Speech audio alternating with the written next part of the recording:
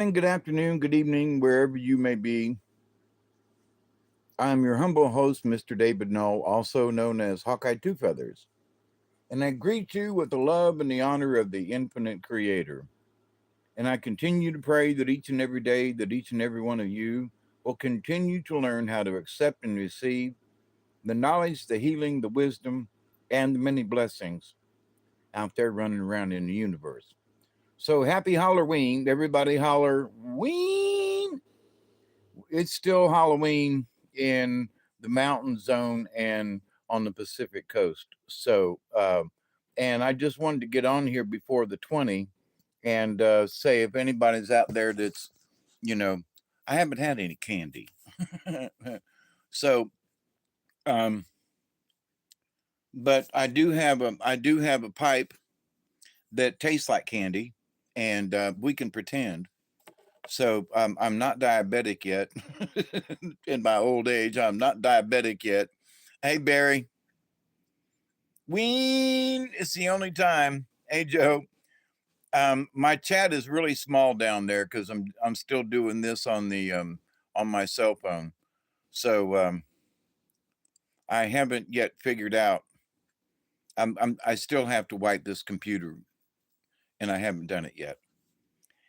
The last couple of days I was busy tearing up concrete so they could put in my new cable down here to the house. It's laying on top of the ground. I've tripped over it twice.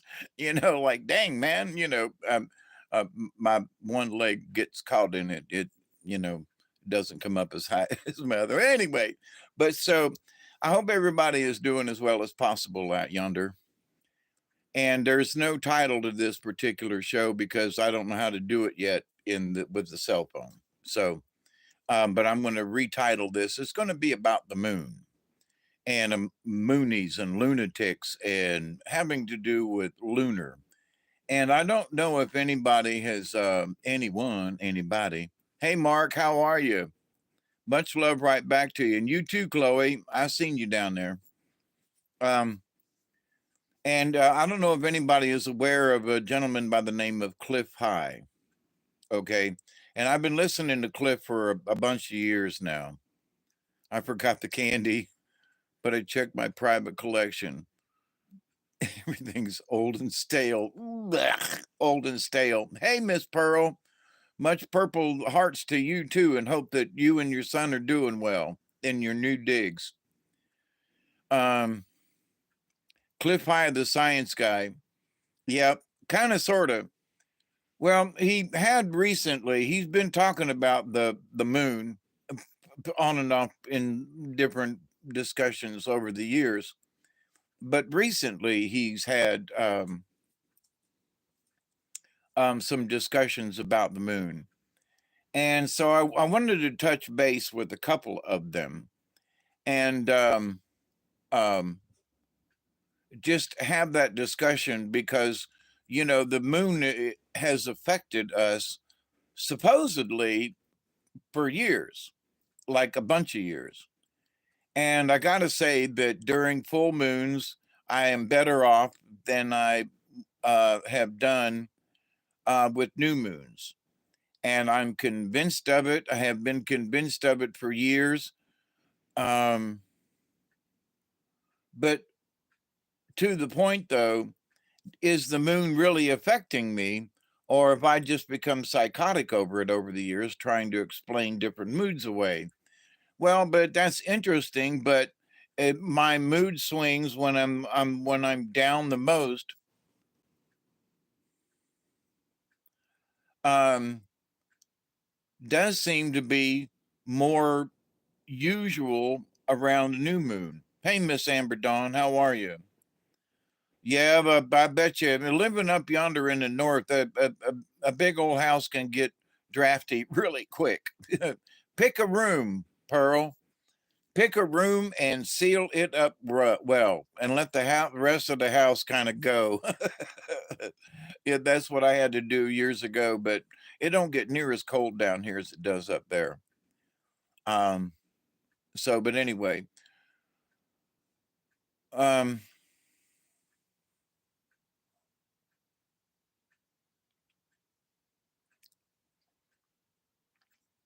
had a brain part. It's past the 20 mark. That's what I forgot. But the moon. So, going to be talking on and off about the moon and the relationship with like the earth and like other stuff too. So, I'm not going to get into as much detail, I don't think, as Cliff Hyde did or does, because I'm going to reference you over to him if you want to watch it in more detail and check out his one of his recent video on his own YouTube channel, and you can hear it from him. So I'm going to take certain points of what I watched this few days ago and touch base on that. And if any of you have watched that video and want to remark, we'll have a conversation. Here we go. Puff, puff, pass.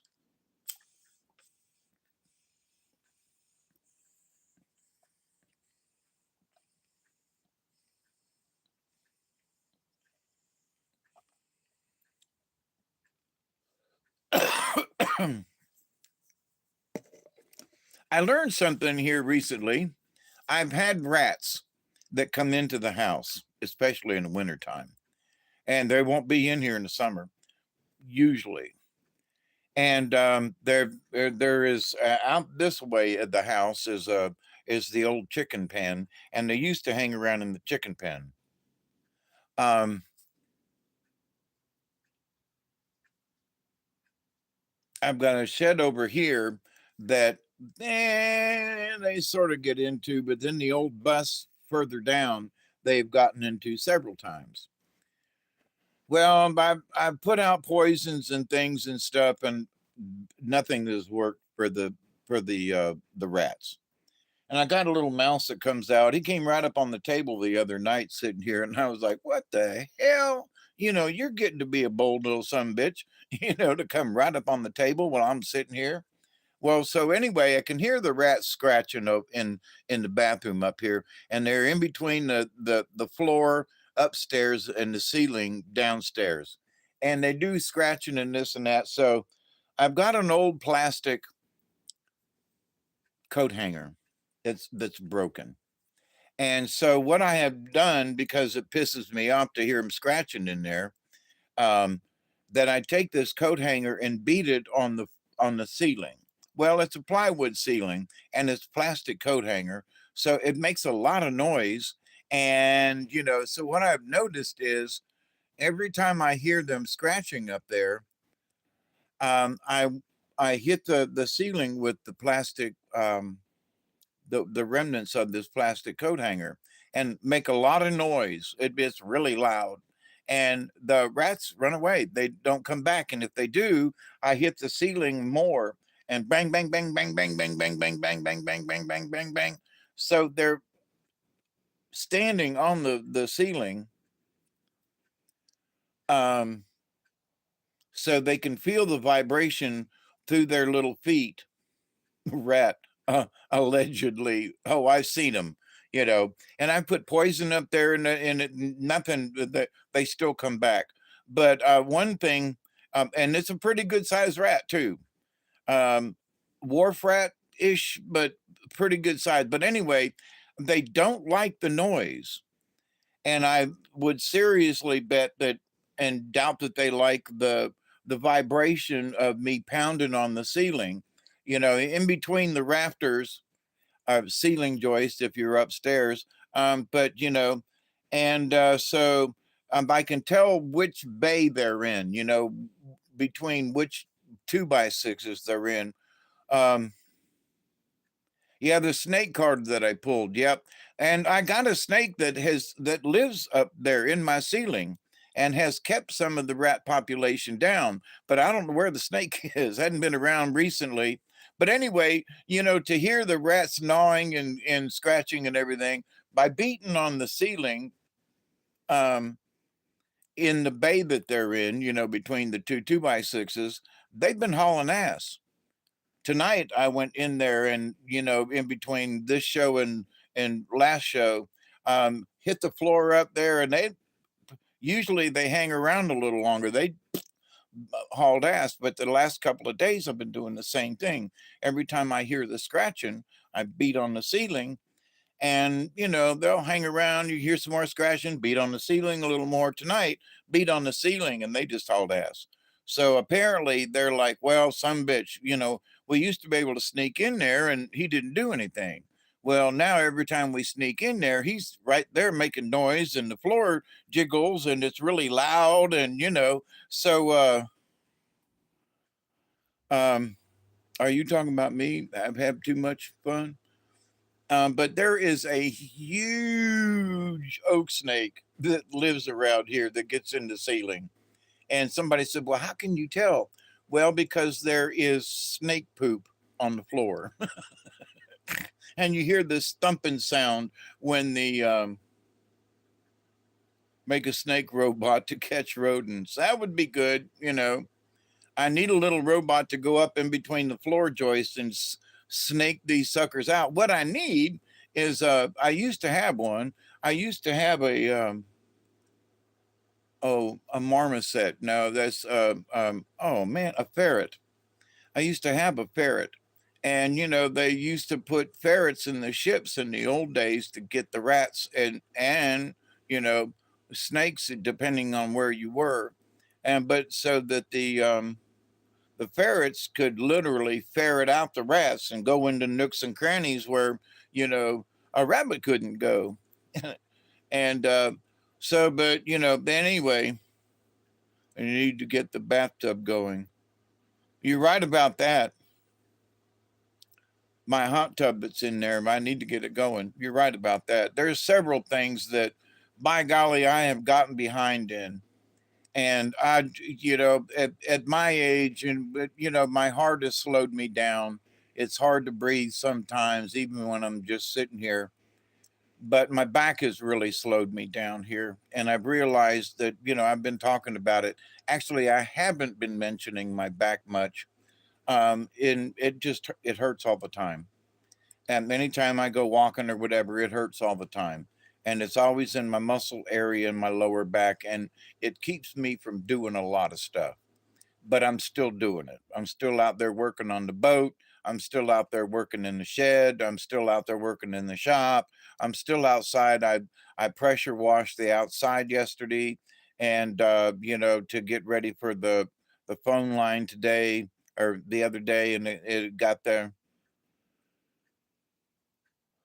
Um, First I'd get done, but I understand. Yep.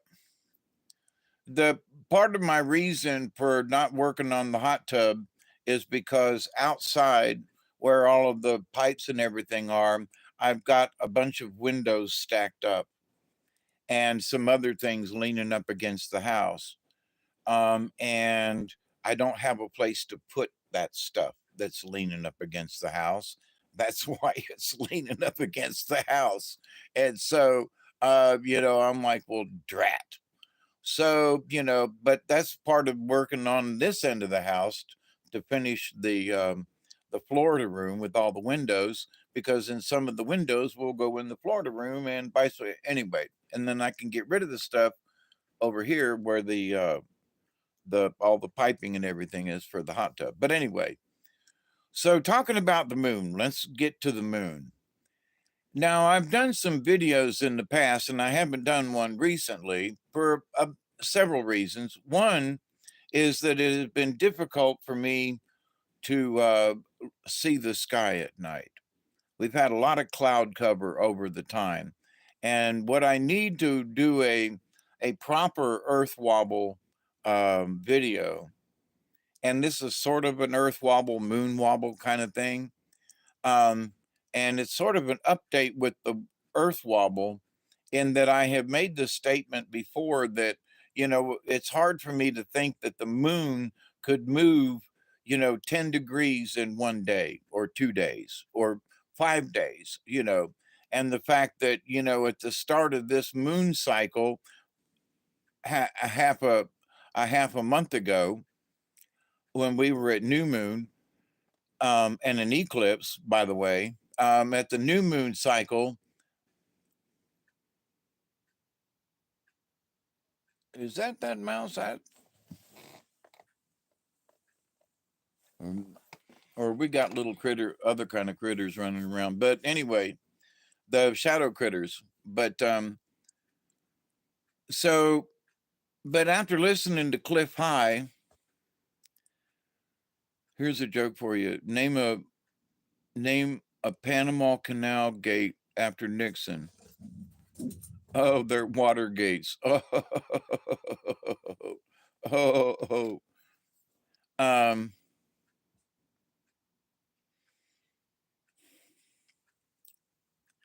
That one went splash.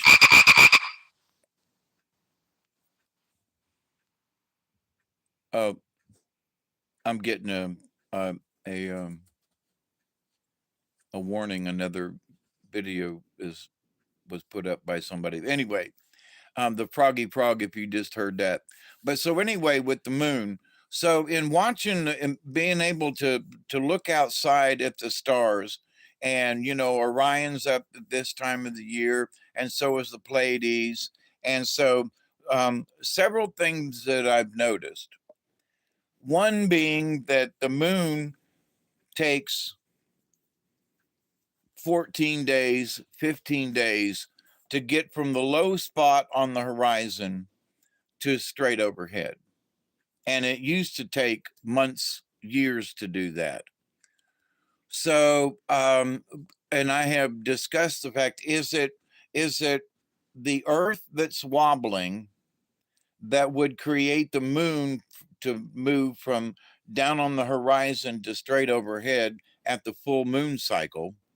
Or is it the moon moving and the Earth is still stationary? Well, there's a combination of both. Because, and how do I know this? Okay, I know this because the nights that I've been able to observe the Pleiades and also Orion and the Orion's belt, which is real easy to spot. And I always wait till it clears the trees over here, which is, 2 or 3 hours after sunset. And so that it gives the constellations time to rise in the sky so I can see them, right?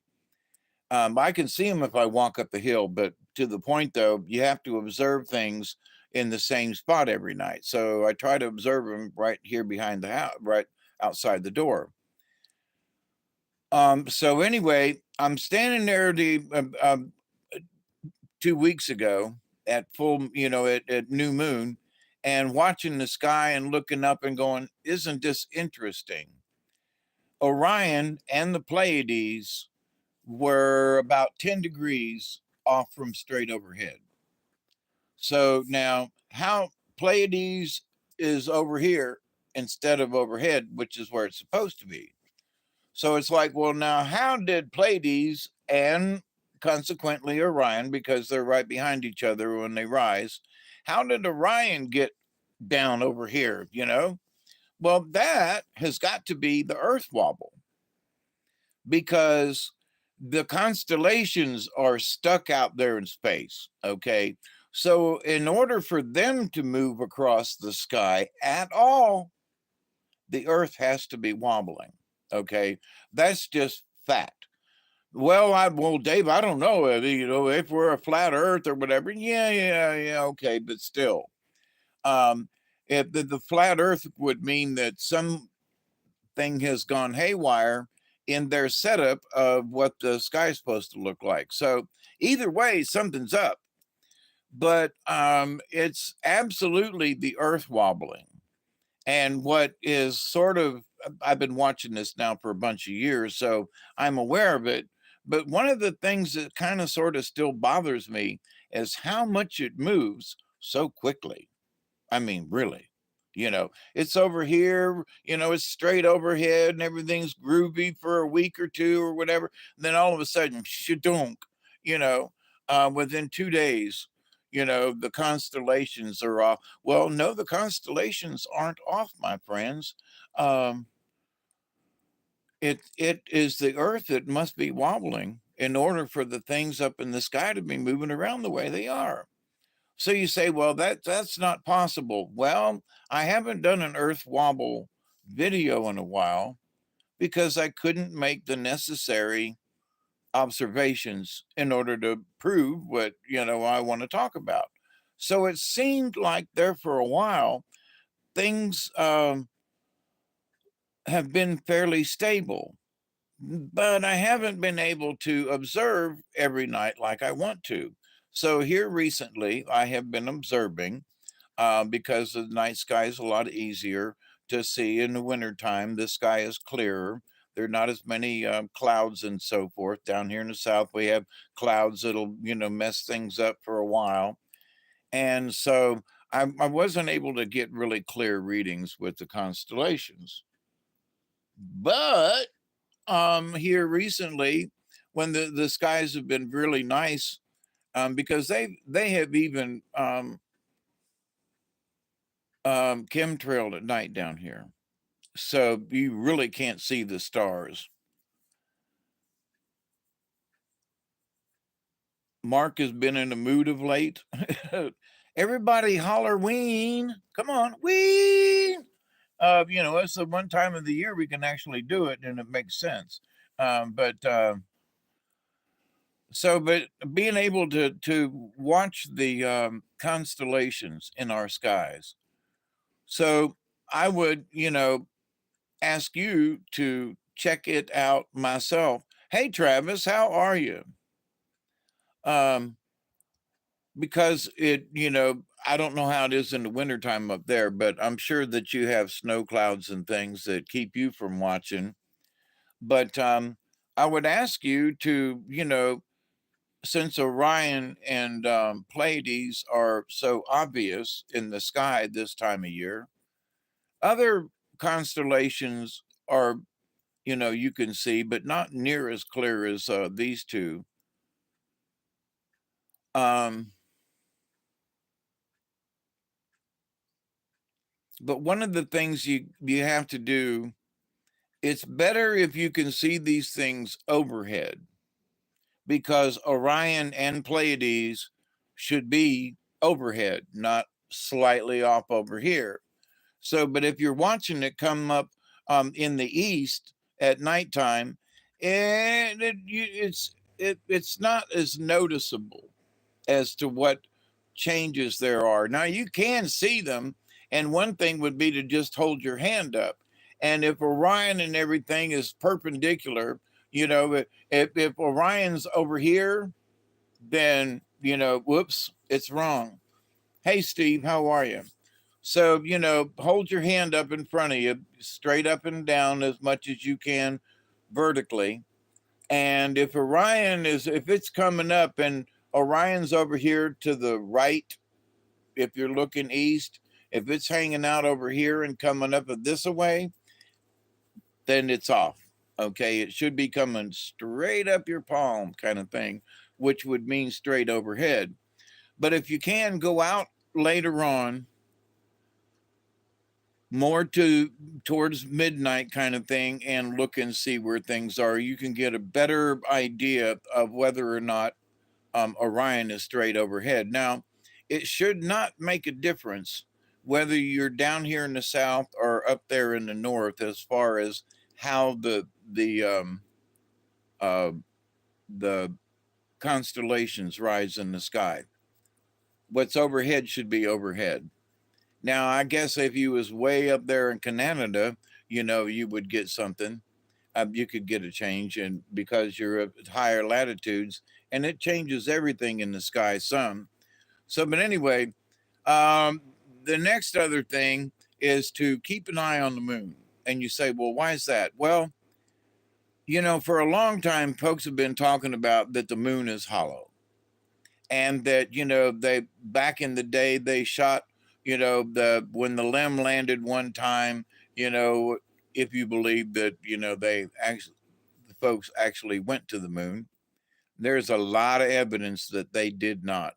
And one of the things is camera angles, and where the a camera is sitting here, and there's a shadow that comes in from this way, and the shadow that comes in from straight behind the camera, and another shadow that shows the LEM, with an angle from the the sun being at a different angle. And it's like, no, no, no, no, no, no. They should, not in the same picture.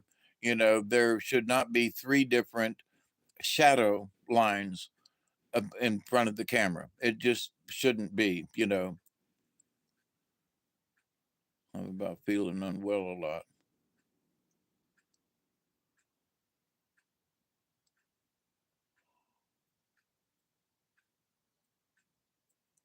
Both quantum leap actors are the same episode. Yeah. Um, but so anyway, so we look at where the Earth is in relationship to the stars. Now, I don't know how sailors in the old day, if the Earth was wobbling this much, where they could tell where they were by, using a sextant and a compass and everything, and charting the stars. And then they go, well, you know what? Last night I looked up at the mast, and Orion was right there at the top of the mast, and now tonight it's over here. What's up with that? So what does that mean? Well, it means that we've got a lot of activity in our solar system. There's are a lot of energies coming through our solar system, and I think a lot of it has to do with the fact that we're going through one of them yugas. And we're heading up between the galactic center and heading up onto the other side into the age of Aquarius.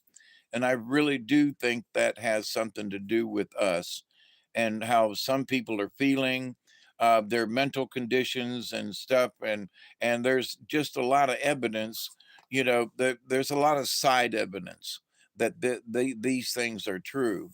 So, what about the moon, you say, Dave? Well, if you haven't listened to Cliff, there are several things. All right. One is that and it's true that the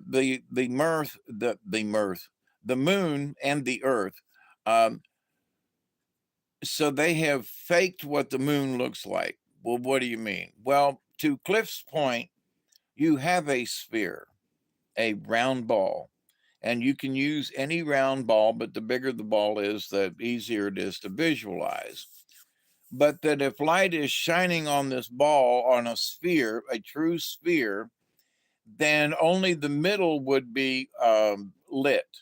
The outside edges, because of the edges, the light would be falling away and it would be dimmer out on the edges, and only the brightest spot would be right in the middle of the ball. That's very true.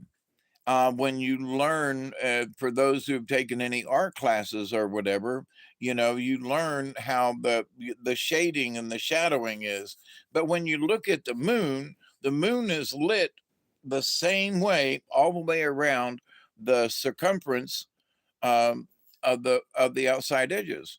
It's the same light factor, which is interesting because I've spent time with my telescope looking at the surface of the moon, and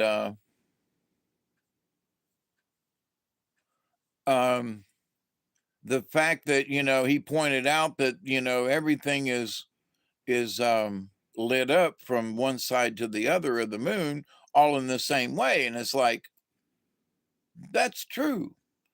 Well, I've looked at the moon. I've seen ripples go across the screen, or the eyepiece, right? And in talking about that, and there's like these ripples that go across are sort of like lines on your TV set in the old days, where you would get this ripple across the screen. And you go, oh, that was interesting, and something got picked up by the antenna, and you could see it roll up the screen. And whether it was bad tape or whatever, and the same thing would happen if you were watching an old videotape, an old VCR tape. You'd see, the a roll would sometimes come up depending on the tape, and you'd see this roll come up the screen on your TV. Well, I've seen those things in real life looking through the eyepiece of a telescope. So you say, well, what was that? What should be, there shouldn't be anything rippling across the moon. So, what the theory possibly is that there is a projection from the moon that literally shows us the face of the moon as a circle lit. And if you lit it from behind, you could get this effect of being lit all the way around. And so, but you would have to have more or less a flat surface to do it on. So when we're looking at the moon, we're not actually looking at the moon. We're looking at some kind of projection of the moon on some kind of surface, you know. Now, they could have the atmosphere of the moon, and they might use the atmosphere of the moon as their projection. So you project this thing onto the atmosphere and you can make it appear flat. You can fluctuate. Hey, Dead End, what's up? Have I said hi to everybody? Travis, I said hi. Mossy Man, how you doing? Dead End, what is the deal with you? Are you dying of cancer every time I see you? You're in a hospital bed. I'm not in a hospital bed. I made 2 videos that I did in the hospital. For some reason, they were on private. And today I put them as public. I found several of them, that had, when I use the cell phone here, it's got the settings are different. And I've screwed up. So now I know where the setting is. This video should be public rather than private. So, but anyway, but the ones I put up this afternoon, I just took them out of private. So if you're looking at me in the hospital, because there are the videos I put up today, that was from 2 months ago. It was from August. So my apologies for that, but thank you for paying attention. But no, I wasn't in the hospital again. But anyway, so, and I'm sitting in my chair at the house, so at the moment. But anyway, so with the moon has been for a long time, it's hollow. Even NASA has, they did tests years ago, and they sent a rocket up there that just banged into it, and it rang like a bell for a while. And so it's more common than not that that the moon is hollow. So, and maybe the Earth too. But so anyway, and that the moon is not a part of the Earth like they have tried to figure out. But what freaked out the scientists and NASA is when they came back from the moon with some moon rocks and stuff, the moon was actually older than the dirt from Earth. So they were like, well, but the moon, hit the Earth and tore a chunk out, and that's how it made the moon. No, it didn't. That story's false, because the moon, whatever on the moon, is older than the dirt on the Earth. So there. So they don't make this common knowledge. They haven't really hit it. They just haven't advertised it a lot. A long time ago, I dreamed that I lived in a super giant underwater dome, if it was big enough for jets to fly in. Well, that's sort of what we're doing right now, Joe. I mean, our atmosphere is a dome. Uh,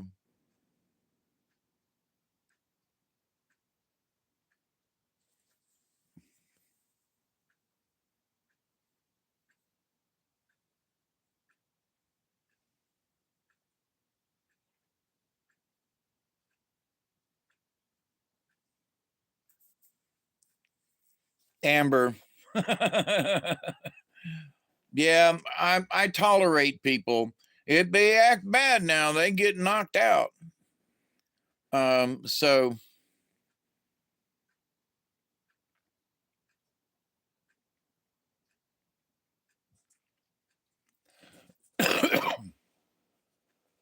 yeah, he is rude. Trying to teach him a lesson, that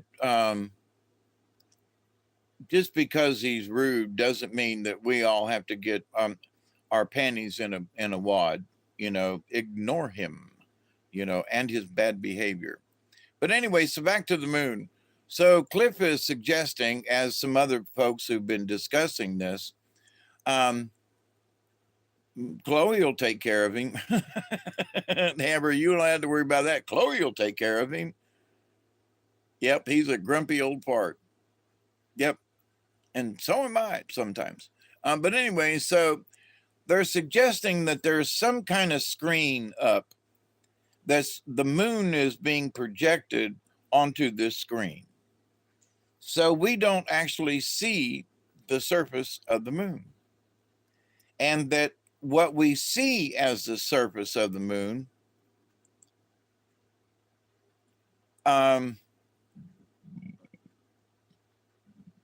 is not really the surface. Now, I would, having looked through a telescope a lot through the moon, I know there are other people who've looked through a telescope more than me.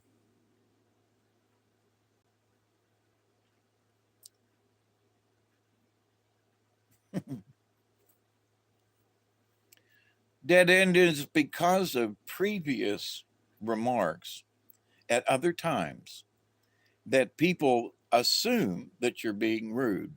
I knew what you were talking about because I had just changed those videos from the hospital, and I didn't say what day it was or what month it was. I just put those videos up, and it looked like it was current, but not. So I'm cool. I'm good, you know, but that's from previous remarks. And you have been rude at times in the past, really rude. So, but anyway, so people will assume that you're that way all the time. Be careful, you know, because that gives people ideas. If you're rude once or twice and press the issue, then people are assume that anything that you say is being rude. So anyway, back to the moon. And that the moon affects us and how we act and react. And it's sort of, you know, we just came out of full moon. That's your first time seeing him, but not us.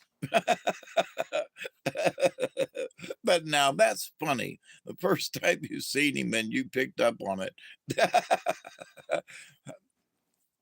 But Amber, I don't think he was being rude this time because, like I just said, I had two videos from the hospital that I did just um, uh, I didn't repost them, but it kind of sort of looks like I did. So, but anyway, we all cool. We all cool. Just be cool. We all cool. No comment, Mark says. So this thing about the moon, I would say that even though it's an artificial thing, that, you know, because it's hollow on the inside, 20 to the 20, is it really? Yeah, about, yeah. My clock says 30. But anyway, we can do one anyway. Here, let's light it up. Let's make up a 20. Um, you know, it's my party and I'll cry if I want to. But so there are things that I have observed personally with the moon, and I scratch my head and go, well, you know, is that really the surface of the moon? Well, I've seen spaceships, real flying saucers, cross the face of the moon. And other people have seen that and have made videos of it.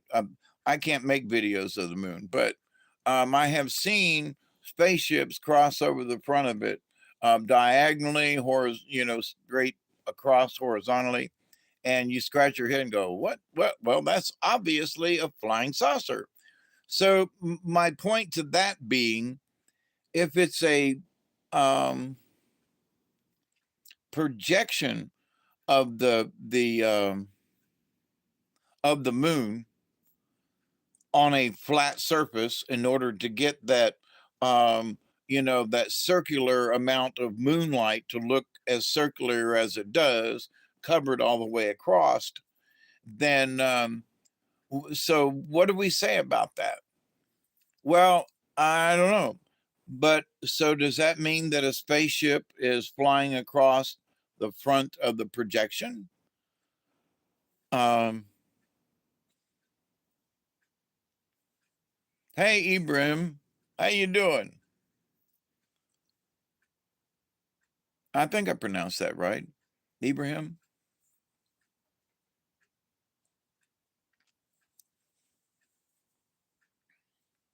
It's your tone of voice, Dad.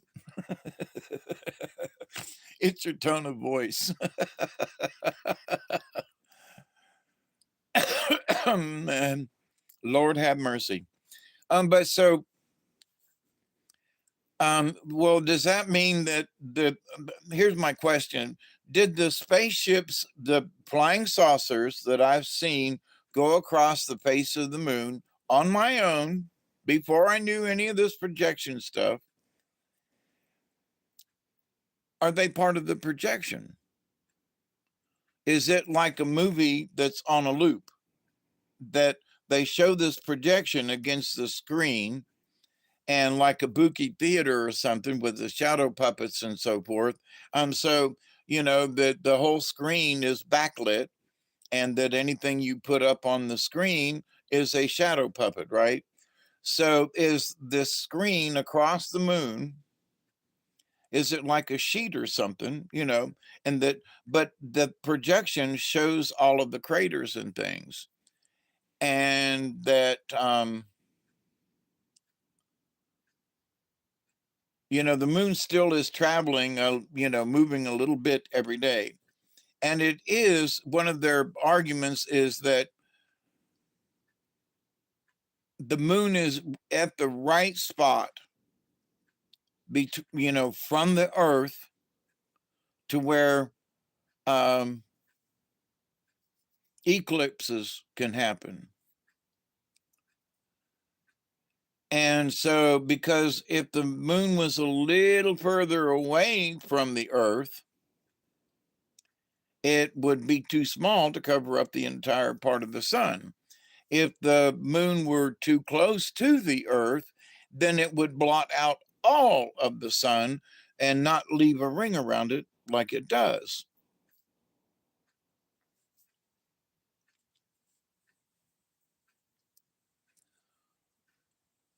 So it's got to be, they're controlling the puppy. So because, for, because of the because of the eclipse thing. And you say, well, why do you say that, Dave? It's because the moon should be at a wobble. It should have more of an elliptical um, orbit than so close around, and we should see it in the eclipses. In that, whoops, it's it's a full eclipse, but it's showing too much light around it, and or say, whoops, here's the eclipse. We can't see any of the sun behind it, meaning that the moon has moved a trifle outwards, or is closer to the earth. Now, technically, it should go outward. So when you look at the um, halo around the eclipse, um, it should be getting brighter, because if the moon moves away, if things are like really relegated to gravity and so forth, it should be, the moon should be disappearing, meaning there should be more light around where the sun comes around. I think it has to do with the shadows across the moon from the sun, which was recorded as being precise that the big thing is very crater has been hit at 90 degrees, which is impossible. And I don't think that they're meteor craters, a dead end. Hey, Maddie, how are you? Say hi, Maddie. Hey, Maddie, how are you? Have Halloween. Um, because Walt Thornhill and them folks out yonder talk about the electric universe. And I don't think that all of those craters are impact craters. I think that they are the result of electrical discharge and that they make a crater, you know. Sun is about the best out there I know of that can explain the moon and what's caused the nodes that causes eclipses. In 5 minutes, you can predict any eclipse yourself. Yep. Um, well, I'm not. Thank you for the information, but I'm not really into predicting. I always let somebody else do that because my brain is usually fried in some place. But to the point, and I'm just here to bring up if somebody hasn't heard of some of these people, or other people are just, um, in that, some people don't even know that some of this stuff is going on. So I'm just having a discussion, and since I'm on my cell phone, I didn't write anything in the title of this particular video. I'll go back and change it when I can do it with my computer. But so anyway, I think there are this idea that yeah, rang like a bell, dead end. And the other tests that they've done. Um, so something's up with the moon. We can all agree that well, not everybody, because there are people that, well, I don't see anything wrong with the moon, but you have not observed it up close and personal with a telescope over years. You haven't been keeping up with the local, the stuff. There are folks who believe in a flat earth, but they can't believe that the moon is hollow or whatever, and or that there ain't something up with it,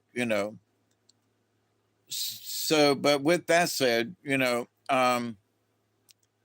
are some weird stuff that's happened with the moon. Now, one of the things that I noticed way back in the day, all right, and it has to do with pictures from the moon of the earth. And you say, well, wait a minute, what are you talking about, Hawkeye? The earth is too small in the pictures. It's too far away.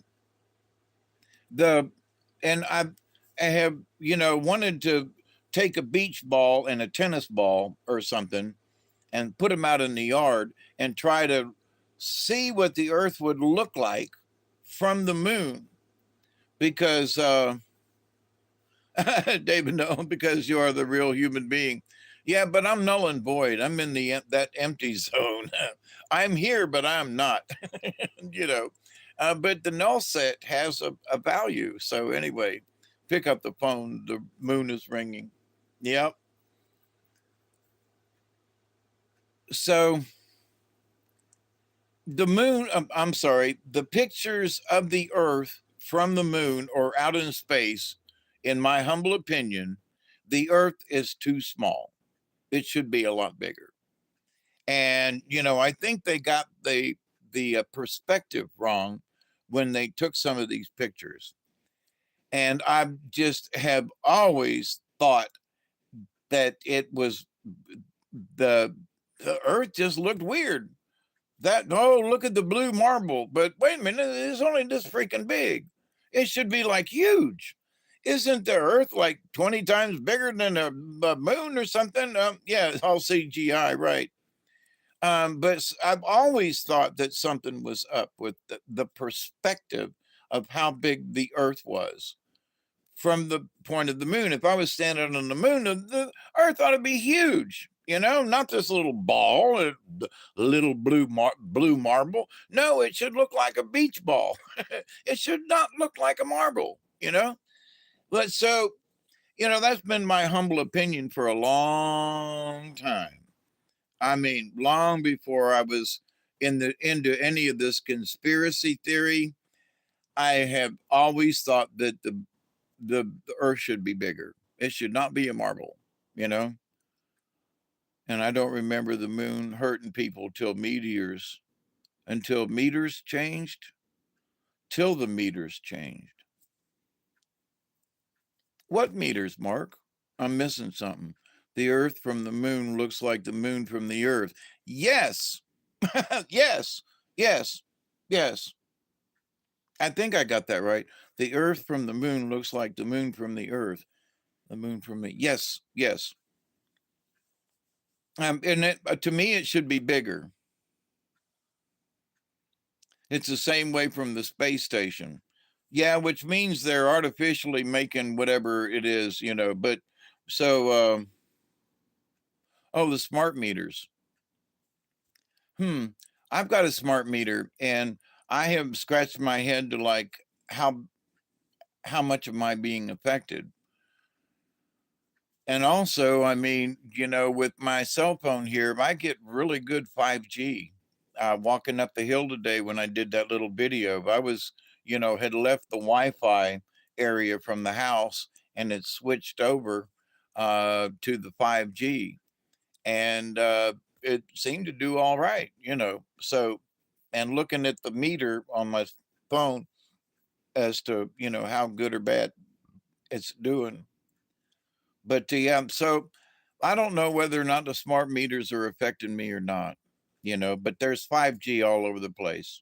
They got towers everywhere down here in the South. Every so many miles is a tower, in all four directions, you drive, you're going to find a tower somewhere within a couple mile radius.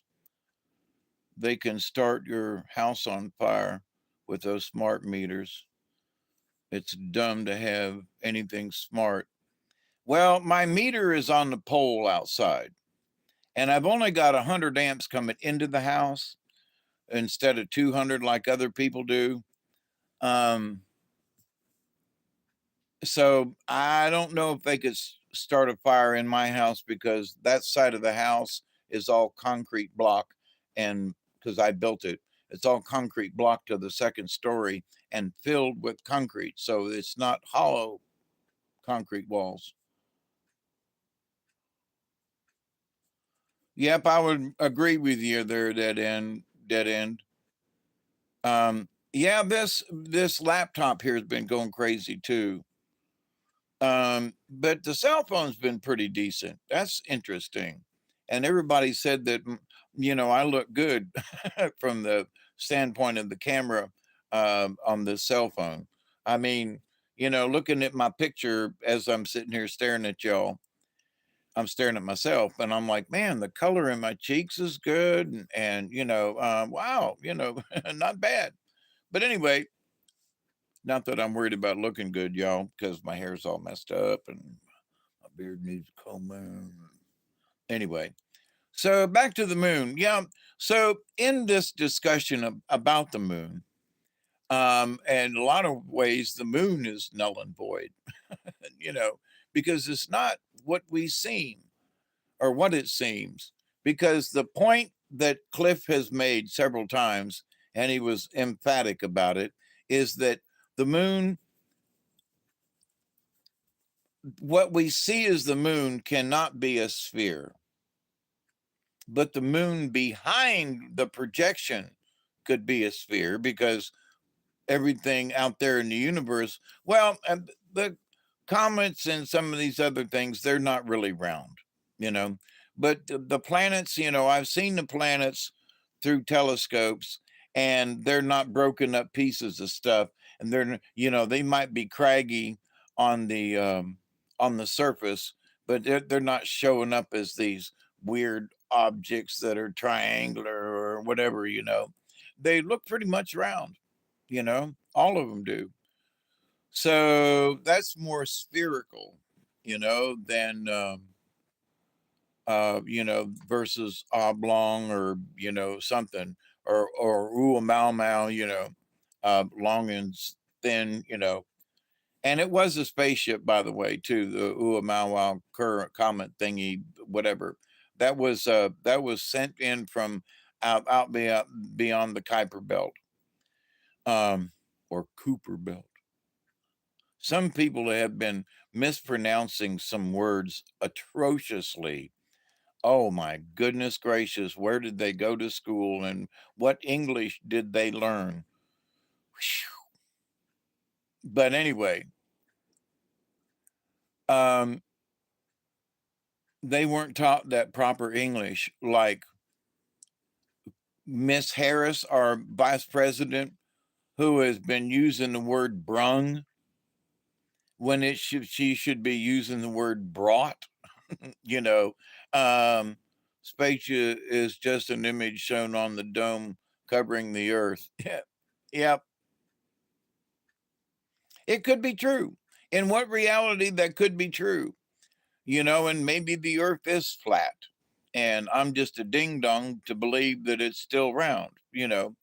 But from my own observations, it appears to be round, and that the things that I have seen with my own eyes, with a telescope and binoculars and observing, that I still think the Earth is round. So there you go.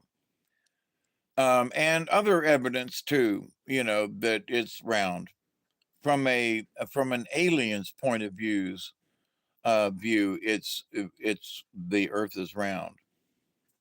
But the atmosphere is the dome, and I would agree with that.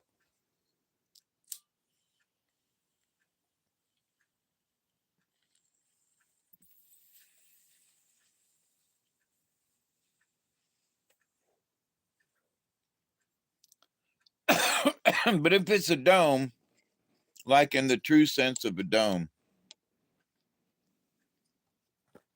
all the cats would have knocked everything off. That's because I think there's a dome. Don't mean I think that it's flat. Understood, but the flat earthers, that's very much we have to be under a dome. And that makes sense. But I do believe we're under a dome in a way. Um, and I will try to explain. I have seen meteors come in and fly across the sky and land somewhere near here, you know. I agree with you, Joe. And she used brung in two or three um, different ways. And it sounds so weird that the vice president of the United States is they brung them to us. Is what? It sounds like ebonics. I'm sorry, but you know, you make it look like you're a dumb black woman.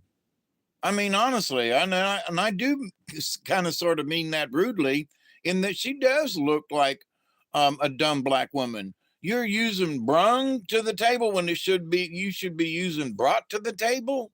You brung them things to the table. Really? Okay. You brought things to the table, darling. Dead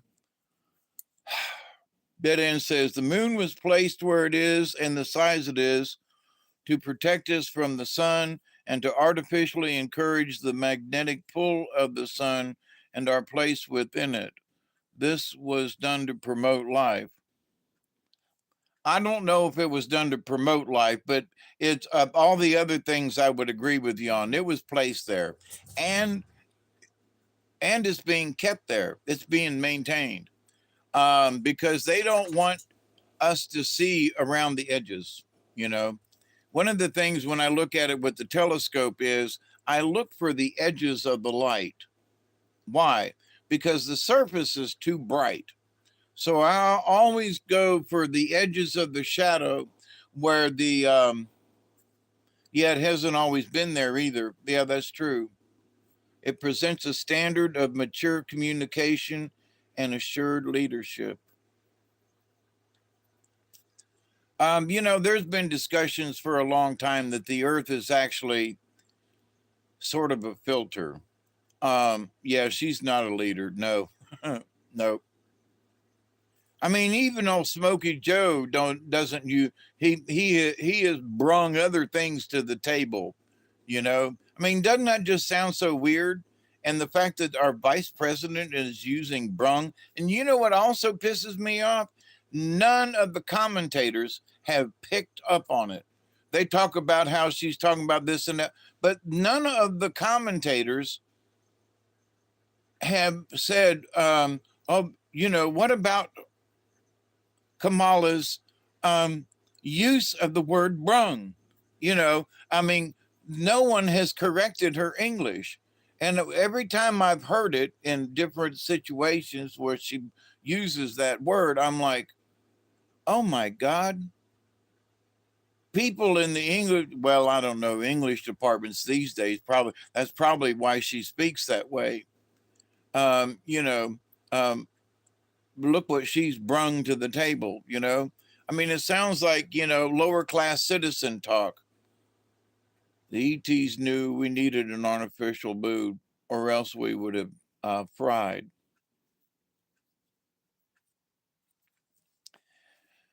I would agree, at least up to a point. Hey, Katniss, how you doing? And the point I mean is that the moon is not always at the same place. So how can it be shielding us because it's behind us? On a new moon, the moon is behind us. So how in the hell is it shielding us? So my practical sense of things is like, but if the moon's on the backside of the earth, how can the moon be shielding us from anything? It's not really a shield. But I do think it could be running interference and so forth. So I do believe that they put it where it is for, whatever specific reasons. Is it there to encourage life or to whatever? I don't know. I think in a way it might have been there to discourage um life, in that women's menses cycles and so forth, a lot of times are tied to the moon. I know that new moons for me, I'm always at a lower ebb in my psychological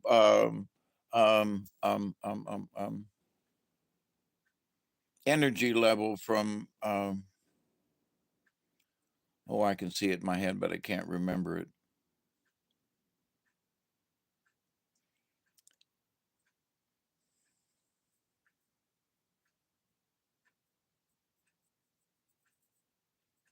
Which controls where the sun is exposed. Well, that's obvious because of the 28-day cycle of the moon. And I didn't mean that to be snide or snotty, but obviously because of the 28-day cycle. But the fact that the moon is hollow, or seems to be in all circumstances, um, you know, there must be folks living in it versus people living on the moon. There are people who say, "Oh, there's nothing on the dark side of the moon. There's no Nazi um, things or whatever," But then there are the super soldiers who have talked about bases on the dark side of the moon. So I think that both is possible. I think that, if there's space aliens, which I do believe in, they've probably got something on the backside of the moon. I mean, it just stands to reason. If we were flying around everywhere and we didn't want the general population like Star Trek, we didn't want to break the prime directive, um, that we would have a base on the backside of the moon, close enough for observation, but out of the mind's eye sight of people with telescopes. So I think that it'd be logical to have yeah, the moon is the Death Star from Star Wars. I would agree. It's very similar. Yes, I would agree with that. And if you've heard me talk about it, there's a couple of channels that over the years um, have shown this object out in space that looks like a Fresnel lens, And I still believe that, that they're using that thing out there in space as a giant um, cooking factory for making metals that are exotic. And they're using some of these larger asteroids to mine some of these metals, and also, because there has been um, evidence that some of these exotic metals that they have found could only be made in a weightless or near vacuum condition. It's definitely not the mood of Endor. Yeah, I love it. So, but with the speculation of the moon, and it's 20 after, ooh, we missed it almost. So here, let's do this.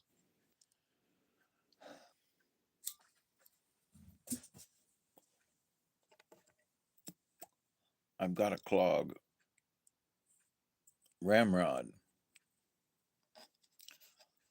So, but the discussion of the moon,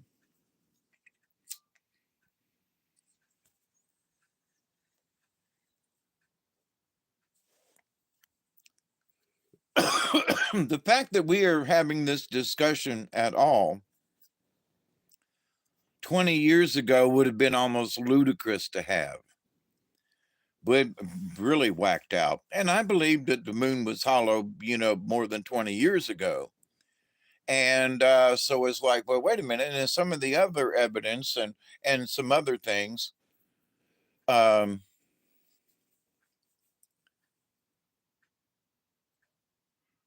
the evidence kind of sort of keeps piling up in the way that other people are observing things like it can't be a sphere because the whole circumference of the thing is lit. I hypothesize that the presence of and the placement of the moon is intended to provide orbital counterbalance and environmental health. I would agree with the counterbalance. I'm not sure about environmental health. Uh, Now, I believe that because the moon has a lot to do with the oceans, I think that I would agree with that because of the oceans. Now, the rest of the planet, I don't know, but the the um, um, the environmental health by keeping the the currents moving and flowing in the oceans and around the earth that keeps everything circulating. I do think that's true. But with the storms that we've had that just craps on a bunch of stuff, that might not be, environmentally safe to have a hurricane. You know what I mean? So I would just go, yeah, on that one. But I would absolutely agree with you on the fact that it's there and it's at it's at a specific point, as can be evidenced by the eclipses. How do you know if it's too far out or too close in? Because of the amount of light that comes around the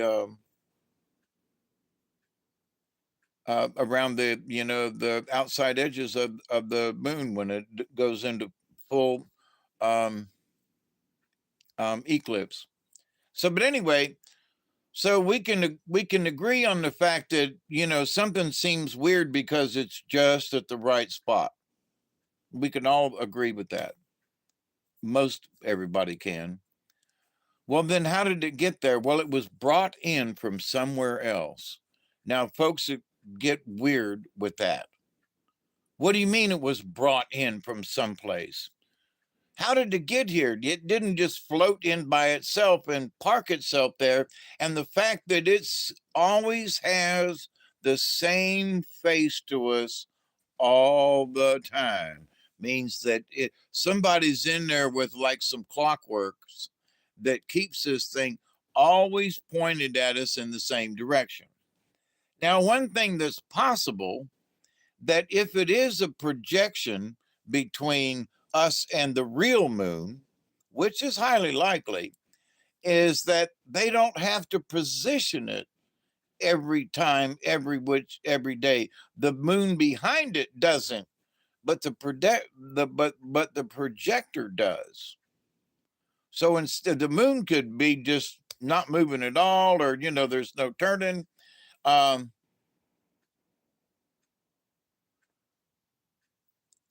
So, but the projection of the moon, which would hide any activity that was actually going on the surface, and it suggested that they're digging stuff out of what's left of the inside of the moon, and they're making stuff in there, and they're throwing scrap out onto the surface of the moon.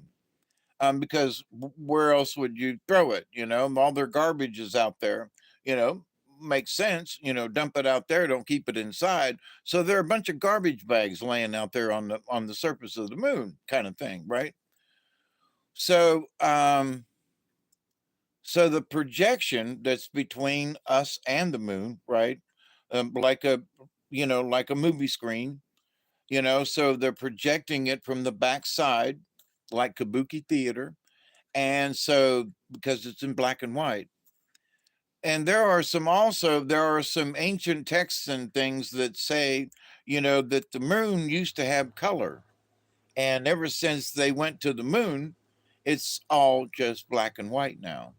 And that there are ancient references to green on the moon and so forth. And it's like, so the moon might actually be growing stuff.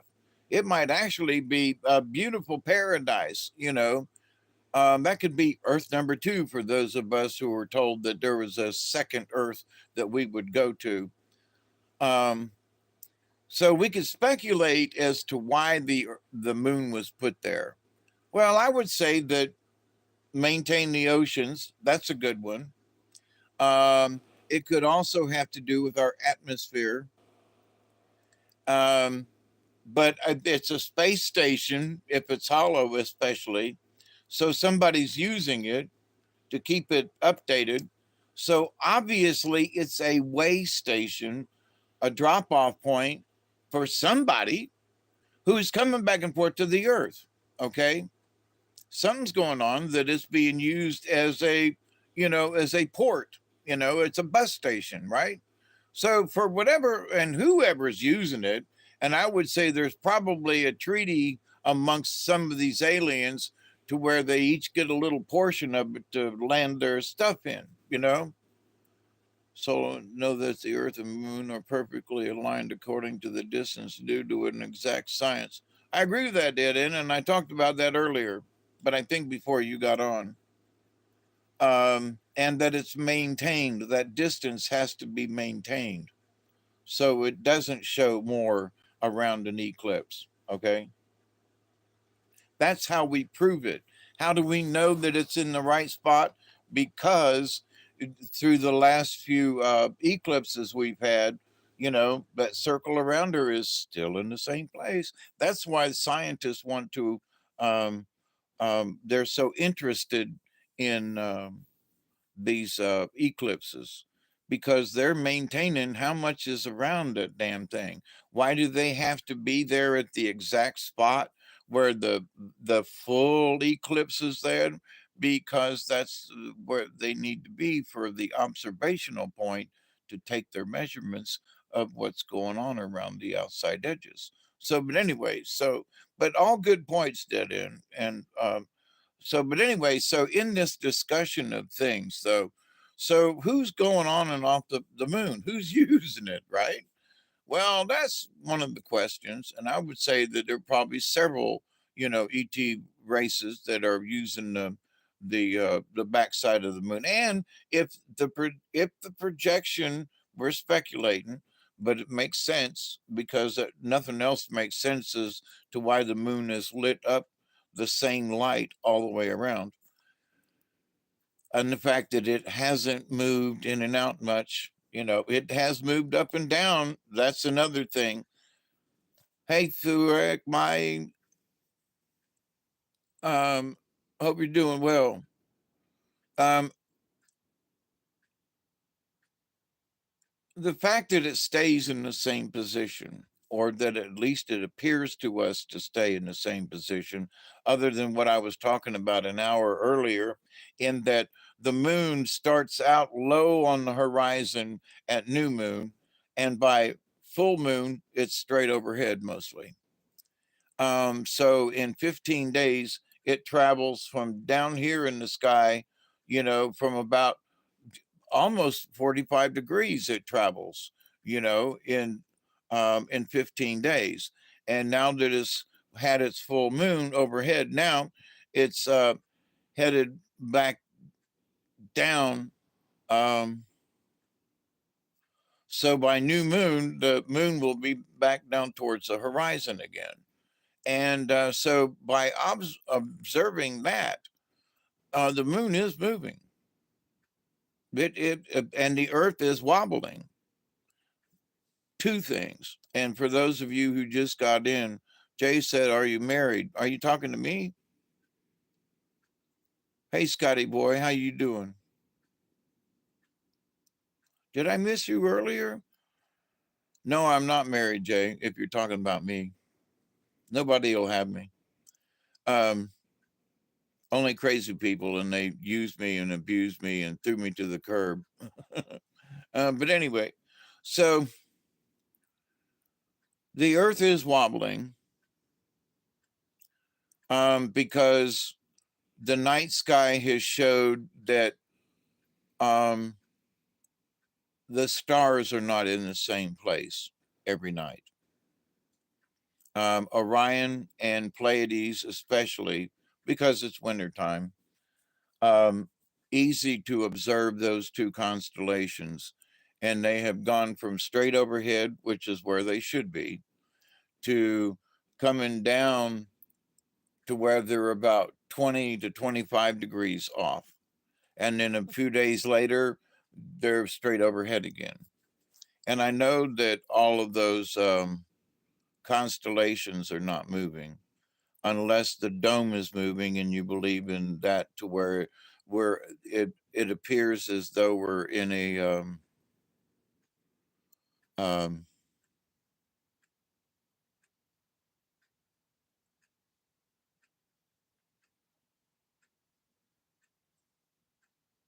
I'm trying to think of the name of where you go to see the artificial night sky thingy. What do you call them things? Planetarium. Thank you, brother. What's hogwash, Chloe? Yep. Agreed, Scotty boy. There are ancient texts about the time before the moon was in our sky. Yep. So, and if there are texts of when it wasn't, it suggested, and I believe that there was a very smart civilization. Maybe it was Atlantis, maybe it was um, Lemuria and so forth. Um, and I do believe that both of them could have existed. But I also believe in Pangea, in that the Earth was basically a single mass, and over time it has spread apart. And I believe that all of the issues we're having with tectonic plates and so forth is a simple fact that the Earth is still expanding. You know, um, the time of the weather canopy. I believe that, aliens have had things to do. Hi, Nona. How are you? Um, and welcome. I believe that, aliens have had things to do with um, wars and catastrophes on this planet. The fact that, the Sahara Desert, and off of, it's the Sahara, right? There in Egypt and Northern Africa, the things that they have found there that looks like, it was, that it was nuked, probably was a war. And there's too much evidence of blast zones and so forth out there in the desert, out there in, in Nevada and places out there. There's some evidence that, you know, there may have been some bombs or things or whatever, exploded in a long time gone.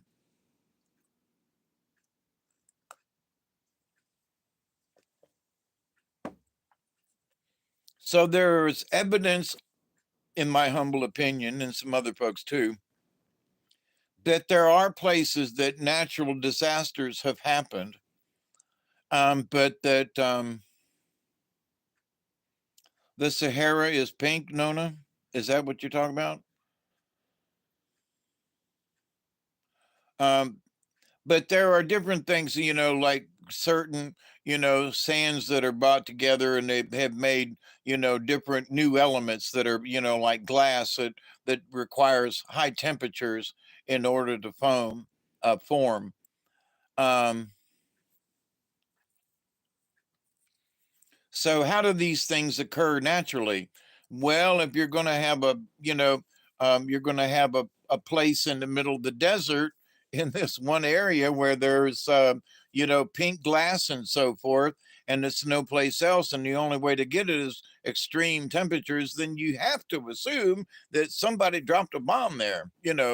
Otherwise, somebody had a giant magnifying glass and was trying to heat it up with the sun, but the rest of the desert suggests that there was something catastrophic that went on, and probably because of the nature of how it looks and the area that was affected, it looks some kind of humanoid did it. A nuclear heat. You're from Saudi Arabia. Oh, cool. Are you living there now, or are you just from there? I'm just curious. Either way is fine with me. I don't have a dog in this hunt. But if you are in Saudi Arabia, that's even cooler, because I've known folks that went to college here, and they were from the Middle East, Saudi Arabia. There's I've known several Iranians over the years, and they were quite nice people. They didn't seem radical at all. But anyway, so I have been of the, I just believe in UFOs. That's all, and also for those of you who have followed Dante over the years, you know, that, the fact that he's basically an alien, and, is from Jupiter, um, and that along with the Charistus and so forth, that they've been around for 25,000 years and have been coming here for the longest time. And oh, for the longest time, do the harmony in the background for me. But so, um, and I believe, Dante. I have a hard time understanding some things sometimes, but I do believe him. And because I've got my own personal things that I have, noticed and and so forth. But so anyway,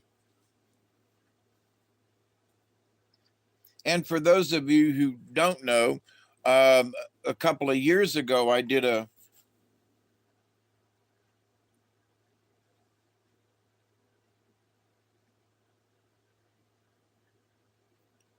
That's cool, Nona. Um, that they reposted one of my videos on their channel, which if I didn't have, if I was off the mark, they would not have republished one of my videos. They just wouldn't have. So I took that as when he republished part of my video on their channel, I realized, uh-oh, I must really know something. Where some of the information that I get from my angel buddies um, must be pretty accurate. If if they republished my video, seriously. So I took it as like, yep. So, and I haven't done one recently, and I should.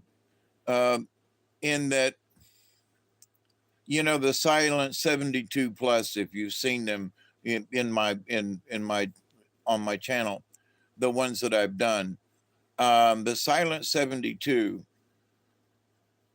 So what do you mean by the Silent 72? Well, there are, the volunteers of the 72, um, and the number 72, and then what it means to them.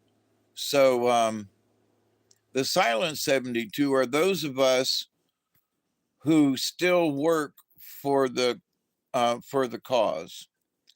we still are working for peace. We're still trying to work for the good guys. We're still trying to, keep the bad guys at bay. And we might not be on the front lines, but and anytime there is a front line, there are a lot of people who support that front line in the background. There are people who deliver food and ammunition and keep up morale, and if somebody gets wounded they get fixed. And so that's the 72 plus. We're in the plus size. We're the folks that still believe. We're the folks that, for as much information as we have, we still believe in the good side of things. And we would still like to take down the bad guys. We'd rather not have to murder them or kill them, but if they won't, um, be serious about a ceasefire and no murders and killings, like what's going on in the Middle East at the moment. Uh, so on 11/3 is another 3-planet alignment. Yep. So anyway, so I do believe in aliens. I do believe in the Charistus. I've had too many instances personally where angels have helped me out of the swamp, on a 3-day, unexpected journey. And so do I believe in some of this stuff? Absolutely. You know, it was around this time of year, actually in November, is when the our house was on fire, and the ghost of Mr. Croft woke me up, shook my foot, and told me that the house was on fire. Um, and the proof that came with that, with the relatives and so forth, the fact that the guy that I was renting the place from, said I couldn't rent this place while you were in jail because everybody said the house was haunted. I moved back in and everything was fine till the house burnt down. But so I believe in the hereafter. Um, there are some folks who don't, and it's just a bunch of hogwash, and everything is creepy, and everything is because there's a ghost around. It's got to be evil in some way, shape, or form, and I don't believe that. There are evil spirits, absolutely, but not all the spirits that are left behind, if you will, um, are evil. That like Mr. Croft, he was playful, um, a little like a poltergeist, but not evil in any way, shape, or form. Otherwise, he would have let us burn up in the house. He wouldn't have woke me up. But it was because I treated the ghost with such respect while I lived there, and that I respected the house and took care of it and maintained it because that was part of my rental agreement. But in the almost 4 years that I lived there in two different sessions, before jail and after jail, I maintained my um, relationship with the ghost, and it was a good one. It's a shame the house burned down, but so there are spirits that I have met in different ways. So, but anyway, so I believe in other realms. I believe in the shadow people. And here recently, Dante did videos on, I cannot pronounce the name of them folks, but they're basically the shadow folks. And I've seen two of them. Um, I believe that like at the same evening, at about 2 or 3 in the morning, that they were looking back at me when I was down in the woods doing a ceremony.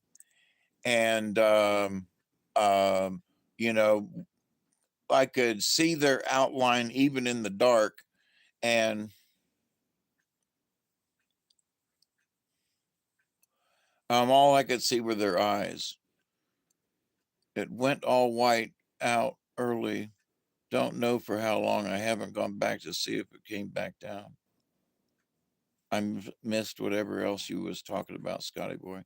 But so anyway, so and there are the Indian Native American stories of that who shall not be named, you know. So what about this we don't talk about it. But isn't it we don't talk about it? But what about the he shall not be named? But wait a minute, but shut up about it, you know, and that's what my medicine man guide person in real life, Mr. Joe. That's funny, Mark. I've tried to watch Wayne too, and I just have not been able to do it. I don't know what it is. And like I'm any better, but y'all have been sitting here with me for the last hour or so, you know, and I'm just bullshitting about stuff. But anyway, none of the shadow people I've seen have had eyes. They had something that that represented eyes, if you will. But so in the native stories of he who shall not be named, I keep sliding down in this chair and my butt hurts. He shall not be named, or they shall not be named, or whatever. It's that the entity that is represented, that represents shall not be named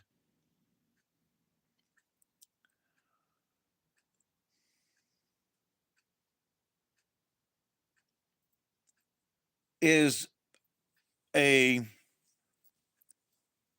in my humble opinion, and from what I have felt and kind of sort of, I'm guessing I've seen it.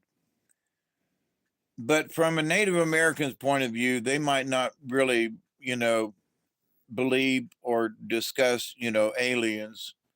Um,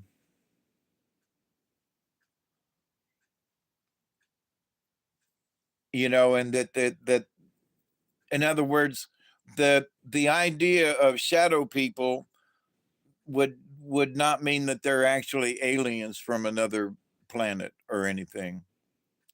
I have seen eyes minus the shadow and seen shadows with no eyes too. Yep, Scotty boy. Yep. Always bashing humans.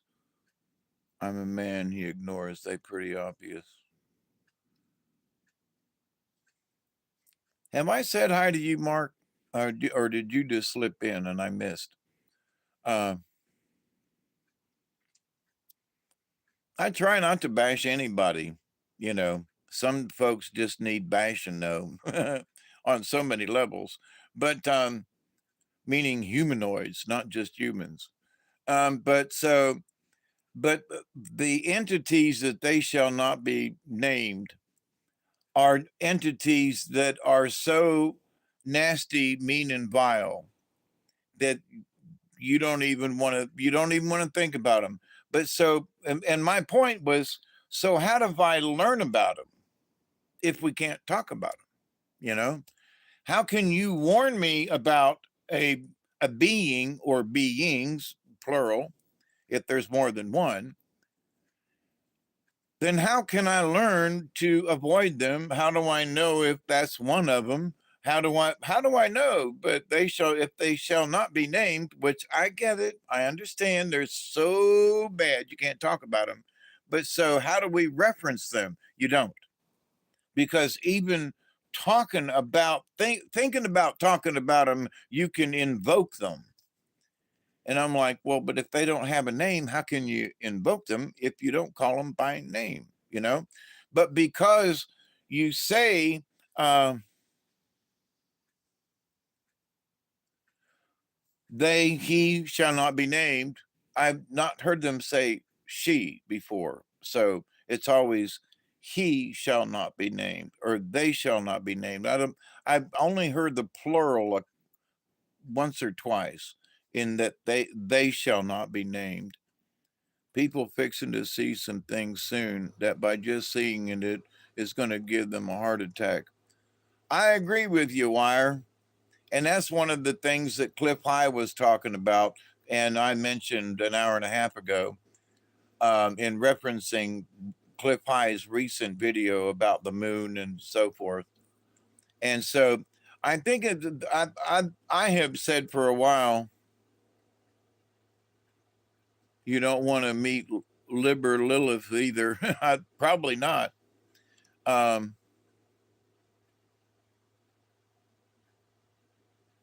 yeah, same here, Scotty boy. Of course, you've been around long enough to know that I'll talk about anything and sometimes get off on a tangent once in a while. But to try to stay on topic with the moon and so forth. But my belief in ET. So my belief in ET brings up the fact that I can understand where they moved the moon in, like the Death Star. And one could say there are pockmarks on it, like the Death Star. You know, there might be similarities, but people are being mind controlled in so many ways. It's not really their fault. That's true. You know, for those of us who are awake enough to know that we're being mind controlled, makes me aware that I'm being mind controlled. So when I see certain things anymore, I go, nah, that's programming. No, that's programming. You know, nope, you can't get me. Now you might be doing something, subliminal there, but I seem to be protected by my spirit guides in that they keep some of this shit out from away from me. You know, it comes in and I mull it over and I might have a panic attack for a little moment or something, and then they go, hang on, okay, let's filter this out and let's look at it, and here's what you really ought to know about this, and the rest of it's bullshit. Oh, okay. You know, so I have I know absolutely, thank you folks, that they have helped to filter out some of the bad stuff. You know, just look at what has happened since the 2 weeks, 2 weeks to flatten the curve. I'm not sure I know what you're talking about there. Exactly, Wire. They try so hard to control me, still winning. You're still winning? Good. I hope so. 2020.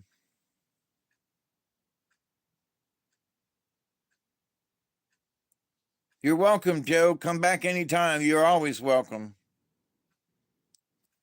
Fist bump. you know, but the jabs and the way people, oh, yeah, yeah, yeah. And you know, folks are acting a lot different now. And you know, going into town and so forth. Um, there are a few people that are still wearing masks, but nobody's arguing about it. Um, and because it is flu season, you know, there are folks with masks on now more than they were. But the doctor's offices and everything, you know, the doctors aren't back in mask like they were last year at this time. Um, the just people in general are they're just being people in general. So I would say maybe 20%. So out of every 10, there's two people, you know, that are wearing masks or might have one or something, you know. And depending on like if you're in Walmart or something, there might be, you know, three to, um, 30%, you know.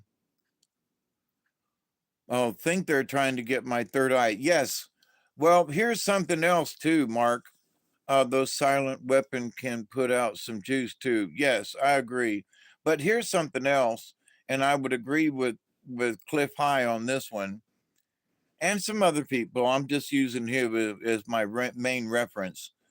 But to the Kali Yuga stuff that we're getting from the center of the solar system, you know, we've been getting some strange energies from out yonder somewhere, and a lot of us are having the same symptoms.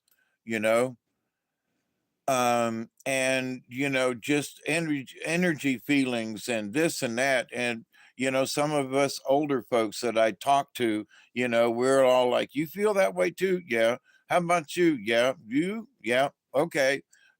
So why are all us old people, we're on similar medications that might have a little bit to do with it, but that, there are like emotional things or churnings or something. There's, that things ain't normal. I mean, yeah, we're getting older and the body's changing, but in that though, there seems to be something else, and there just seems to be something else that's affecting us. And some of it is like, ooh, today I'm really hyper and jumping around, and then tomorrow I'm like, ooh, I just can't get out of the chair. Yep, 3 hard years so far. From what? Yeah, you still have fools wearing masks. Yep. Um, Good night, Steve. Um, I have to go pay. Yeah, this is Tuesday night, ain't it? I had MS symptoms for 2 years. About 10 years ago, I had those symptoms, but also I had a friend of an engineer lady that worked at Prestolite who passed away from MS. I mean, she caught it and she went downhill quick, spraying us like bugs. Yeah, it doesn't help us either. I agree with you, Wire.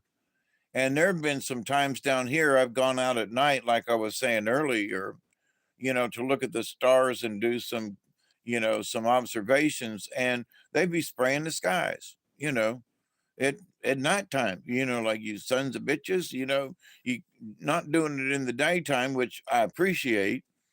Um, but the fact that you're still spraying is a pisser. That's when I had them, Dave. Had what? Chemtrails at night. But so anyway, the just go back to the moon thingy. Oh, 10 years ago. I understand. Yeah. Shine a flashlight up and just look at all that is falling on you. Yeah. And also, if you've got fog, these particles can get caught in the fog. And there's some interesting things that you can see in the fog too, by the way. But when we talk about the moon, which is like, can we talk about the moon? Well, we have been. So the moon is hollow. A lot of us agree. Uh, the moon is lit all the way around. There's something funky about that. I was talking about just a little bit ago that the pictures of the Earth from the moon look too small to me. It's like this big around when, to me, it should be 10 times bigger. The Earth should really look big from the moon, and it doesn't. It looks like a marble. And I think they got to, I have talked about this for years, and nobody has really said anything. They go, well, that's interesting, you know. And I don't have an accurate way to be able to prove my point.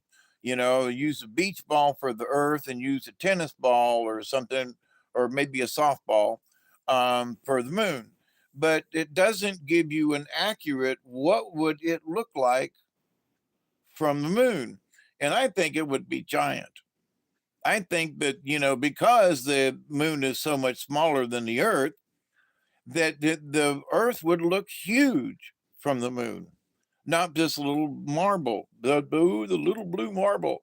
No, no, no. I think we have been deceived with that one. I think they got it wrong. However, they did the pictures, I think they got it wrong, but I don't have any real way to prove it. But just think about it. The pictures that you've seen of the earth, does that really look like that's what it's the size of the moon? But anyway, so there's something wrong there. Um, Whatever is being projected as the surface of the moon is sure enough weird. There's some weird things on it or in the projection, however you want to look at it, because of the shadows being projected onto the surface. There are large structures. I don't buy into the moon landing myself. Yep.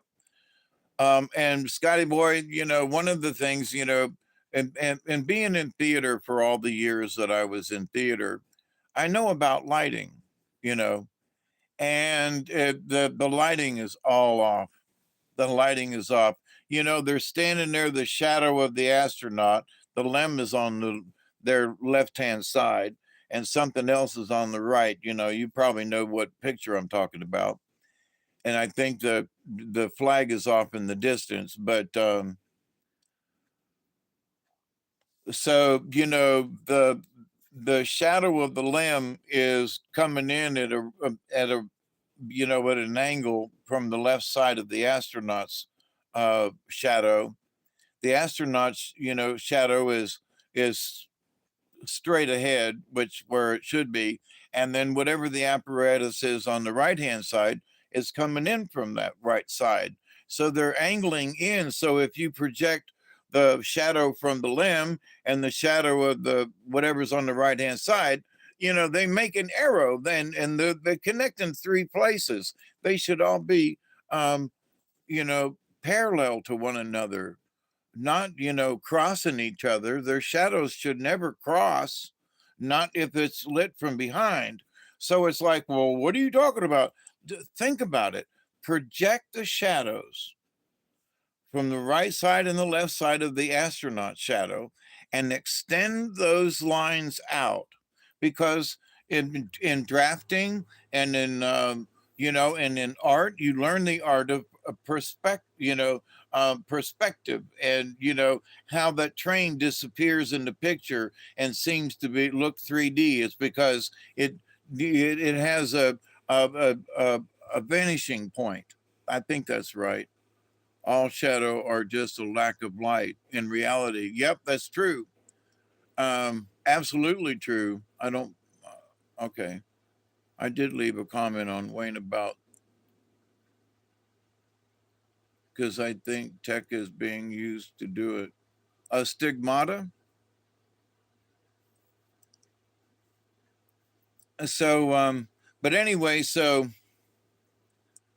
if you're an artist or anybody who has taken an art class about perspective and what a vanishing point is, just extend the lines and you'll find out that they should be running parallel and never cross. So all this other arguments about, oh well, no, sorry, that is a good argument for fake moon. Scotty Boy is a stigmata is put out by usually the Catholic Church, and so it's like there was Father Pablo. Oh God, what Pieta? What? Oh, I can't remember his last name. But anyway, the stigmata is that he had signs of puncture wounds in his hands, and that he looked like and in his feet also. So the stigmata is that he had the signs of Jesus, the wounds of Jesus on him. The pains they cause me are like a crown of thorns, and I tell what is going on. So there is that. Okay.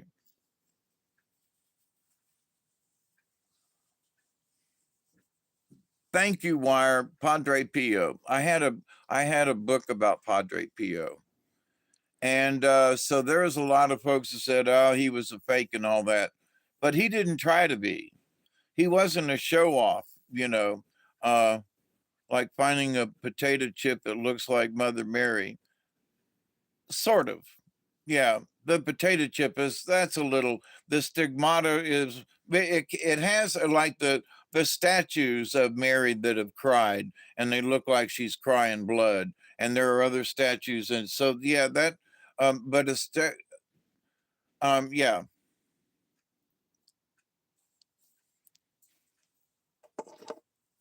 potato chip. I know. Oh, tater chips, oh God, I've eaten several stigmatas today then because I tore into my bag of chips after having a sandwich. Um, but anyway, so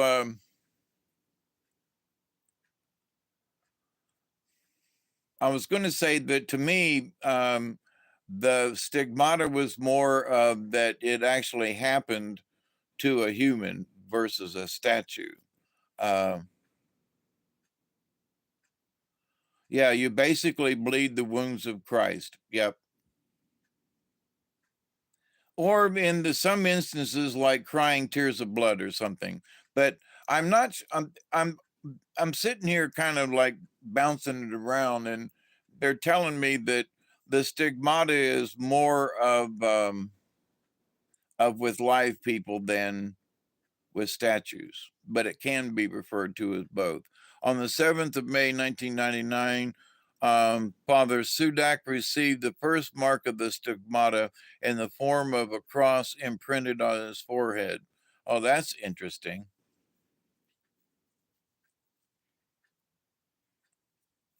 I will have to check to see if the stigmata goes to the statues.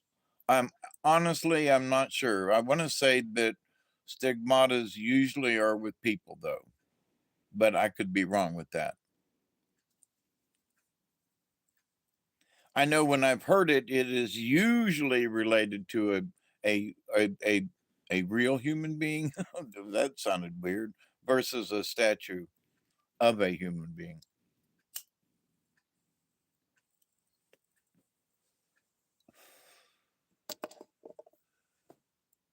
Oh, it's 11:11. I got to get something out so I can fill my pipe for in 9 minutes.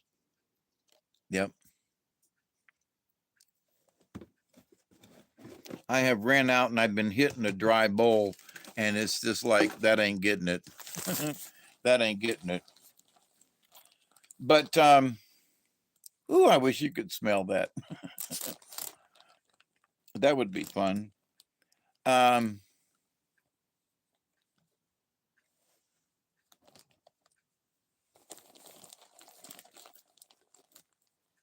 there's a lot of weird stuff going on with the church right now.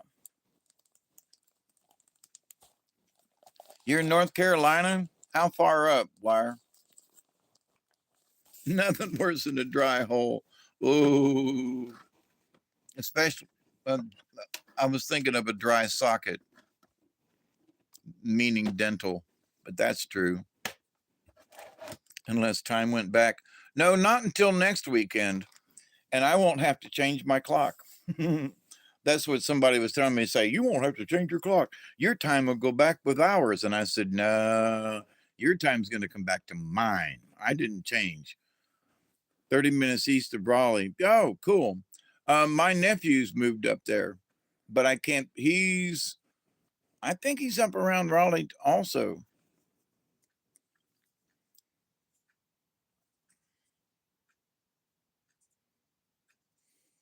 I'm trying to remember. I need to call him and talk to him. Hawaii never changes clocks. There's a, is it, I think it's Indiana that doesn't do it. I think there are several other states that are considering repealing that. So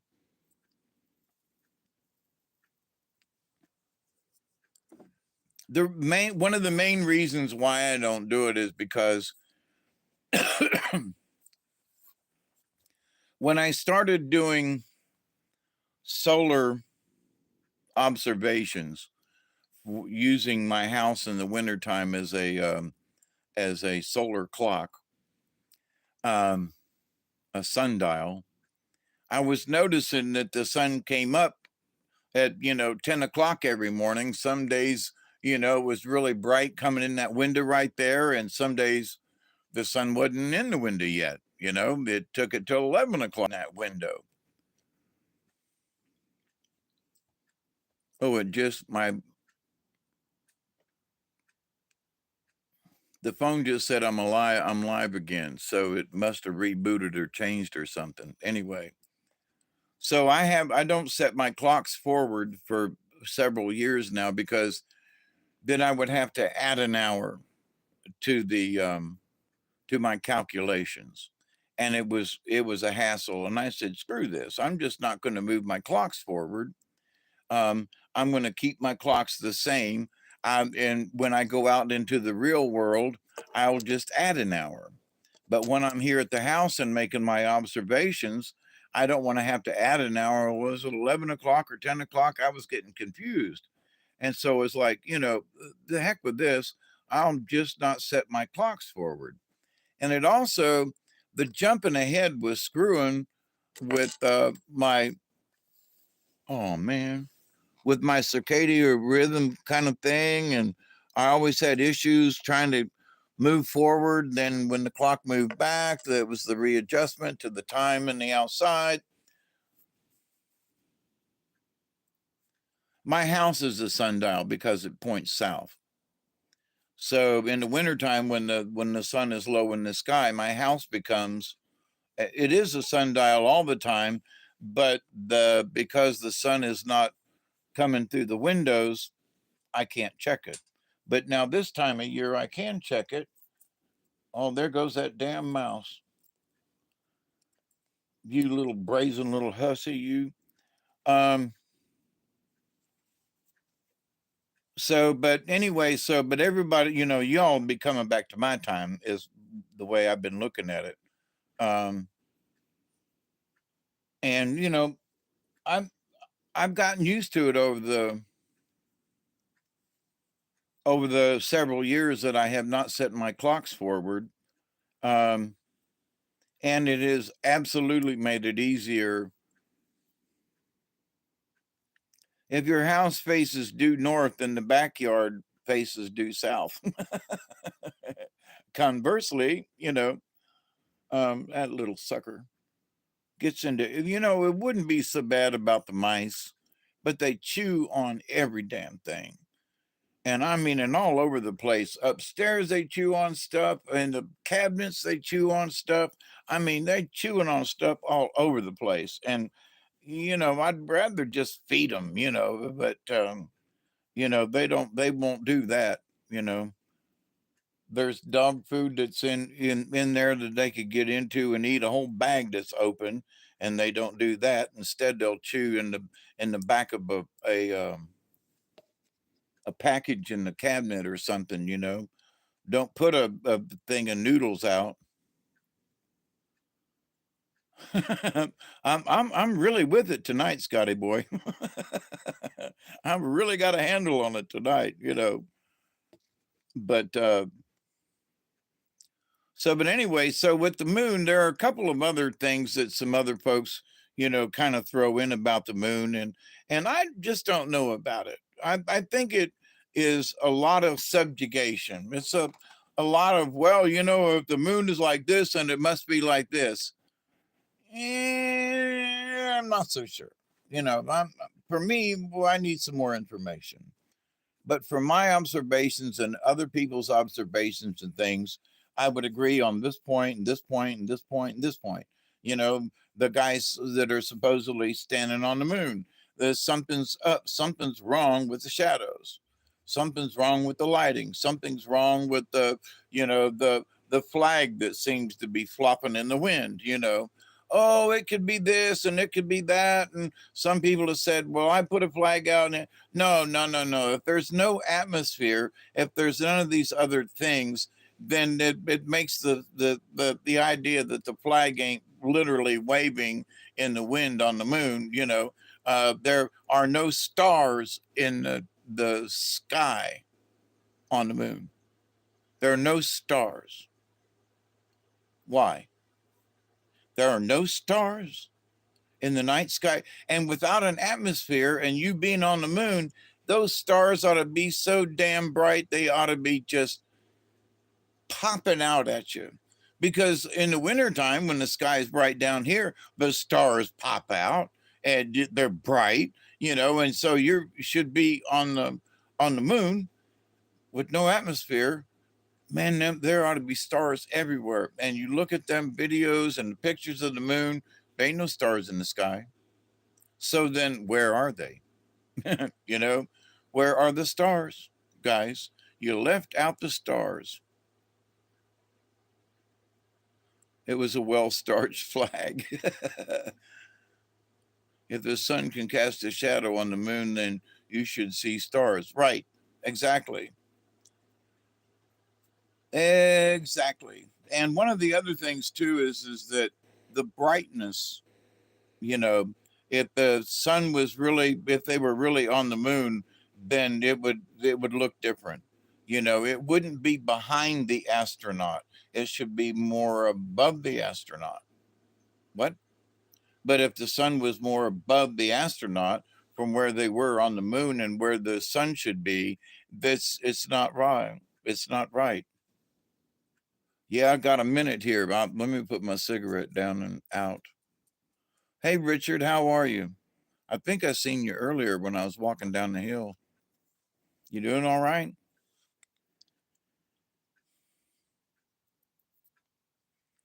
You don't hear lighters clicking?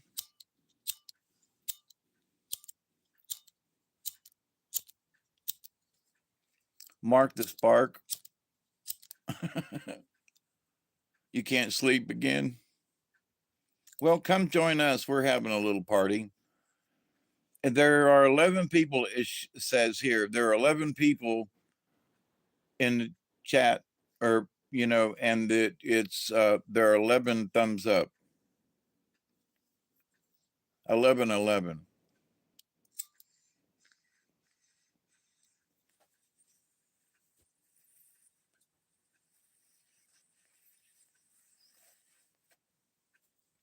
GTSY. What? Good to see you, right? GTSY. You're showing 12. It shows 8 now. Folks are coming in and out, and that's okay.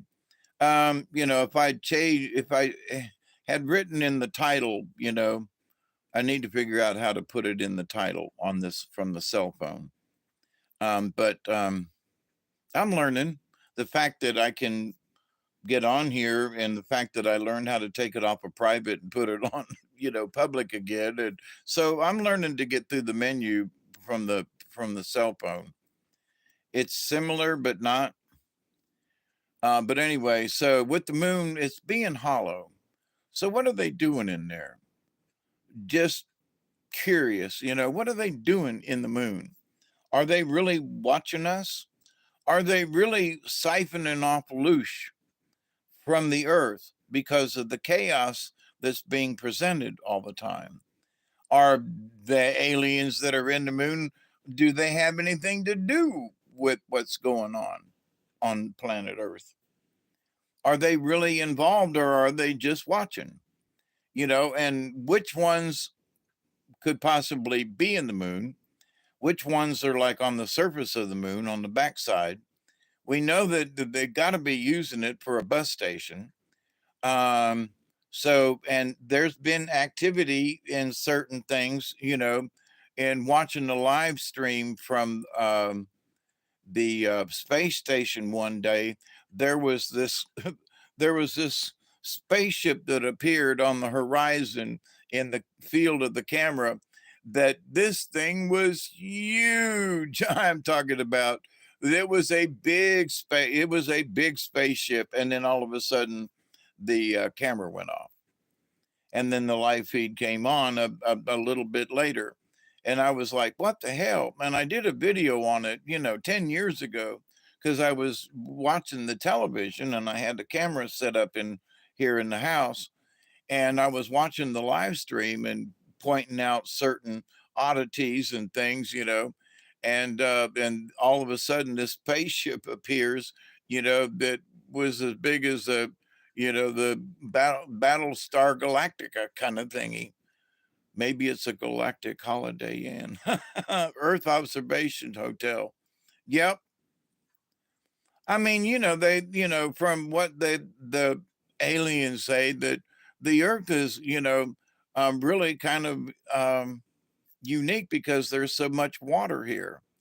And I could, the earth is like a big water park for the aliens, they come down to go play in the oceans with all of the, undersea UFOs and stuff, But I also think because there are a lot of minerals here on this planet, and not just gold, but other minerals. But I think a lot of it has to do with the fact that, as Dante has suggested, that spaceships are used come down here and they use water for their fuel.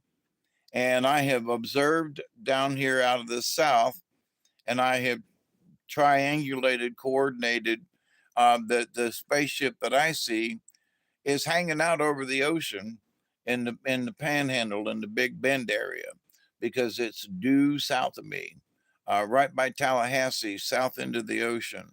So here are these bright lights that are triangular shaped and stationary at certain times, and that its trajectory apparent where it's at is over the ocean. And so, and I'm seeing it here in South Georgia. So it's not all the time, but I have seen it and consistently, especially in the wintertime. But other folks go, well, that's a star. No, it ain't. And then 10 minutes later, we go outside and it's gone. Stars don't disappear in 10 minutes. You can only see things in space when gross matter is involved. You can see material objects, but not the source of light in free space. Professor Eric Dollard. You can only see things in space when gross matter is involved.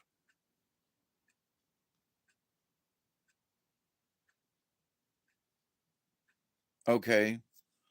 You can see material objects, but not the source of light in free space.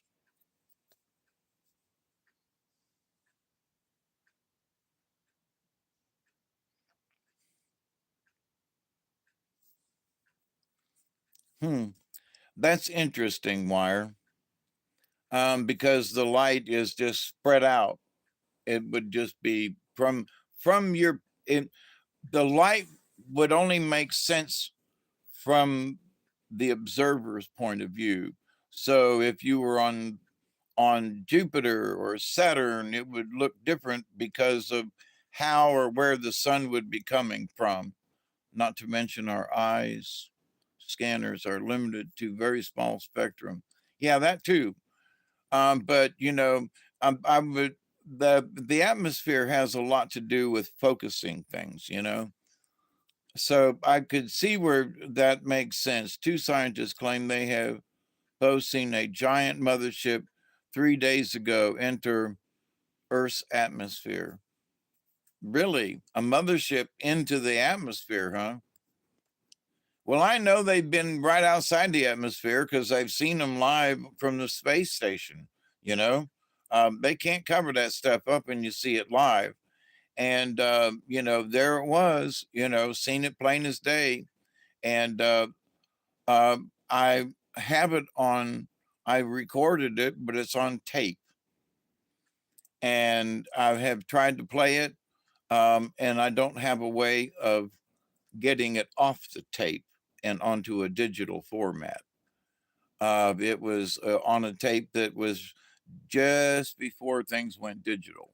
So, anyway, maybe I could play it on the television.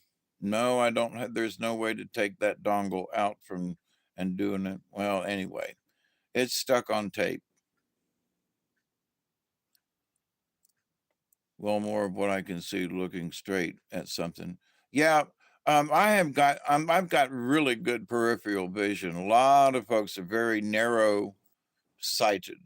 They only see about from, about, let's see, maybe 45 degrees out, uh, probably more like 30 degrees out. They really just see in this narrow band. And I can see all the way, I can see my fingers peripherally out here to the sides of my head. They're fixing to show themselves to everyone real soon, I believe. they aren't going to be able to cover it up much longer. I agree with you, Wire. I do. And, as Cliff High has suggested, and other people too, but he's got data sets that are showing up in his, in the little nubbies he sends out to scan the interweb. And, they're suggesting that, it ain't going to be too much longer. And then there are the quote whistleblowers who are talking about it. But there are those of us who I do have a little bit of inside information, but, I always, I hear stuff from my angel buddies and then I go, well, okay, all right. So they like sort of warn me that things are coming. Yeah, okay. Well, like what? Well, things are coming. Things are going to be opened up and you're going to know more about, and things are coming. Yeah, okay. So what things and how the things are coming? Things are going to open up. Okay. So a lot of us have these feelings um, that things are coming. That's why they switch from analog to digital, as it makes things much easier to come up with digital information. In that respect, yeah. And yesterday, I got my fiber optics brought into the house versus analog coming over a copper wire, by the way. Oh man, I missed the 20, didn't I? It's 1/11/23 today. The 1/1. Oh yeah, that's true. And it's one of my granddaughter's birthdays today, the eldest granddaughter.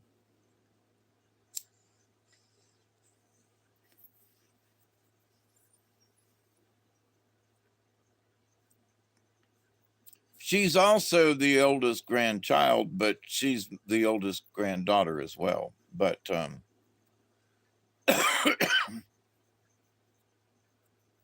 happy birthday, Sammy. Yep, thank you.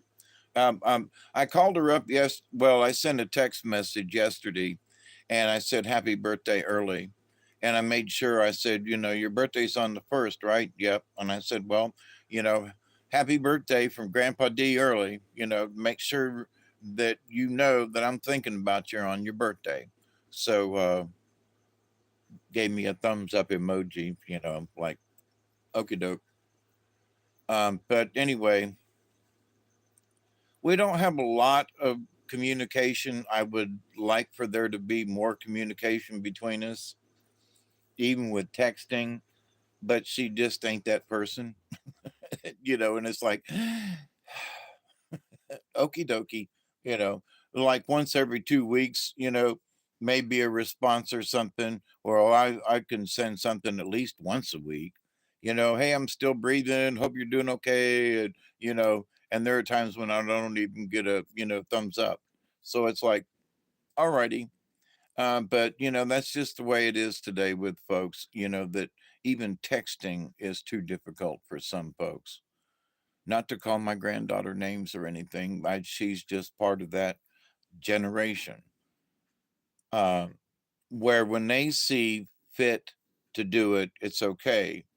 But if somebody else does it to them and they're like, yeah, that's nice. Yeah. And maybe that's like doxing or something. I don't know. It's like, well, I see your text, but I won't raise you one. I won't give you a text back. It's like, okay. And for somebody like me that literally went out of their way to go visit their grandmother and grandfather, well, my grandfathers were all dead, but they died at a much earlier age. But my grandmothers both lived longer. That's ghosting. Right, exactly. I didn't know the terminology, but that's what it is. So, but my grandma Raleigh that I've talked about, and that, that Granny and I had a psychic relationship. So, you know, I agree, Scotty boy, different times. Myself, they don't know. We worry about them. Yeah, that's right. Hey, Arcot. Hey, yo, tomorrow my exam. Wish me luck. Absolutely. I wish you luck on any exam on any day. Yeah, be careful with that, and take a deep breath. One thing that it still takes me a long time. Anytime there's a test, my brain goes into, and one thing I had to learn when I went back to school, I took a 2-year course at a tech college. And, just, the fact that it's a test goes all the way back to grade school when I just panicked. So, got to take a deep breath and not get into panic mode and allow the answers to come out and not force them. If you don't know the damn answer, skip it and come back to it. Yeah, and I agree with you about they don't know how much we care about them and how much we worry. Same as I did at 55 years old. Yeah, just don't go into a panic mode. Take a deep breath, and that's that's the most um inspiration I can give you. Because and also taking a deep breath helps to stimulate the oxygen in your brain. So,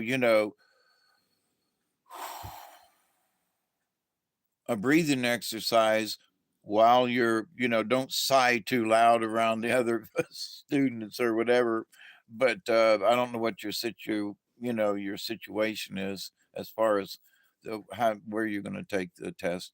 But if there are other people around you, then don't breathe out too loud, like, that might freak out some other people. I used the answer backwards method right down the paper.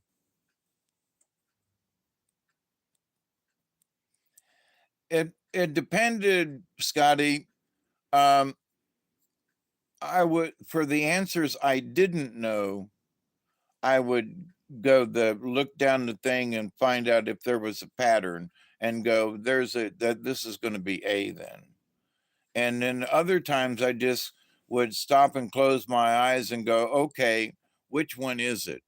And sometimes if I put my pencil over, the A, B, C, or D, sometimes it would move a little closer to B or A or whatever.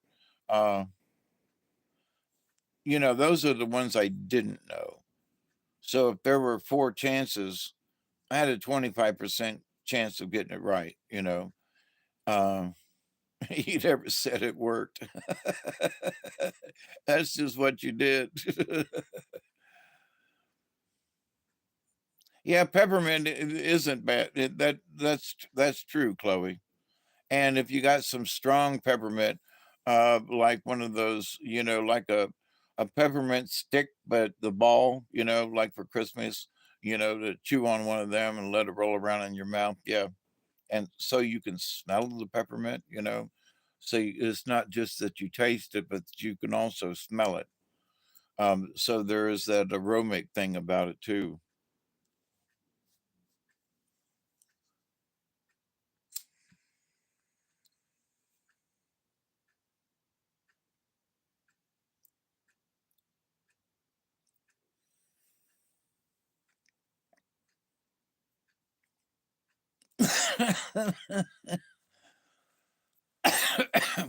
Try to sit next to the smart girl, but first you got to make sure it's a girl.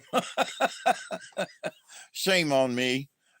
How about those trick tests they gave saying read everything first before you begin? That's absolutely true. You should always, because of those tests, you should always scan the test all the way down. You don't have to read everything, but read, blah, blah, blah, blah, and flip the paper over and scan what it says and get to the last one to say, make sure there isn't something towards the end that says, uh, read everything first before you begin. The last sentence says, answer question number 2 only. People were answering all 50. That's right. So, but scan them. It only takes you a couple of minutes, and to scan the test. And any document over the years, I've learned, I'm now 71, right? But I've learned, in stuff that I have to get from the hospital or whatever, I always read down it. Now, I have signed these things so many times now, I don't have to scan them. But, going into the hospital, and I had another CT scan done last week, and so you get there and it's sign here. Yeah, yeah, yeah. I know. I have read it and looked at it, and this ain't my first rodeo here. Okie dokie, ding, ding, ding, and off we go. And it only takes a couple of minutes. So I'm in the system so good. Hi, Mr. No, how you doing today? Anyway, but it's always good to, like, the stuff I get in the mail is I scan it and flip it over, and I scan all the way through it, and then I go back to read it, but I scan it first. What's this about? Oh, this thing, da da da, and I got my taxes in the other day. I don't think I told you all this, but I got my taxes thing in the mail the other day, last week actually. And I was like, yeah, well, there's my taxes. They're telling me, here's my taxes. So, and I'm like, well, I know that, I got my estimate, in the mail here just a couple of months ago. They have to send you out an estimate before they send you your actual tax bill. You have to have a chance to dispute it, right? They only give you 30 days to dispute it, but they do give you that. So, and if you dispute it, then it's in litigation. So if you can't pay it all, it's still they can't sue you for it because it's in litigation. But anyway, so, and if you don't go in and argue about it, then they assume that it's good to go. And so then they send you this notice, which is what I just got. So I was like, yeah, talking about it, and I opened it up, and I was like, yeah, I have 500. My tax this year is $540. Last year it was $470 something dollars, and it's gone up that much in a year. And then I'm like, yeah, my tax. So I have saved up $400, but my tax is going to be 40. Okay, that means I've only got to come up with about $140, which is a whole lot better than coming up with $540. So I'm looking at the bill and everything, and it says over here down on the right at the bottom of the paper, it says you owe your tax this year is $76.09. And I went, wait a minute. It says over here in this column that my tax is $540. So wait a minute. But because in this little paragraph in smaller print, because of the governor signing a tax break for folks in the state of Georgia because of COVID, you only owe us $76.09. Yay! Holy crap, something good came along, a little bit of good luck, for crying out loud. People do not read those things nowadays. They could be signing their souls away. Yeah. Didn't we chuck a bunch of tea in the water to say, yeah. But this is one thing that for whatever I think we voted on a ballot that the governor could do something like this, that, county laws pretty much prevail. But because, county tax is county, it's local, but because it's part of the state, feds can't touch us. But because we're part of the state of Georgia under the state of Georgia's charter. Oh yeah. With that said, to sort of change the subject off topic slightly, but it was the right time of month for me to get this information. And so I'm sitting here going, holy crap. So I was able, oh, by the way, Chloe, I think some of you are involved in this. Several weeks ago, and there was a storm that came through, and I couldn't get out of my driveway. A pine tree had fallen across. So I'd said online, I said, you know, the storm came through and everything was great. Got a tree across. I got, you know, 3 chainsaws. All I got to do is go outside and crank one of them up. And y'all were saying, oh, no, Hawkeye, you don't need to be starting up no chainsaws. So I tried to start those chainsaws several times over the last several weeks. Now, my friend came down the driveway the next day. I left a text message for you. Um, and he cut the tree out of my driveway, which I was glad and happy and all that.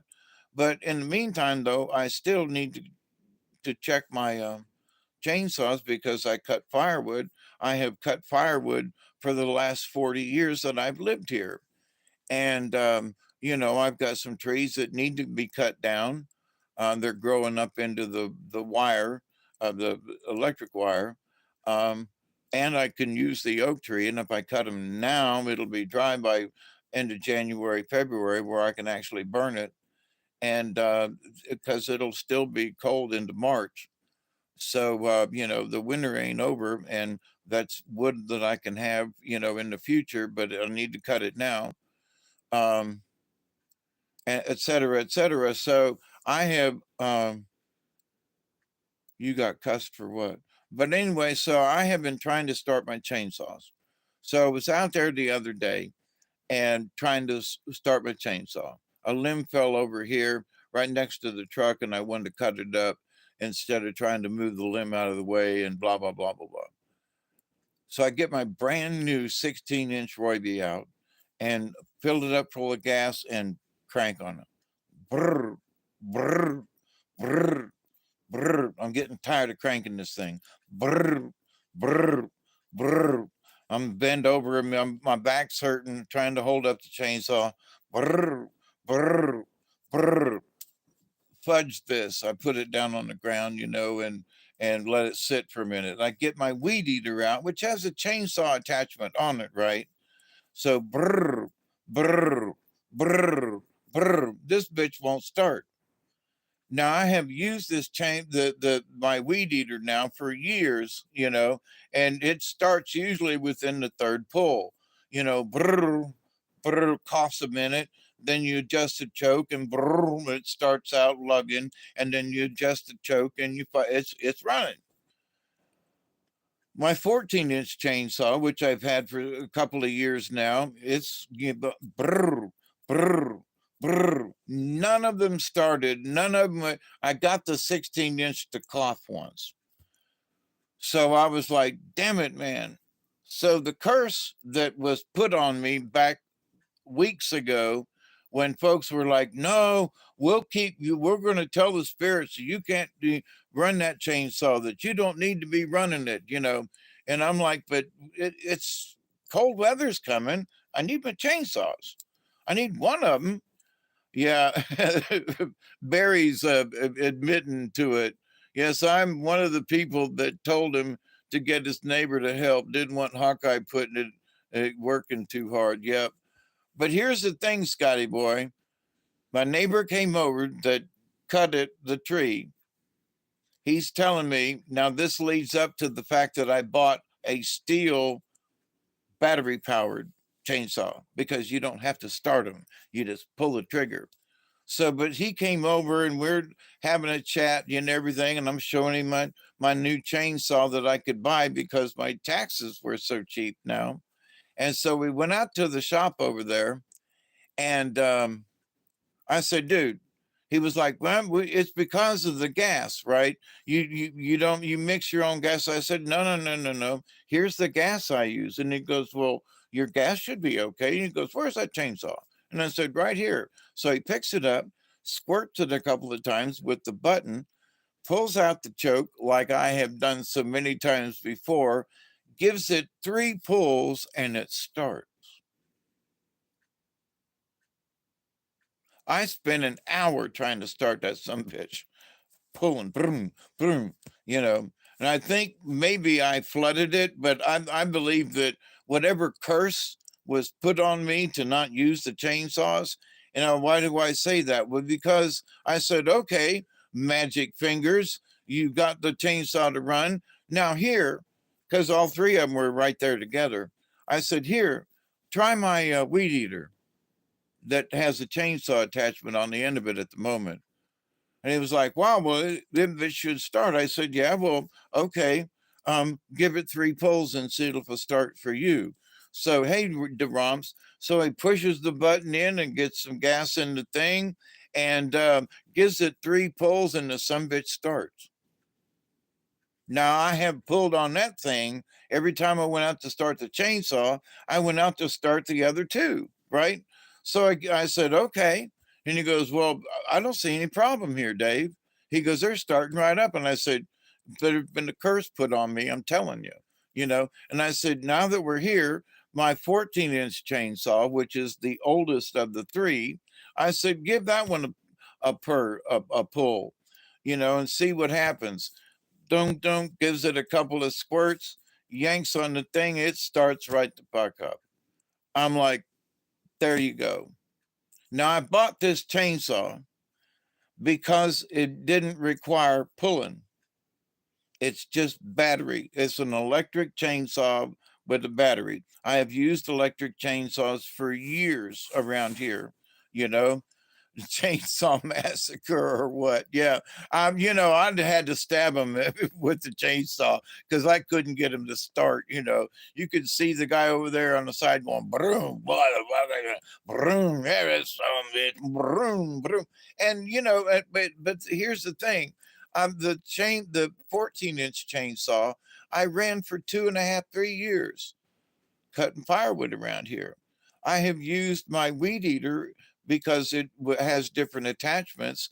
At the moment, it has a chainsaw attachment on the end of it, but I have, no, Chloe, I haven't. Wait, I did go out there and start the 16-incher, and I went, damn it, man.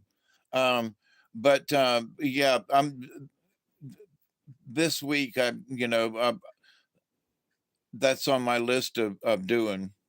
I had to wait until the phone company was here to find out where they were going to put the wire in the ground before I could cut this one tree down. But now that I know where the wire is at, I can cut the tree down. Uh, yeah, so I got a battery one now, and it's a 12-inch, plenty big enough, but all you got to do is pull the trigger. You don't have to crank it, you know? And so it's like, I'm not going to give up my other chainsaws, but all you got to do is have the battery charged, and it charges pretty quick.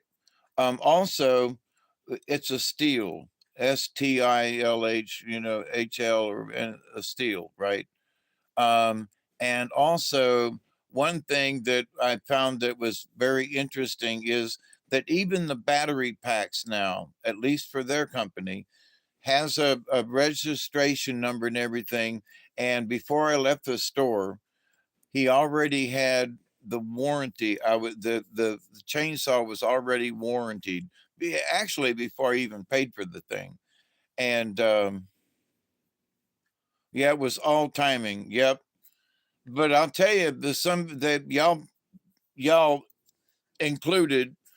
Teresa is in on this, you know, because they talked to people and they were like, no, we're going to talk to the spirits and you can't use them chainsaw and you're not in shape and where whatever.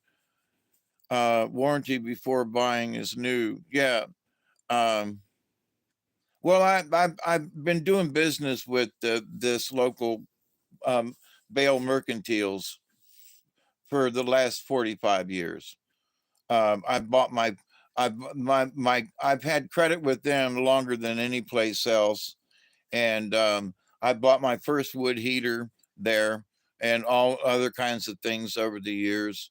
And they have put up with me and tolerated me. And where it's I should pay something off in 30 days, they have given me 90 days to pay off without charging me any. They do charge a late fee, but it's always been minimal. You know, it's not like $25 a month or something like that.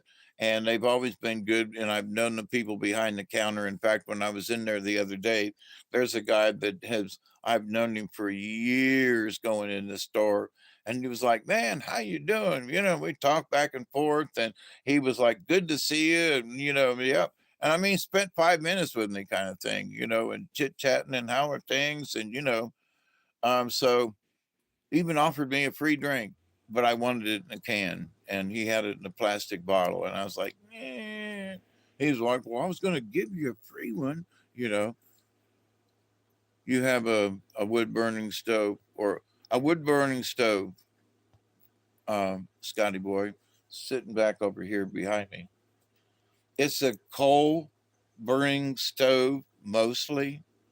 It's a round one that's taller. It's not. I've got a box heater that I've had for years. It got a hole in the back of it. Uh, it isn't a wood burning stove a fireplace. Nah, because you can't. If you leave the door open, it'll smoke up the house. Yeah, yeah. Uh, but um, I was hesitant to hook it up, and then I did some more research after I bought it. By the way, um, I was like, well, wait a minute, I got the brochure and it says, coal burning stove, and I was like, well, wait a minute, I don't have coal, can't get coal. Nope, I'm going to be burning wood. So wait a minute. So in reading it, the deal that you couldn't burn wood is because it is supposedly for more for coal, but that the reason they say no wood is because a lot of um, you can't burn wood and coal. You have to burn one or the other. You can start the coal on fire with wood, but you can't burn coal and then come behind it and burn wood because there's sulfur that's in the coal that gets in the thing, and there are pine saps or whatever on the other. And so the two do not mix. And it's kind of sort of against the law to sell them. So they sell them for coal stoves when actually, if you don't have coal, you can burn the hell out of some wood. Now, the bad news is because they're round and the way there's the diameter and the circumference and everything is with the stove, box heaters for wood stoves are more uh, suggestible, I guess, in that you can put a 16-inch log in the thing, right? That's all groovy. And I've had, I still have the heater right outside, right out the back. I'm not going to throw that cast iron away. Nope, nope, nope. It's got a hole in the back, but that can be fixed. But when I bought this heater, I bought it because it's taller and there's actually more surface area that is exposed to the heat in a way than the long um, um, box heaters are. And so, with that said, but you have because the hole in the front of this coal heater is much smaller because of coal, you have to cut the wood like in half. So you can't put a 12-inch log in this heater. You try to get it in the hole and get it in there. No, so you gotta cut them, 5 to 6 inches long. So you really got to cut the wood small to get them in the heater. Now, once you get them in the heater, it burns like coal because now you've got these square blocks of wood and it burns really nice. And because it's taller for over here in the house, it circulates better than being low to the ground. Because low to the ground, it just didn't. It only heated in the one space. It didn't circulate well, even though I put a fan on it. So I really love the coal heater that burns only wood. Um, and maybe I should do like a little special on why one's better than the other. So need sleep from night shift. How you doing, Dobromsk? Um, yeah, warrant wood turns into coal of sorts. Yep, not like that comes out of the ground, but yep, you're right about that. So, but because the heater is taller in the house, and I can pack the wood up taller in the heater, it brings the heat up better than it does lengthwise, and where it's it spreads the heat out. And it's not really an even burn, or, where this is, and also this in BTUs is rated much higher. I think the box heater's rated at like 14,000 BTUs. In other words, how hot can you get it? And this thing is rated at 17,000. So it's like, woo. And it really does put out more heat. I really love this heater. So, and it looks old timey kind of thing because it's round and, it's only got one burner plate on top kind of thing, but you can still cook on it. Not as good as the box heater, I must admit, but you can cook off of it. Because it's only one eye kind of thing. But um, since I don't do a lot of cooking anyway, and the cooking I do, I use a cast iron Dutch oven. So I put my stew and everything in there, and so I use the heater sort of like a crock pot. I put my stuff in the Dutch oven and put the Dutch oven on top of the heater, and and let her cook. So I get cooking done, and I heat the house versus having it in the kitchen and using gas. So, but anyway, that's off topic from the moon, ain't it? But the moon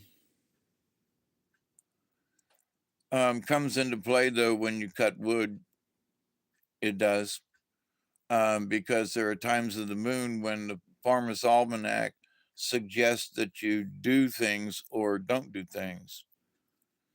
My neighbor passed away. Used to tell when he was a kid, him and his brothers used to walk the railroad tracks and collect coal to burn. They're homesick in the 40s. Yep.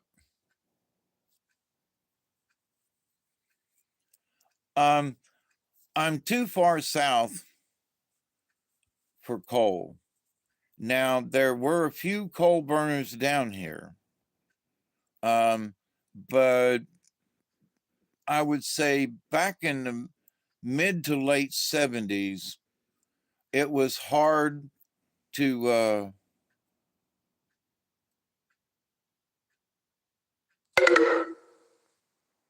Oh, my phone's running out of power. Oh, gonna have to see what I can do about that. I might have to shut off. What, Miss Sheila takes care of you well with cooking? Yeah, she sends a meal over at least once a month. But she has, helped me out. Oop.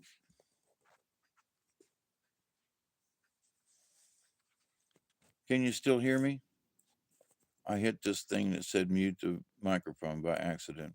I remember doing 93 days in DeKalb County in Georgia, over 750 miles. Inmates. Okay, Scotty, thank you.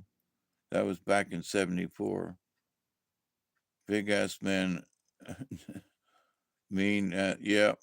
At least I did get my GED while I was in there, though. Well, that's good, Wire. Yeah, I have been in jail here in South Georgia, but I spent most of my time in the Florida jail when I got busted. And I got busted in the 70s, but it was 78 to 79 that I got busted. Well, I mean, I spent my time in jail over the 78, 79. I got out in 79. But anyways, so I do think the moon has played a lot of in how we as humans have acted it and reacted it over the course of our lives and over the courses of history too. Um, a lot of decent songs have been written about the moon. Moon River, wider than them all. That there's always that, and of course you know, Bad Moon Rising, we can't get that one, we can't leave that one out. And but for whatever other, yeah, Dark Side of the Moon, thank you very much, Pink Floyd. Um and my story of Dark Side of the Moon was CCR, thank you, Credence. Yep. Um Fill me in, coach. I'm ready to play today. But that was more of anyway. But Dark Side of the Moon, back when it first came out, um, down at the University of South Florida in Tampa, was very small at the time, and I knew folks that worked the FM station there at the college. And so knowing this person and that person and this person, and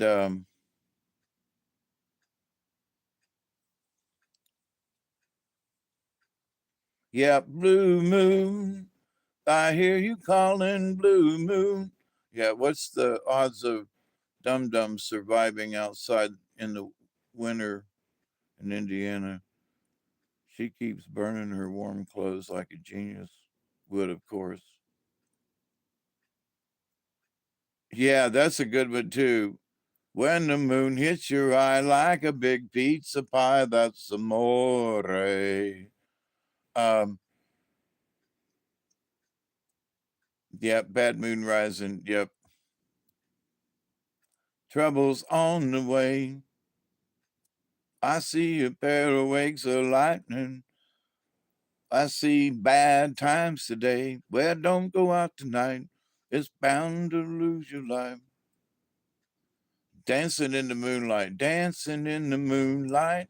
Everything is all right. Dean Martin, I've got his CD in the car.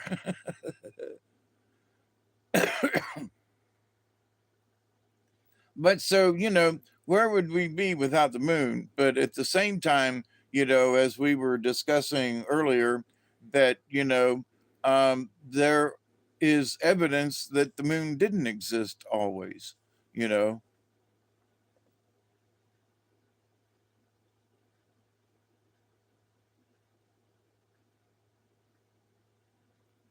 15 minutes till another 20. I'm still packed and ready from the last one. I don't know who Slayer is. I missed out on something like that, but um,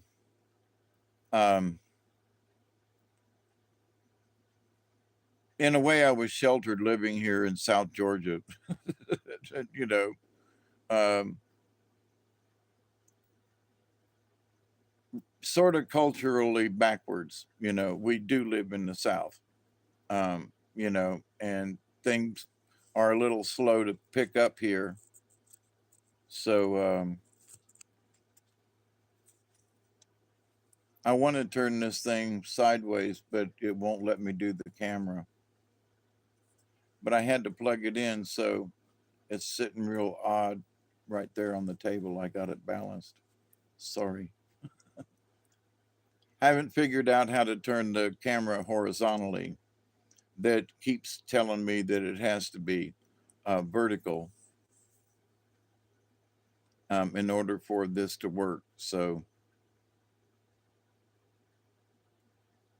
Slayer is a country folk band.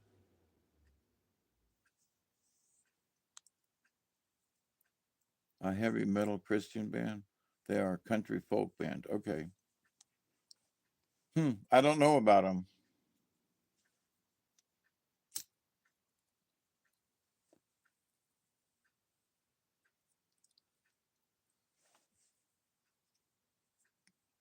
Oh yeah, I'm being followed by a moon shadow, moon shadow, moon shadow.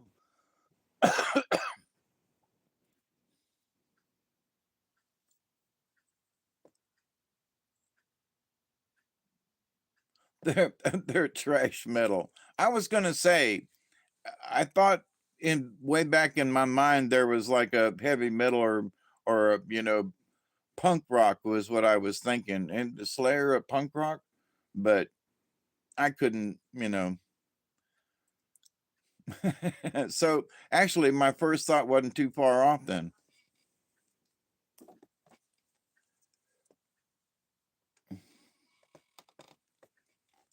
But so with the moon, so what about the ancient texts that don't discuss a moon at all? We've got cloud cover down here tonight, so can't see the moon, but it's just coming off a full moon. It's an almost full. It's on the waning side of the full moon. Only by 2 days, but you know, it's still on the waning side now. Which means the energy will be supposedly the energy will be moving into our feet. So a full moon, higher tides, uh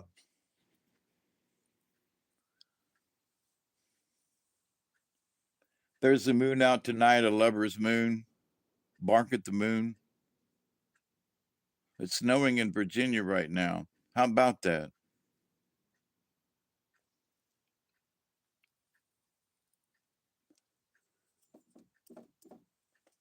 Yeah, we haven't seen snow down here in a while. But we are supposed to get down into the 30s tomorrow night. So this time tomorrow, I'll be having a heater. You was going to call him out. Call him out, you know. Call that puppy out. Yep.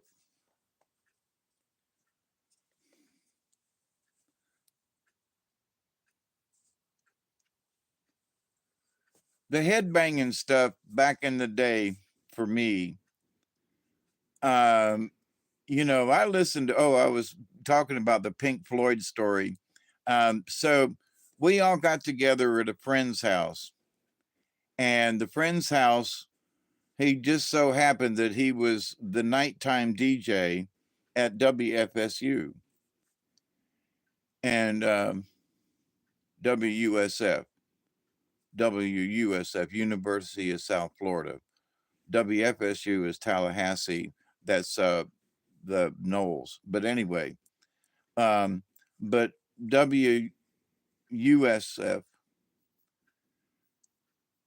for for the University of South Florida. Yeah, I got that right. I got stoned, but so anyway, we all meet at his house.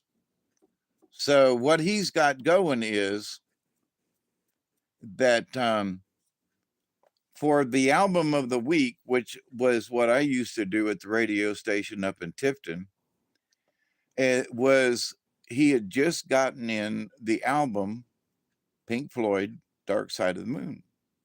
And so he was going to play the album all the way through, which he did. So while he was there doing the DJ and we're listening to it over the radio, we all drop a hit of acid. All right. So we're all higher than a kite before the music even starts. And then, so then we listened to the whole album with a break when he had to flip the album over back in those days. And so we all like take a deep breath and right back into it with our trip.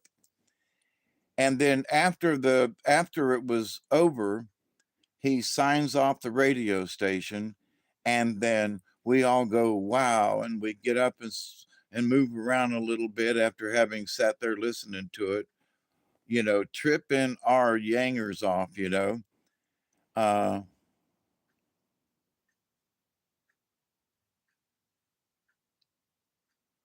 so 15 minutes later, in the lock, the key, in walks the dude that was working at the radio station because he only lived like less than 10 minutes away, right? From the college. He was right there. So he was home in like 10 or 15 minutes. So he's, hey, y'all, what y'all doing? Well, you know, we're tripping, man. That was a great album. And he goes, well, I was doing stuff at the station and I want to trip with you. You know, y'all got a head start on me. So some of us did another hit of acid. He did do a hit of acid, and he had recorded the thing on reel to reel. So he had brought the tapes home with him, plugged them in his Akai reel to reel station, which had the like the best speakers ever and everything, you know. And so 30 minutes within 30 minutes, he's tripping, we're tripping again, even harder. Some of us took that extra bounce, and it had been about 4 hours since we had dropped. So 4 hours into our trip, which was about at least an 8-hour trip, we bumped again. So we're all really tripping is the point. And the music starts again for the next, there were no breaks. He didn't flip the, you know, he had recorded it such that you didn't know when the album flipped over to the other side. So, what a trip it was to hear The Dark Side of the Moon for the very first time. I will never forget that. You know, I watched Big Top Pee Wee fried out at the time at the drive in. Yeah, I've have listened to other things while tripping, but The Dark Side of the Moon at the time, it was absolutely brand new. He had, you know, it was the first time anybody in our area had heard it. And we were pretty cutting edge with certain radio stations. I remember the radio station you know, that I worked at, you know, the album of the week, and oh man, I'm trying to remember his name. But um, doggone it.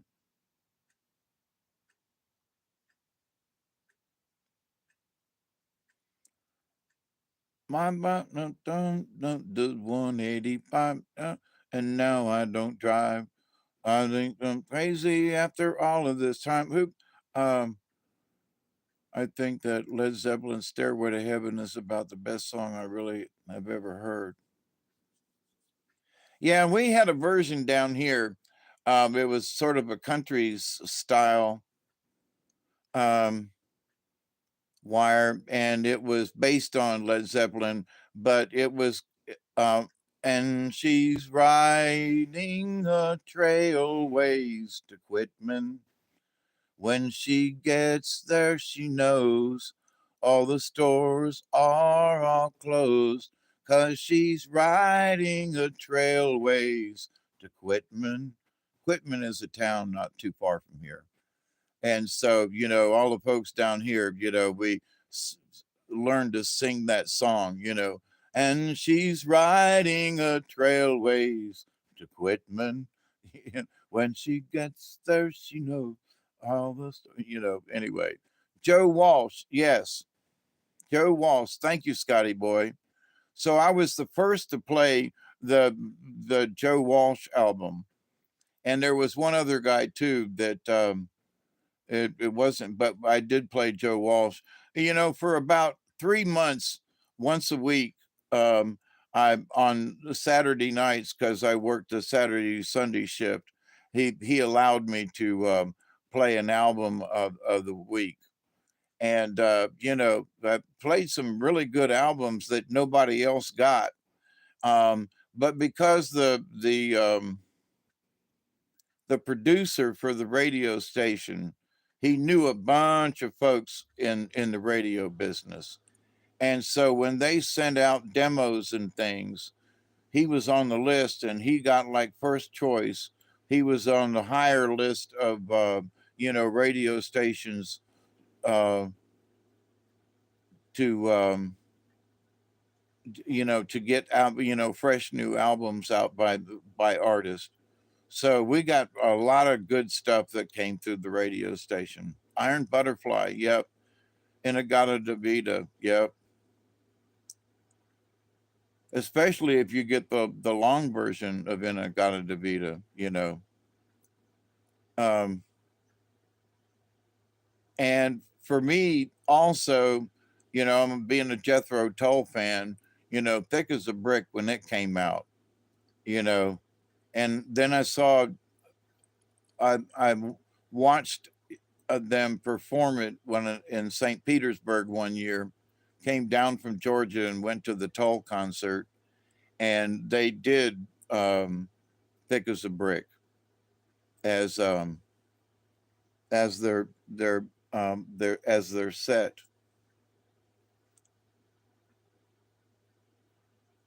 Dun dun dun dun dun dun dun dun dun dun. Deep Purple, yep.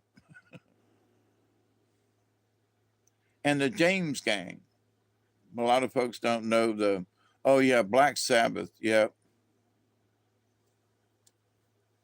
When Ozzy was singing Black Sabbath, I am Iron Man. That was Black Sabbath, right?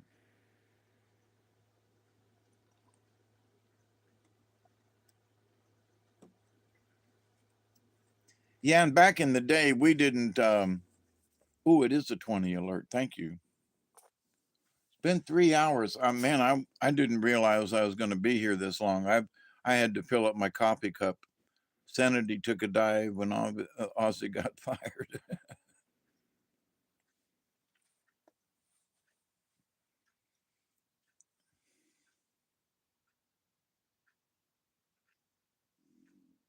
Man, I'm trying to remember who that other artist was that at the time he was not very famous, and he is now, but that's been 40 plus years ago. Sabbath, Sabbat.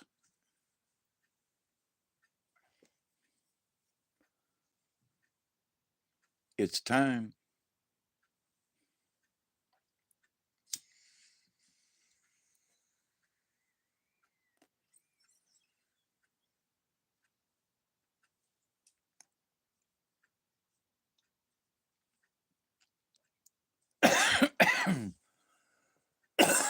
There are a lot of old songs that still are still relative today, and you hear some of these folks um, that are remixing some of the old rock and roll, and some of the remixes have been kind of interesting. But they claim, "Ooh, listen to the new song by such and such," when it's a remix of some other old rock and roll band or song, and they're remixing it with a new tempo or something, or they changed the beat or added some hip hop in the background or something with the um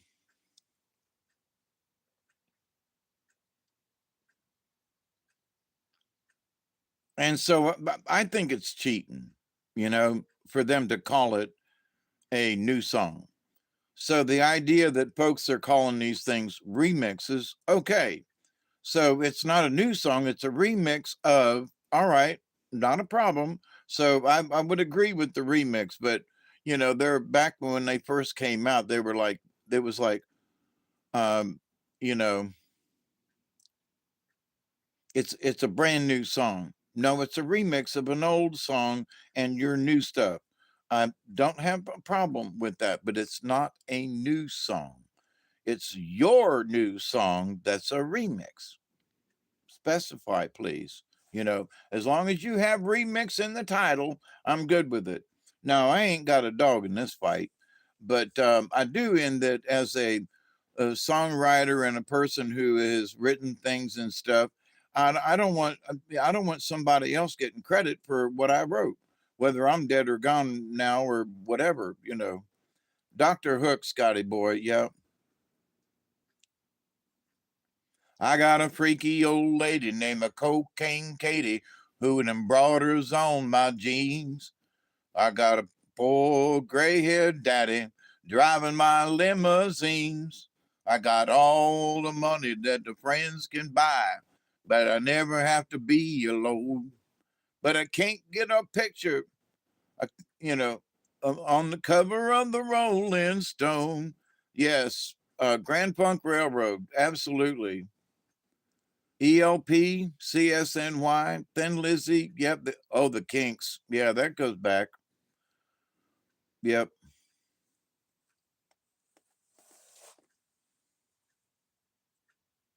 On the cover of the Rolling Stone. That's right.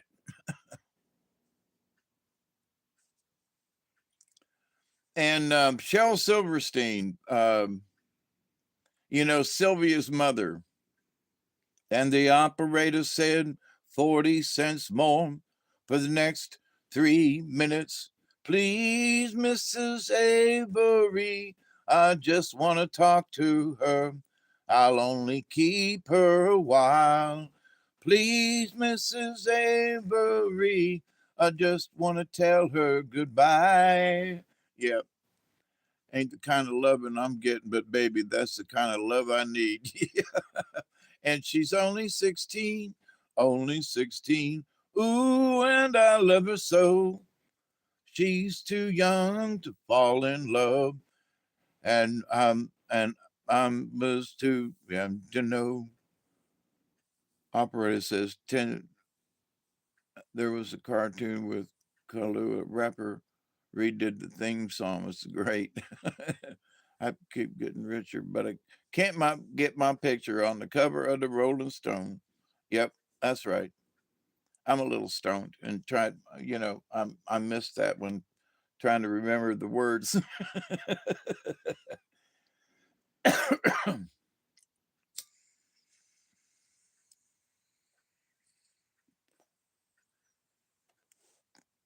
Yeah, I played the guitar. Yep, I got 3 of them sitting over here on the floor. And I got a mandolin sitting beside it that I was trying to learn how to play. I want to buy a banjo, but I haven't got there yet. And the last heart attack kind of took me out. But there's I can't remember his name at the moment, but there's some electric banjo that's out there and been out there for a few years. And but I can't remember this guy's name, but I got him on a CD somewhere. The rat's back. The rat's back. Where'd you go? There's something crawling around in the ceiling.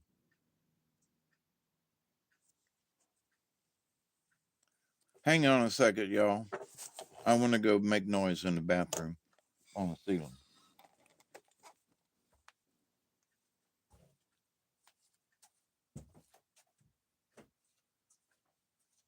All right, you son of a bitch.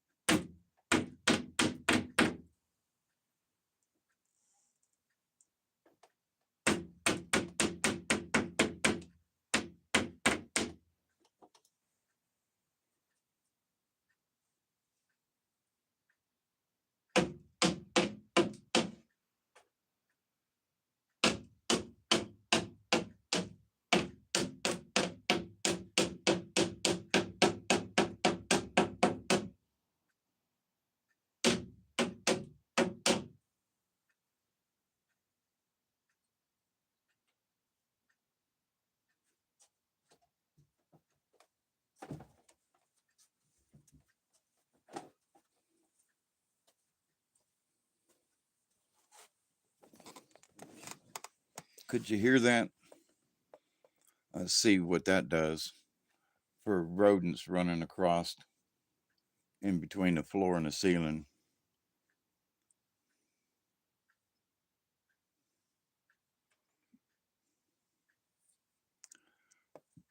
I had folks that played the accordion, and I was never that the squeezing and the playing at the same time. No, no, no, no.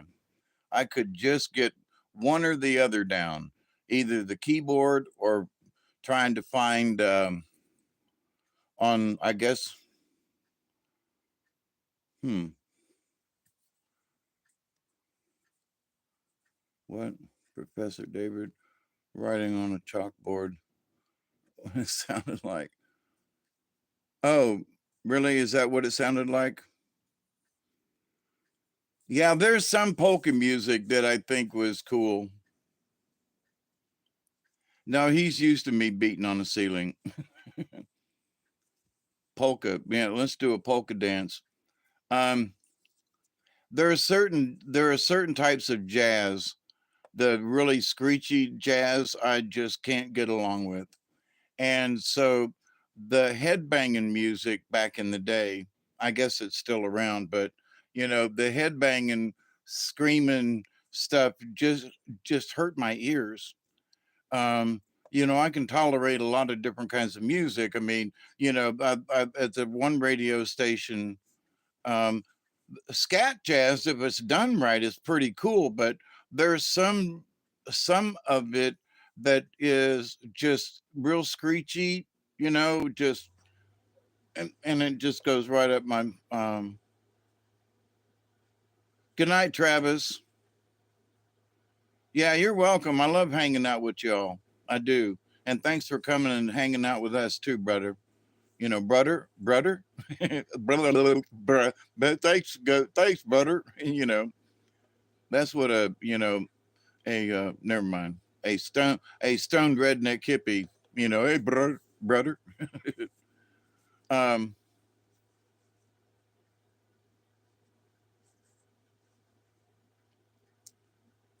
but so, trying to, I keep coming back around to the moon, so how much, do you think that, I think we have a general consensus here that the moon does affect us. It has affected us. Um, to what extent it has affected us, I think, is personal. I've known some women, I was married to one of them, who every time the moon came around just right, she was a holy freaking terror. She was a holy, tried to run me over with the car. Just a holy freaking terror. We is right. But she was a holy freaking terror. I mean, it just, shoo.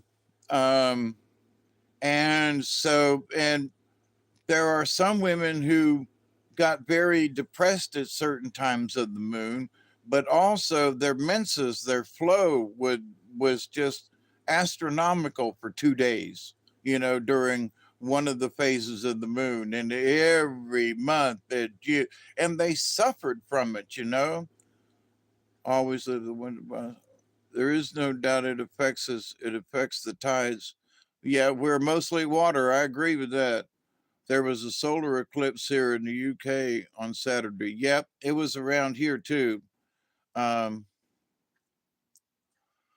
yeah, we get them like clockwork every so often because they can calculate where the moon's going to be and so forth, and how much of an eclipse, whether it's a full moon or a half one, or a full moon, a full eclipse or not, whether it covers the entire disk or not. Um, And well, I was mentioning it earlier. I don't know if you were with us there then, Richard, when I was saying that the moon has got to stay in that one position that makes us believe that it's not natural. It's being controlled because it's always in the exact spot to cover just the right amount of the sun every time there's a full eclipse. There's just the right enough of an umbrage around the thing. There was a study that showed crime goes up in big city when the full moon is present. Yeah, real studies. Yep. We did studies when I worked with the mentally handicapped that, uh, during full moon, there were more seizures during the full moon. Those folks who had epilepsy and sure enough brain issues, they would go crazy more during full moons. So lunatics is where it came out years ago because they had been doing studies at psychiatric hospitals for a long time. That's why the word lunatic is there. Umbra, yeah. Penumbra, yep. Thank you. I used to know all them words and what each one meant. So, but the fact that, that as Cliff High and them have noted, there is, it doesn't look like a sphere from here. Moonatics, yeah. Moonatics, that's a good one.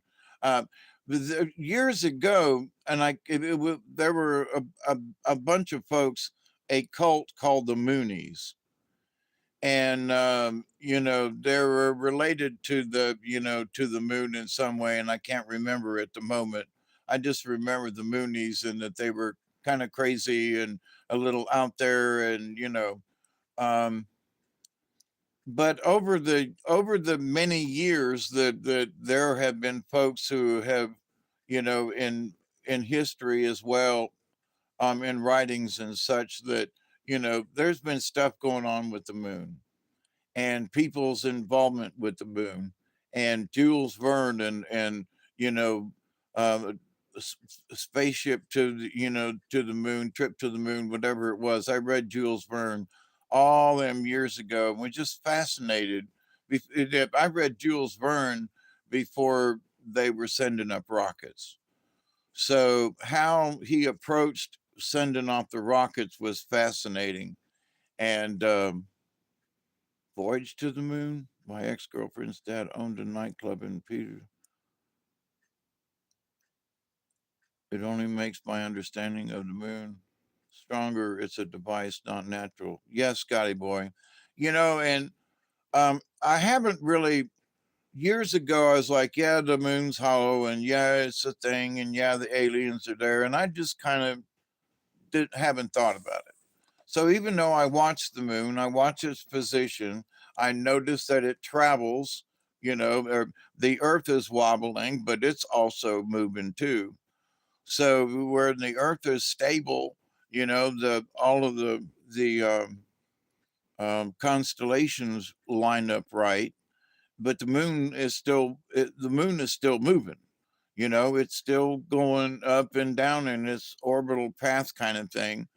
Um, and also, um, it's harder for me to judge the exact where the moon is exactly. Meaning, and when the sun comes up and it comes in the windows, my windows act like a solar clock. I can keep an eye on it, but the moon isn't bright enough and doesn't shine in my windows so that I can take those kinds of um, measurements to whether or not the moon is coming up early or not. But I have, by leaving my clock set at the same time, um, I have noticed that it seems like the moon has come up later than it's supposed to. Yeah, Alexander Dumas,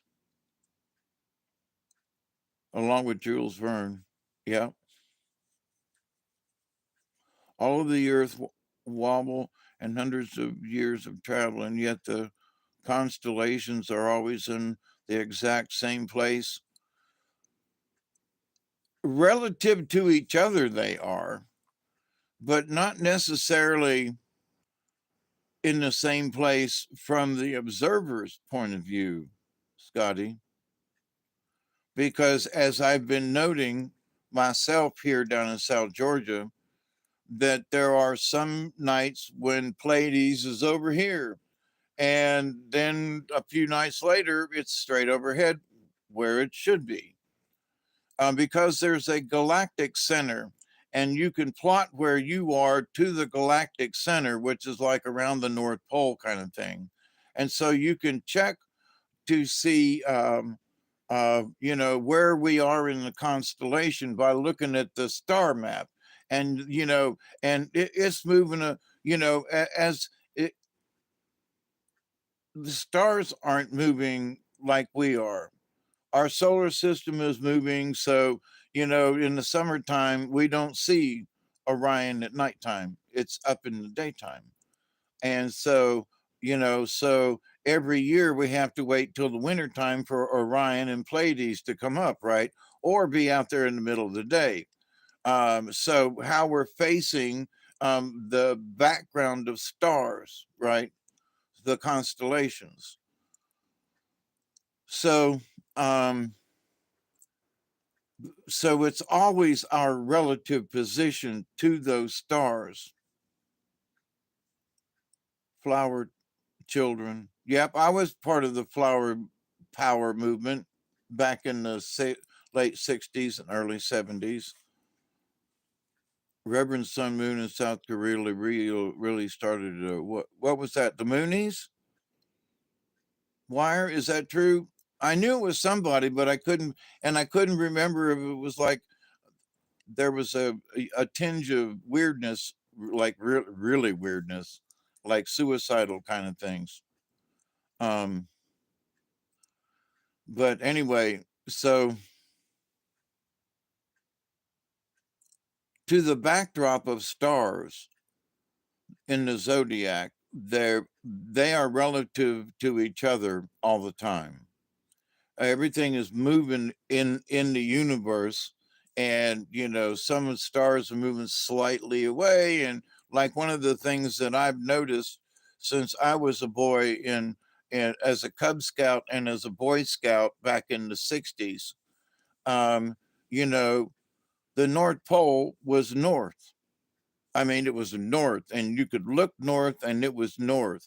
Now and in the last 10 years that I've really been looking, um,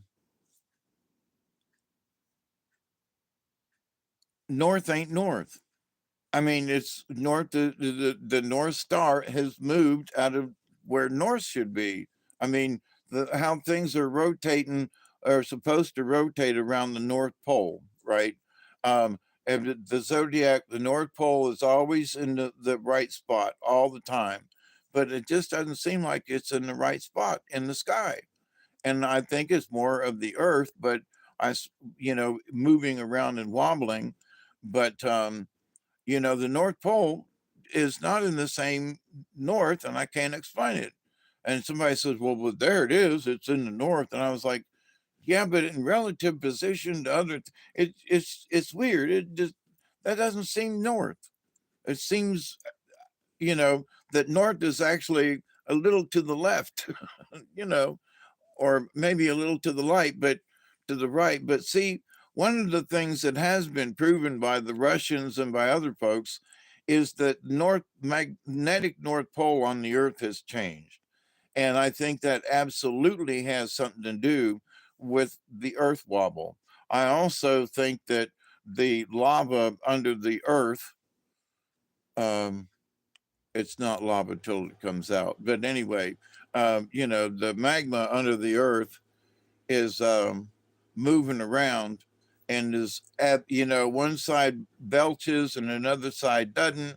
And I think that the magma moving under the earth, or inside the earth I should say, not under it, um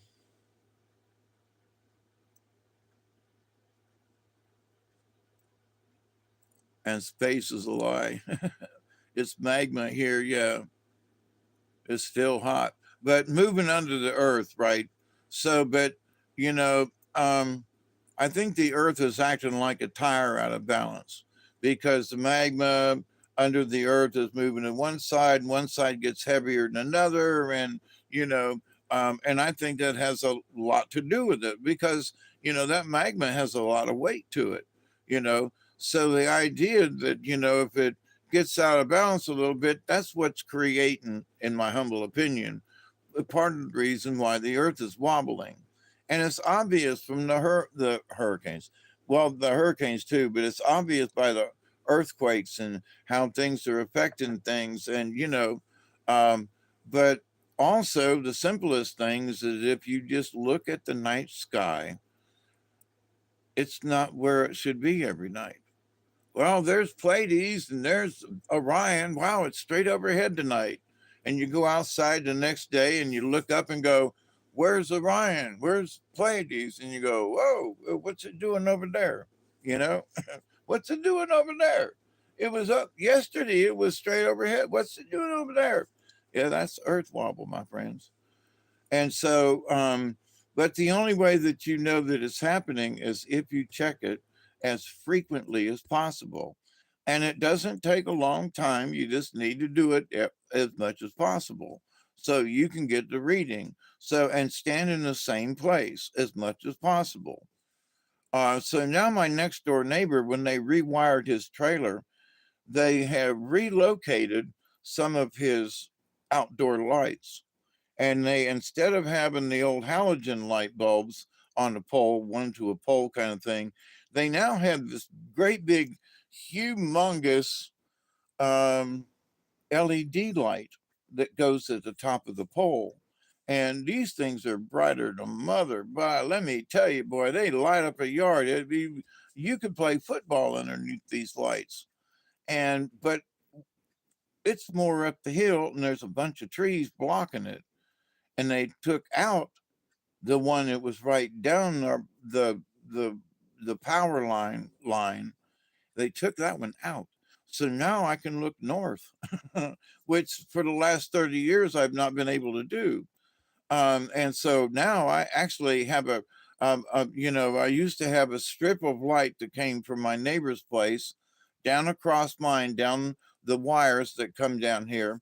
And, you know, and I go outside and try to look up, and the damn light from my neighbors would be lighting up my yard, you know, and now there's no light. So that's like really cool now. So I'm, you know, there's another lucky thing that has happened to me is that, you know, I now I've got a good blackout, and but his place is still well lit. It just doesn't affect me down here now. That's cool. You know, that's way cool. A lot cool. You know, I might actually go out there with my telescope now, you know, because it's dark now out there in the yard. So, but anywho, you know, looking at the moon, so those lights are terrible for the human beings. I missed the one up above it.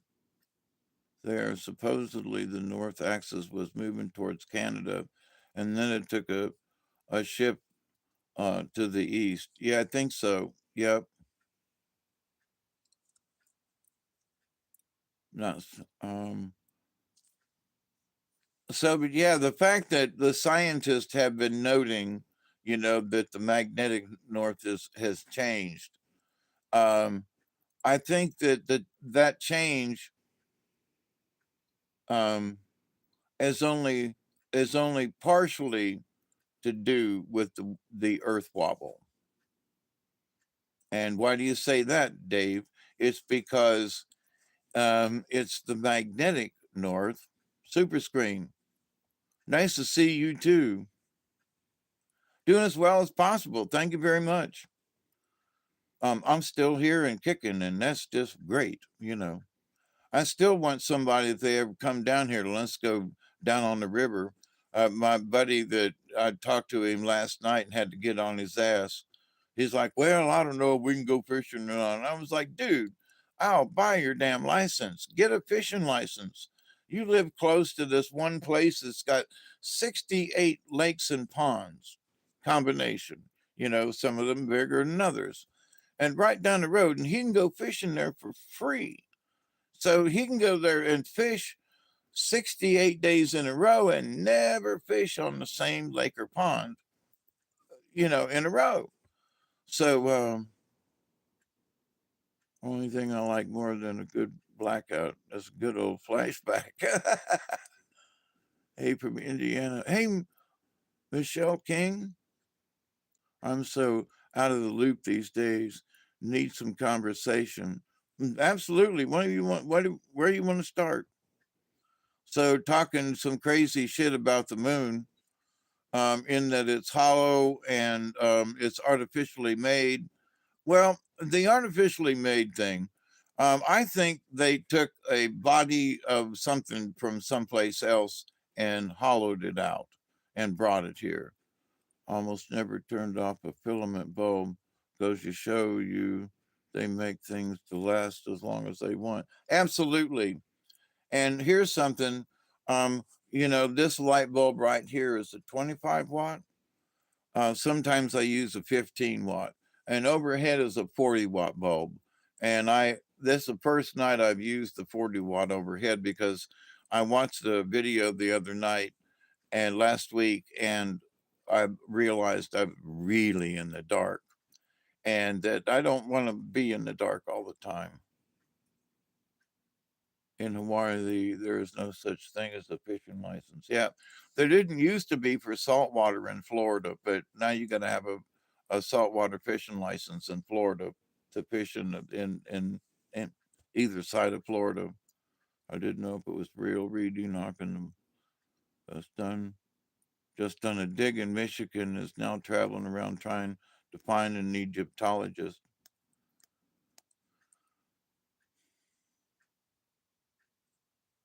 But so anyway, um, yeah, and learning about the moon, I think that it is artificial, but I think the they had to take something to make it its shape. But now let's back that bus up a minute and go, well, wait a minute. If the shape is being projected in order to get that really nice round circumference and to have it well lit at full moon all the way around instead of being looking like an orb the way it should, with more light in the center of the sphere rather than it all the way across it. I do agree with that, um, because of perspective. So, from our perspective, it should be shiny in the center of the moon and darker around all of the edges. Oh, it's the sun and the way yeah, okay. But still, it should have a different focal point. So, I can remember looking at Jupiter's easier to see with a telescope than is Saturn because Saturn's a lot farther out. But there's still more of a focal point on Jupiter than there is like what you would see on the moon. Um, and so one of the things that has sort of bothered me with that statement about more shiny in the middle and if it's a true sphere, it should look like that. I agree. But because of our atmosphere and other atmospheric conditions, a lot of things can appear different. So one explanation to me is it's our fisheye atmosphere which makes the moon appear that way, so it's projected out more and blah blah blah. So anyway, that's my argument for um, it's atmospheric conditions that explain why the light is distributed more evenly when we look at the moon from our perspective. However, I understand what they're talking about, as far as the why it should be shinier and explain more of why it's a sphere. So, but anyway, they're projecting an image to us. All right. So if we go on with that consensus, then what's really underneath it, right? Is there dirt or anything underneath it, or is it just a projection and it looks like ooh mau mau, Uh, so and that they're projecting something round. Okay. Now it was suggested, that um, Cliff pointed this out in his, and suggesting that that what were making the craters was that they were digging stuff out, and that there are some pictures where it looks like there's giant excavators on the sides and bottom of some of these craters, right? So if they're digging out these craters, then they're piling up the waste, the chips and stuff from whatever they're tunneling from inside the moon, and they're putting it on the outside. Well, that really does make sense if that's what they're doing. So these pockmarks are not from impacts, they're from mining operations across the moon for a long, long time. Well, if the moon is hollow and it's artificial, well, what do you mean by artificial? Do you mean that it's really honestly like the Death Star and that it was fabricated with a frame and then they put stuff on it? Or, to me, which is a little bit more likely, they found a space body, a moon of, that's the size that it is, right? And they hollowed it out. To me, I think it's more likely they found something and hollowed it out and moved it here versus they built a frame for something, which is a lot harder to do. It would be easy to find a big rock and start digging into the center of it, versus having to build a frame and put stuff on the outside. That requires a lot more complicated stuff than it does just to dig into something. So I think that the moon has been dug out. And it depends. So that would make it artificial, um, in that it was dug out, but not artificial in the sense that, they had to build the thing like the Death Star was built. Okay. Because they had to bring in all the materials and the sheeting on the outside and all that. If you just dig into a planetoid of some type, you don't have to do any of that. You're already protected. Once you dig into the ground, you're already protected. You can set up camp in there. So, but my point to the all these potholes and where they're putting material on the outside of the planet, that's what's covering it, is what they've dug from the inside out. I would have a tendency to that sounds plausible. So as to who's using it, we'll see. Now there are comments that there are no Nazis on the moon, and I would back that bus up a little bit and go, the Nazis were backed by the wrong side of ETs back when Hitler was doing his thing. He was backed by a group of ETs that lost the war, but because there's a lot of evidence of it. But to the same point, though, in that, so if the group that was backing Hitler and them for a particular time, they may have a base on the moon, and probably quite surely have a base on the moon. So one would question whether or not the Nazis have an actual base on the moon. Well, the ETs that supported them probably do. So do the Nazis have a base on the moon? Well, the folks that supported them probably do. So does it look like a swastika? And are there? But to the point, let's don't know about that. But the fact that they were supported by a different ET group, hang on a minute, then there probably is. They probably got a base up there. How big? They got a stop off. You can betcha. Close proximity just makes sense. I'm not even sure we even won World War II, since they all ended up working for NASA. Yep, I agree with you, Wire. With Project Paperclip and all the stuff. I mean, there were Germans everywhere. Yeah, I agree with you, Scotty boy. We do live in a world of lies, and there are a lot of things that are still coming out. Like like the Kennedy assassination, with the anniversaries coming up in November, right? 23 days, 22 days away.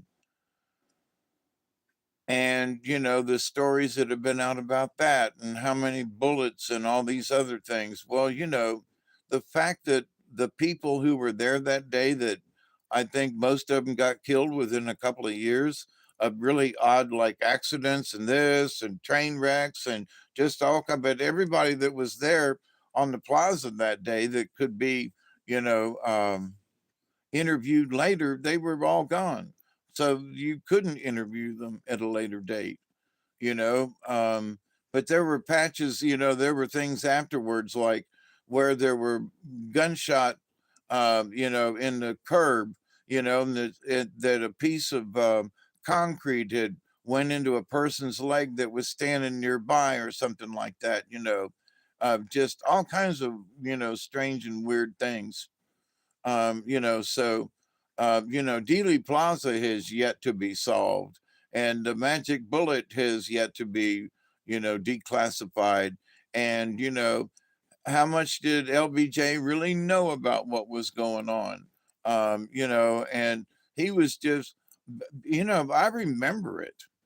I remember it because I was old enough to remember it, and it was nothing but that was on the television. And but to see LBJ with a smile on his face in the back of on the in the back of the bus, in the back of the air, you know, Air Force One, taking the oath of office, he was happier, you know, could be. And then, you know, people's recollections of conversations, and some of it in transcript of him making remarks about LBJ and this, that, and the other thing. You know, yep, you know, and it was done in Texas, and it was done in Dallas, you know. Um, Argentina is overrun by Germans. Yep. I don't know about now, but back in the day, they were absolutely, you know, too many weird, yep, to just and they turned a blind eye, you know.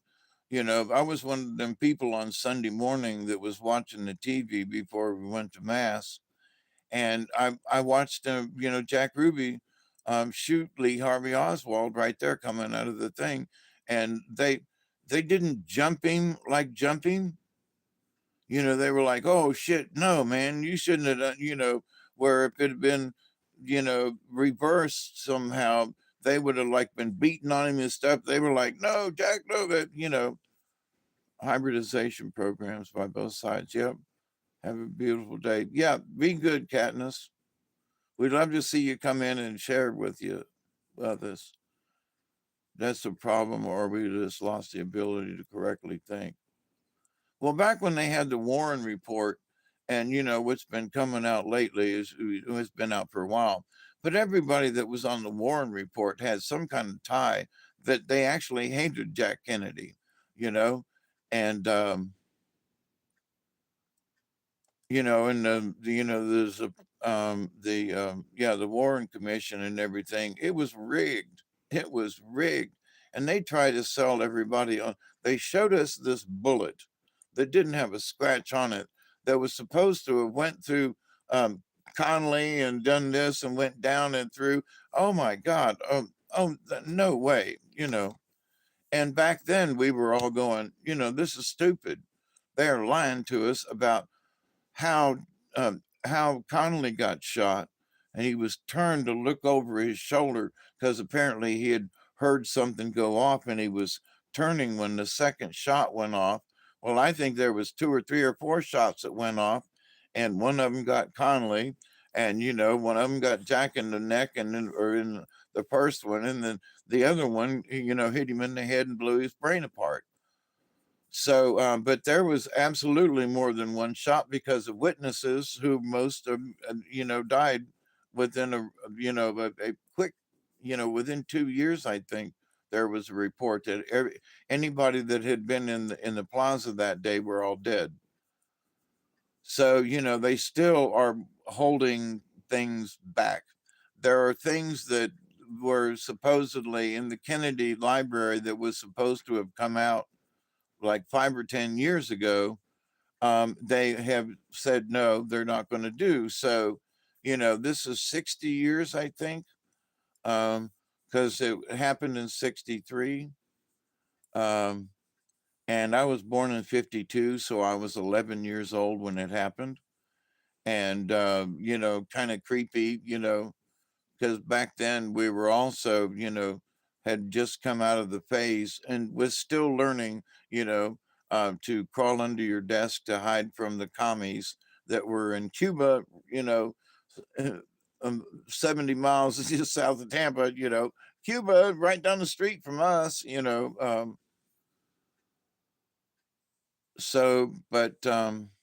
one of the odd things was that President Kennedy had been in Tampa, as part of his tour, and then I think went to Dallas. I'm not sure if he left from Tampa to go to Dallas, but he was in Tampa shortly before he went to Dallas. So it was like Tampa was one of the last trips other than Dallas before he got killed. So, but the whole thing, and the fact that they're still withholding evidence that's supposed to have come out that they still haven't released, after 60 years, why not? Well, some of these people might still be what? Somebody still might be what? Alive to remember what the hell happened? You know, oh, there was a lot of crying at our school too, Wire, because I went to a Catholic school and there were nuns weeping. And, at 11 years old, we were like, who? President Kennedy? Yeah, well, he's president. Yeah, well, he got killed. Well, that's bad. But, well, he was a Catholic. Well, okay. But yeah, it seemed to me that they were crying about all kinds of stuff, but there was a general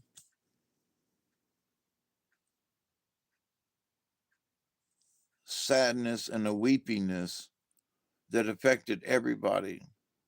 It just did. Because there was such sadness, and there was television and there was live coverage, and so the sadness was broadcast to everybody. So the sadness was like multiplied. It was already bad news and it was already sad, but the fact that it was the first time anything like that had ever been broadcast live on television now, there's been things broadcast over the radio, but this was broadcast over the television. And, and some of it was broadcast in color for the first time, so those folks who could afford a color television set actually saw it in color. So there was a lot of big, things at the time, and the fact that Lee Harvey Oswald was shot live on camera, you know, that was a first. So which that the Kennedy assassination um, started a bunch of stuff. There were other things that was shown on television later on that was live, and things from Vietnam and stuff, and just atrocities. It was like, oh man, that time the one Vietnamese guy got shot that other guy in the head on live television. They were like, holy crap. Yeah, Bobby Kennedy too. That's, yeah, don't want to leave him out. But only because it's this time of year is all. um but the fact that 60 years later, they're still not going to release what was supposed to have been released after 50 years. So 10 years ago, they were supposed to release stuff. They didn't want it out. Faked his own death.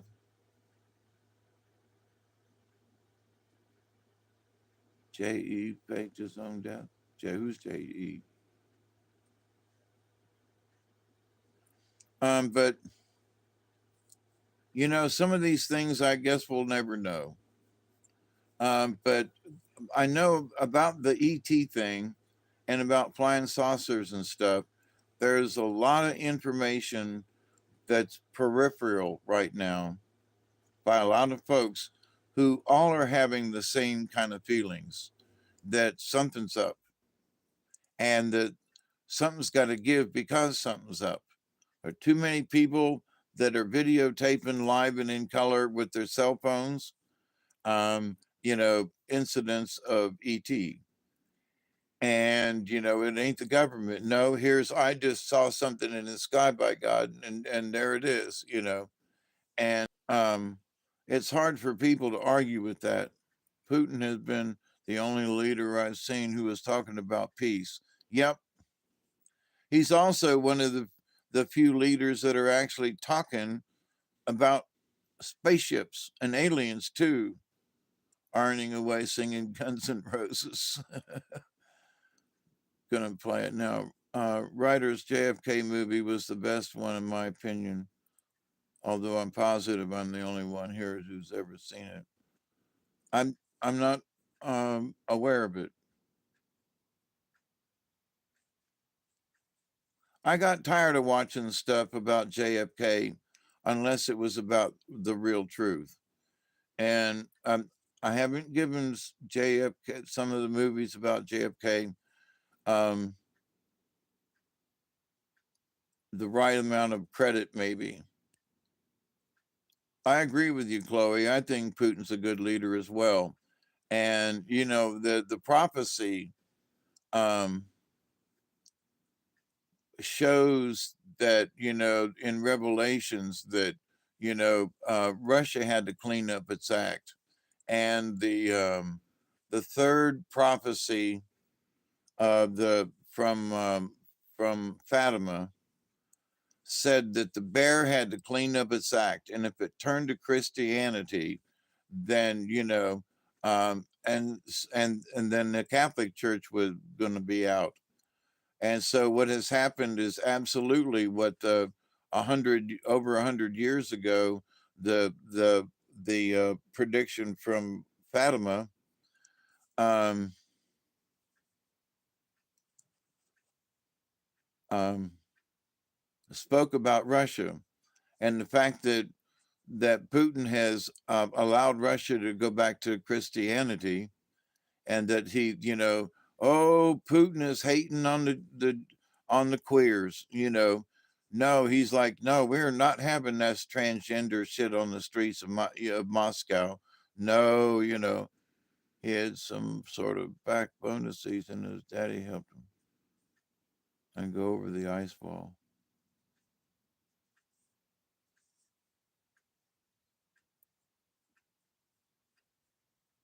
It's full scale war on Christianity.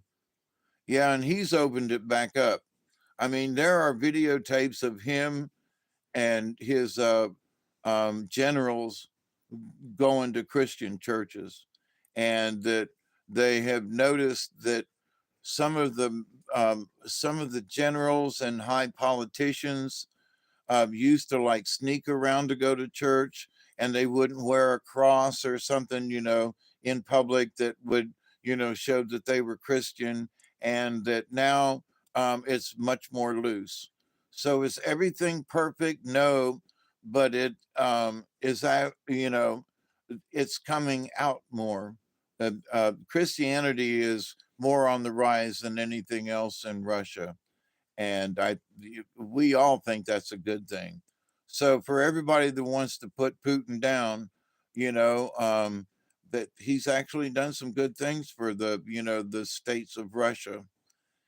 And the fact that, you know, the guy who was controlling um, um, um, the Ukraine, you know, everybody knew he was a crook, and everybody knew that he was connected with, you know, with Biden and everybody, and everybody knew that they were trying to creep in with the UN, and they were going to defeat the best they could the proclamation that the UN and Russia had together. And so, you know, everybody's been cheating Russia and Putin's got to stand up and say, wait a minute, you know, we agreed on this, and y'all are trying to, you know, play hokey around it. No, we can't be having this.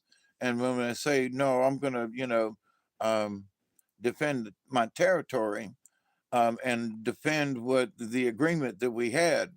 So you know, all of this is fact. You know, you can't make this stuff up, but all of this is fact. So it's, but whether or not people are going to hear it and they're going to go, wait a minute, we've been listening to some of this stuff now for several years. That, wait a minute, you mean the UN really has been putting pressure on Putin? You mean, you know, and now that the Hamas thing, and, you know, wait a minute, where's all that money that has been sent over there? What has it been spent on? humanitarian reasons, and they took the pipelines apart that were supposed to give water to the people, and they turned them into rocket launchers, homemade rocket launchers. What blew up that hospital? It was a homemade rocket launcher inside the Gaza Strip that misfired and plooped one, in the side back of the hospital. So wait a minute. So all the money that's being spent, there certain factions are spending it just to make rockets and stuff with. So humanitarian goods are what? You don't send them any more money. Quit sending them rockets. Somebody's supplying them with rockets. If they quit, and the U.S. makes most of the rockets and things. Well, the Russia does too, but you know, peace can be had if they stop sending rockets. They're going to run out of them.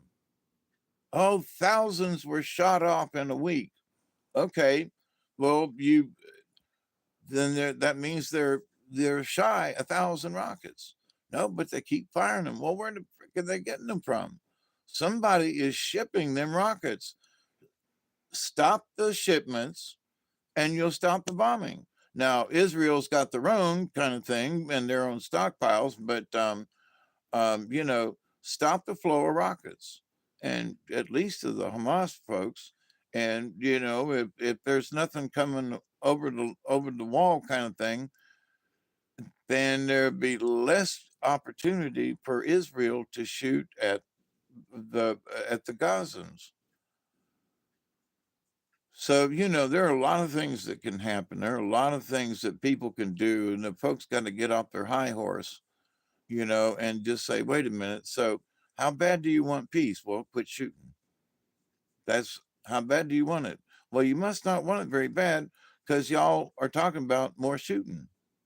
So even the United States and Biden, of course, we know he's a duck, but let's send more bombs over there. Let's increase our presence over there. Let's support Israel. Oh, you're just pissing everybody off because you're going to add more weapons.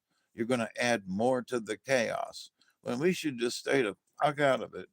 And we can be cruising around the med, but no, we do not need to get involved.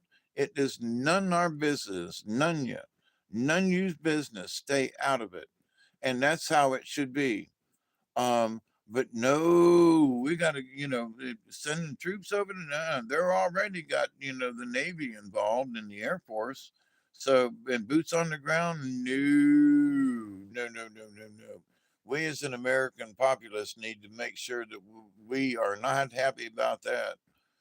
But regardless of what our beliefs are, we don't need to get in the middle of it at all.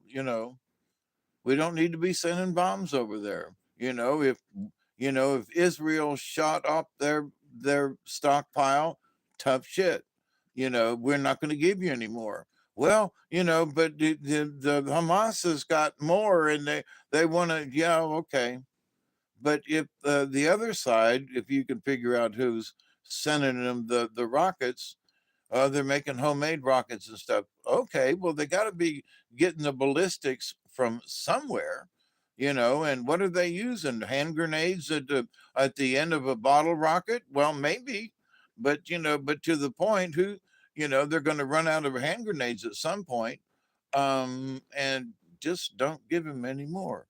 Whoever's giving them stuff, but you see, then whoever's making this stuff won't make any money if they don't give them or sell them or something.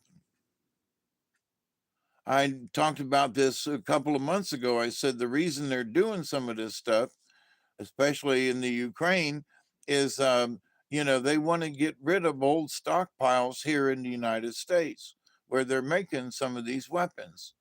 Why? Because if there's too much of a stockpile here, they got to get rid of them somewhere. So they got to have a war. They got to have some kind of skirmish because they want to keep making them over here. They don't want the people over here to, in America, to lose their jobs. Well, that's sadly, um, light pole. When you see it in the film, it went from top to bottom only then to splice, wipe out, then humanity restarts, resets. That's when the golden age begins. We're already like gods, Chloe, but the folks don't understand the proper meaning of that, you know. But the Catholic Church is what's in, the seven mountains in there and everything, and um, still 400 tons of ammonium nitrate missing. Oh, really? Holy crap! I didn't come to solve problems. I came to hold balance. Yeah, me too, Scotty boy. I was born as a Libra, and always looking for balance. Um, yep. So, but the Catholic Church is on its way out because there's arguments within the church, and um, that Jesuit dude that's in there now is not really the Pope. The real Pope died, a couple of months back. I still have not heard about his funeral.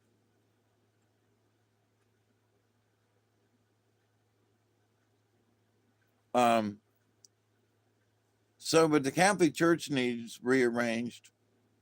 Their demise is part of Revelations, because that big church is going to die. That big, she is referred to in Revelations. She, the great mistress, the whatever, the whore of of Babylon, is the Catholic Church. Um,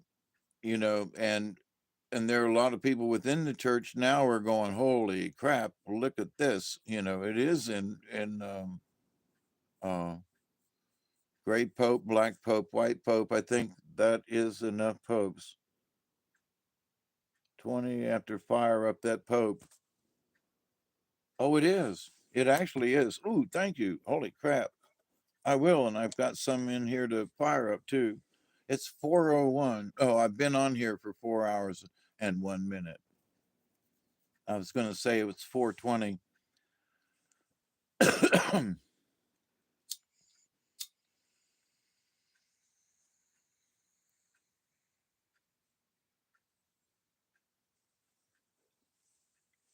But as a former Catholic, and having been through a few popes in my lifetime, when the Pope dies, all the cardinals are supposed to get together and have a conclave, and then they vote on who the Pope's going to be. Well, because there have been two popes, one is actually the mayor of Rome and the mayor of the Vatican. He's not necessarily the real Pope, because probably, I guess, about 2 years back now, they took away his Pope's ring because he was holding it out and making everybody kiss it. And the rumor is that he was supposed to be the mayor of Rome and the mayor of the Vatican, but not the Holy See, not the real the religious part of the Catholic Church. Um, he was just an administrator. He came in to help out with the ministrations, but not necessarily with the spiritual side of the papacy, right?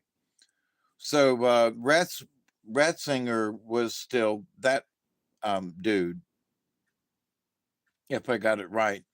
But so when he died and passed away here a couple of months back, they were supposed to all the cardinals were supposed to gather and have this conclave. Well, they're over at the Vatican now, last week I think or so, and they're having something, but they should be voting by um, by by Catholic law that they should have got together and voted on a real pope, not the stand-in guy who is a Jesuit, and they were thrown out of the Catholic Church hundreds of years ago. So um,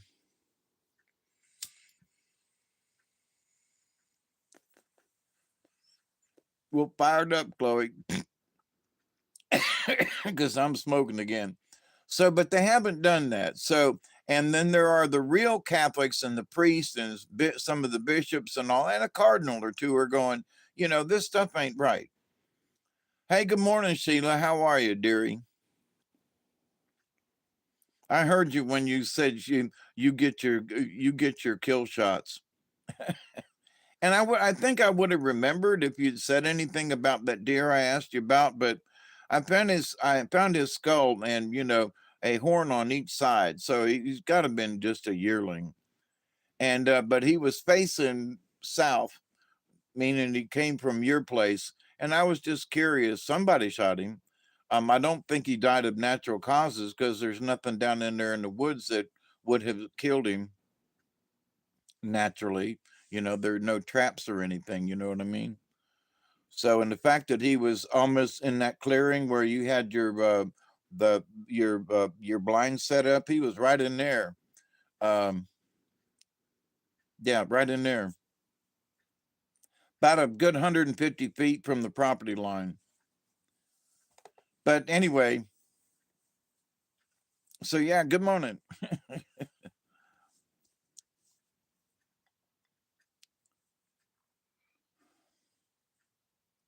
So the moon is fake and lunatics are loony. And but we do agree that that big ball up there, if it's truly a ball, um, does have an effect on us and has had an effect on us for as long as that puppy's been up there. Now there are a lot of speculations, and but there are a lot of guesses. But you know, some of what we've talked about and discussed here, and like I said, Cliff High has discussed it in some better detail on certain aspects. And I would implore you to go listen to him and see what he has to say, and you'll get a feeling of what I've sort of been discussing here. And I don't have a whiteboard to write on, but you know, like I said earlier on, about 2 hours ago, I've always thought that the picture of the Earth from the moon was wrong. I think that the Earth should be much bigger than it is in the pictures. I think whatever they have done to take pictures of certain things, um,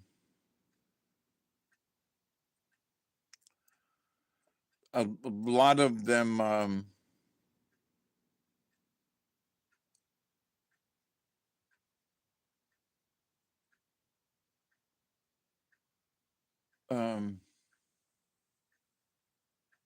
the pictures just seem out of balance with how big and but I can't prove it. But I've thought it for a long time. You know that the how big the Earth should be. That little blue marble down there, I think should be like a lot bigger. You know, from the moon. I hear lots of shot coming from that away. From which away? From up by the road? Because if they shot him, they'd been on the other side of the road or down by the. If they were shooting, it'd be down on the river on the other side from you. Then I haven't seen any shooting come from up this way. It's been quiet up my up our end.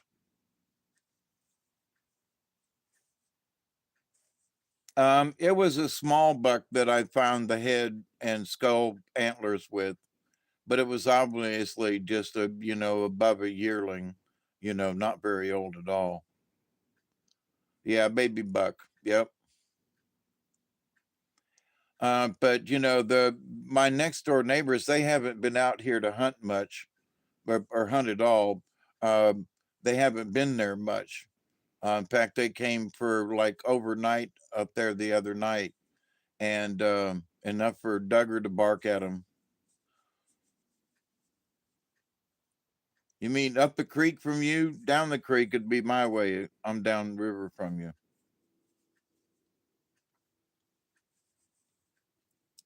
Yeah, he was still a bucky. Still a bucky.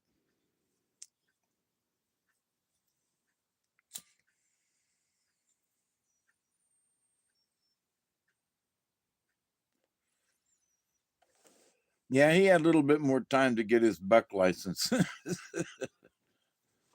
Whoa. Let me unplug that for a little bit. I got enough put back into the battery. Let me hook this up.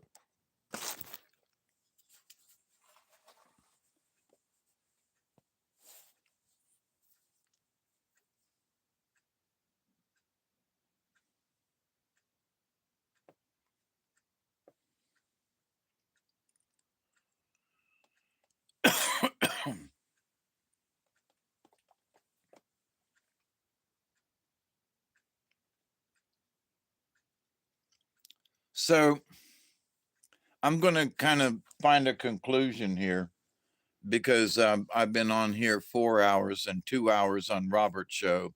So that's 6 hours of talking for tonight. And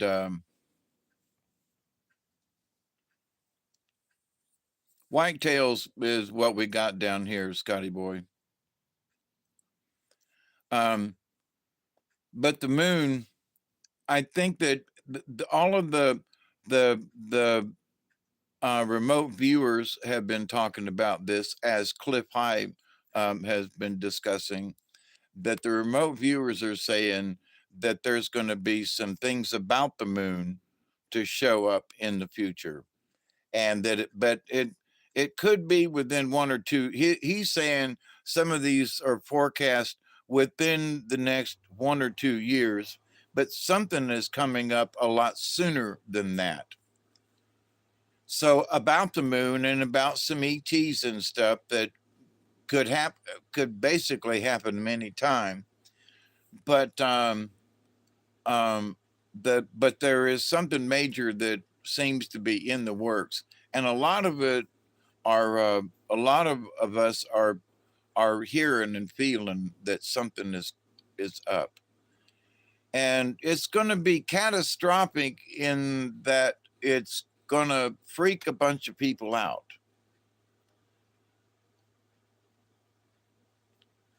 No, Scotty boy, but we don't have many poaches around, although there are. Um, and but we've got some rangers that patrol some of the roads that are further out, right on the county line, just up the road from here. And there have been folks that shoot from the road, and there's plantations on either side of this dirt road down here.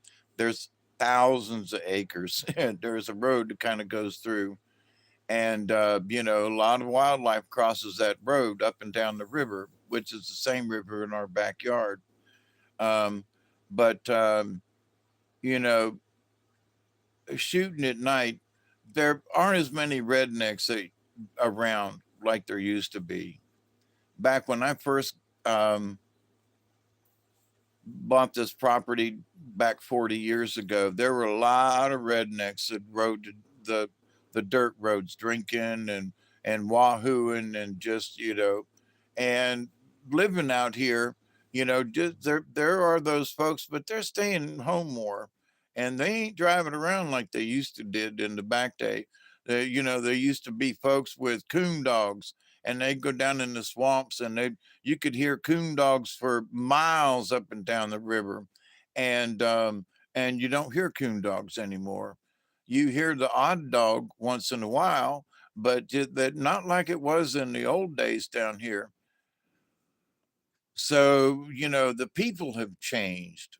Um, some of the old rednecks that drove around got caught, and some of them got married and quit drinking, and some of them found the Lord and quit drinking and don't drive around at night poaching deer.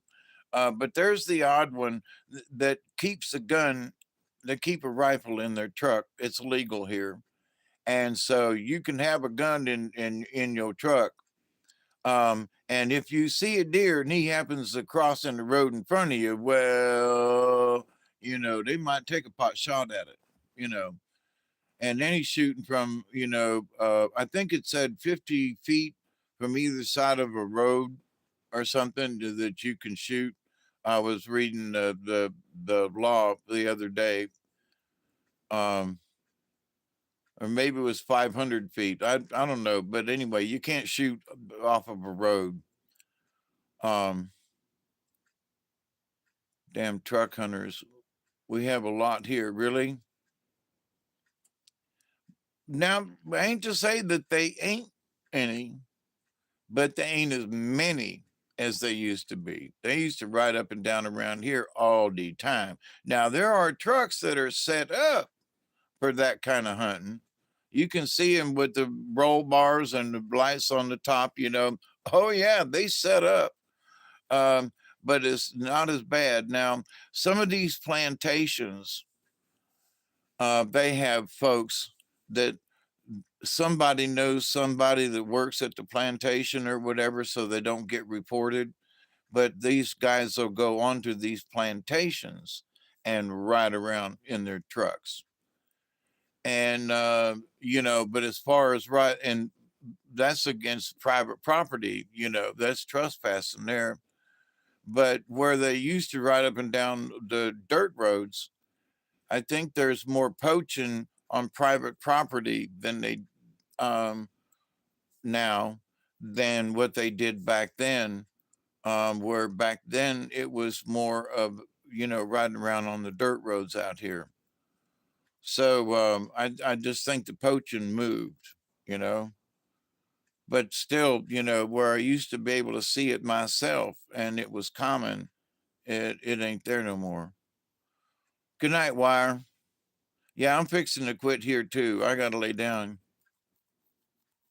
I'm talking about the shot from the truck right on the road. Yeah, that's been, you know, there's still a few out there, but it's been cut down drastically over the, especially the last 10 years. It large decline, you know, and which is good, you know. And that's what I mean. I think that the poaching moved off of the dirt roads onto the plantations themselves.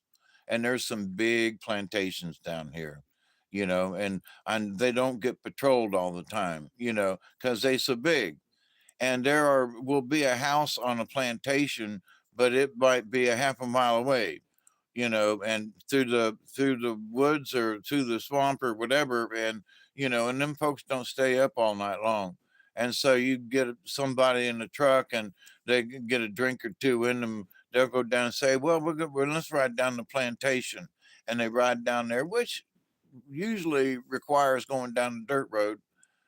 So they got the benefit of going down the dirt road and maybe, you know, something crosses and, well, we'll just take it because we're here, you know, um, but not necessarily sitting on the road in the truck waiting on them to cross.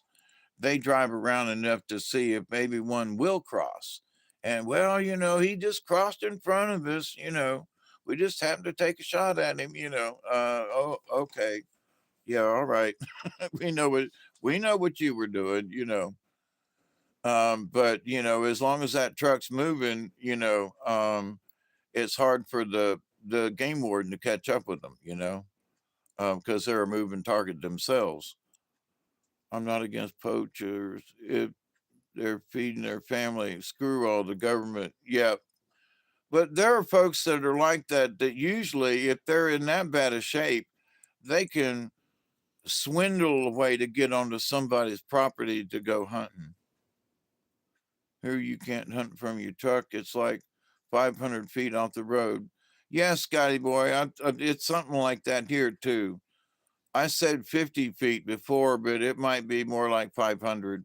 I know there was a 50 in it. I didn't know. I can't. I'm stoned. I can't remember if it was two zeros or only one. Yeah, I think that 500 is probably right here as well, since I just read it the other day. But you know I knew some folks back in the day, and they were like, "Man, we're short of food," and you know, I had you know an ex brother-in-law who came up here and hunted from Tampa area every year, and you know they're several years in a row. I'm all against poach. Should take them. Should take them the right way. Yeah.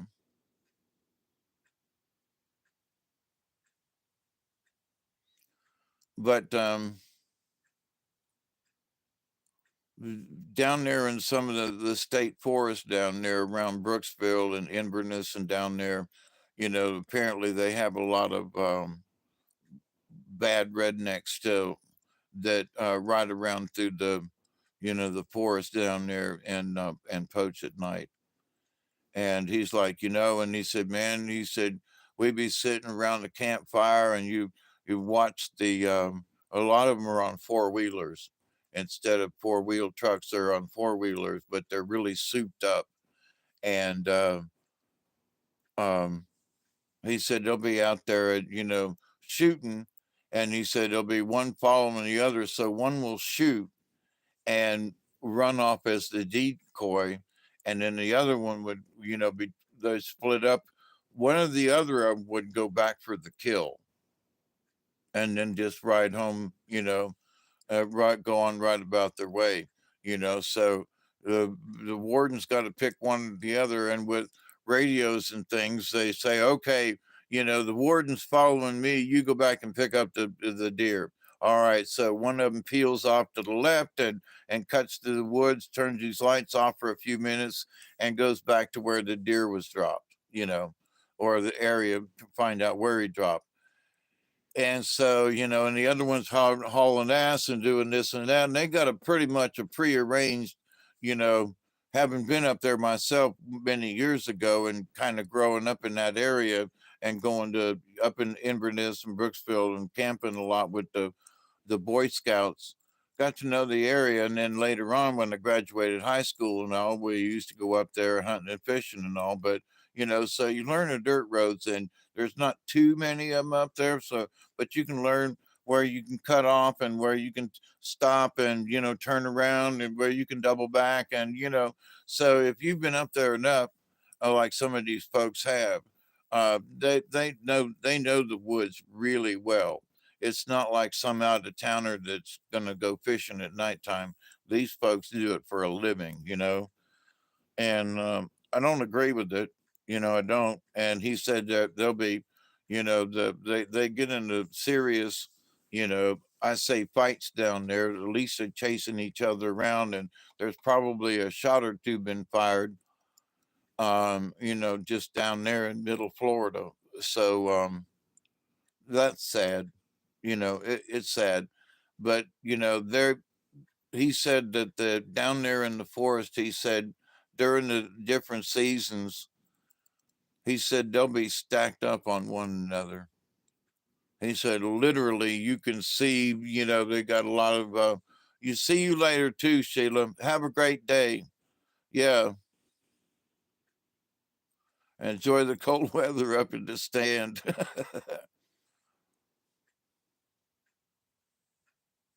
Yeah, and good luck to you too. Um, but so he said down there in Florida, he said, they're stacked up so close to each other with hunters, with they got climbing tree stands. And he said you'd be sitting there, and he's been going up there for years, so he's got where he likes to hunt staked out. So he tries to go back to the same place every year. But he said, there's somebody that's, 20, 30 yards just off to your right or something. And, they're making noise and everything. And he said, you're sitting up there, been up there since, before daylight, and here's some guy that comes clunking in and ruining everything. And, it's like, goodness gracious, it ain't like that up here, thank goodness. But there are a lot of large plantations. Hey, Hugo, how are you? Martinez, or is it Martinez? I think it's Martinez.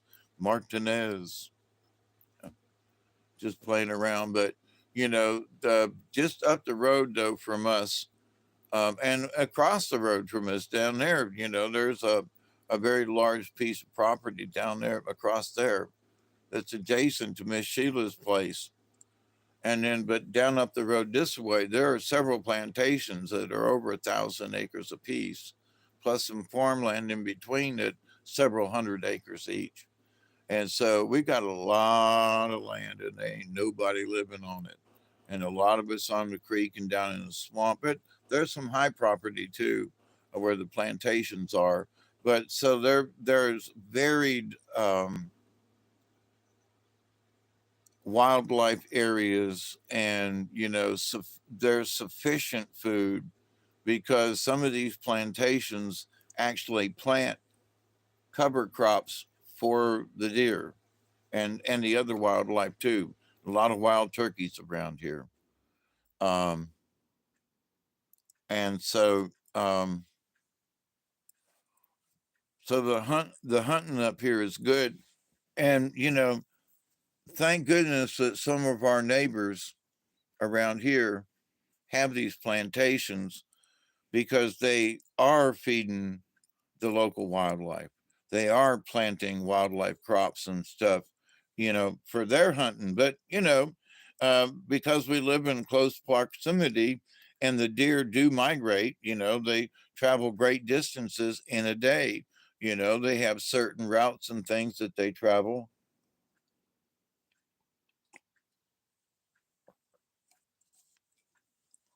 So one could bitch and complain about the farmers and this and that and the plantation owners and all, but these big plantations are making enough money to where they do support the wildlife.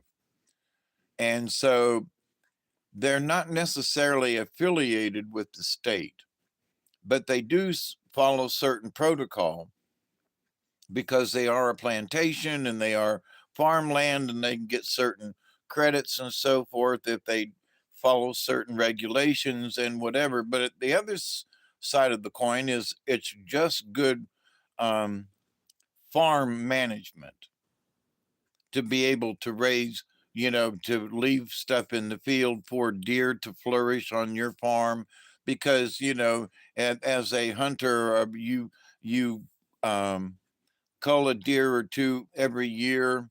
Um,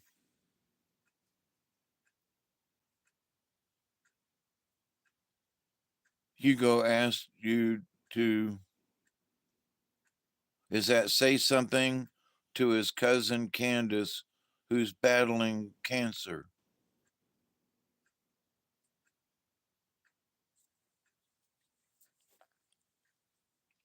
As in a prayer, say something? Or what do you mean, Chloe? Any hunter worth his salt will preserve the wildlife.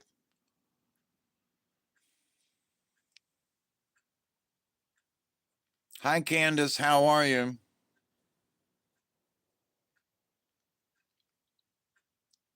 I don't know how old you are, but there are a bunch of us who are battling something.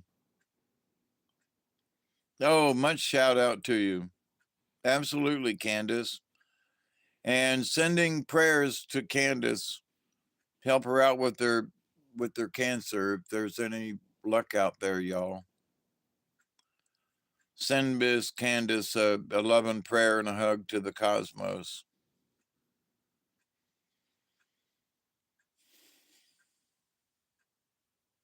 I don't know if I have any pull with the angels, but I'm asking them to send some energy out there for Miss Candace. So will that work? So, but yeah, the deer and their routes and so forth, they travel by moonlight. They have their own cycles with the moon and how they travel up and down the river and so forth. Whether they travel up the river or whether they travel down the river, times of the moon, times of the year, having watched the deer here on my property and down on the river, and also Miss Sheila's, and watching, because our properties are connected.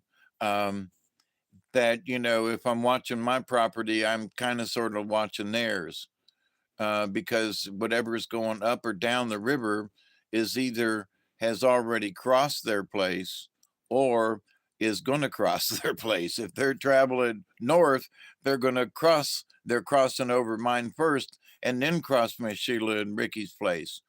if they're going, if the deer are going this way and traveling south, then they have just left Miss Sheila and Mr. Ricky's place, you know. So and now if they come across diagonally, well, they're going to cross both of them, but still it's going to be north or south because that's the way we're oriented. Um, Now there are times when they come straight across the river onto our place, but they usually then will go north or south.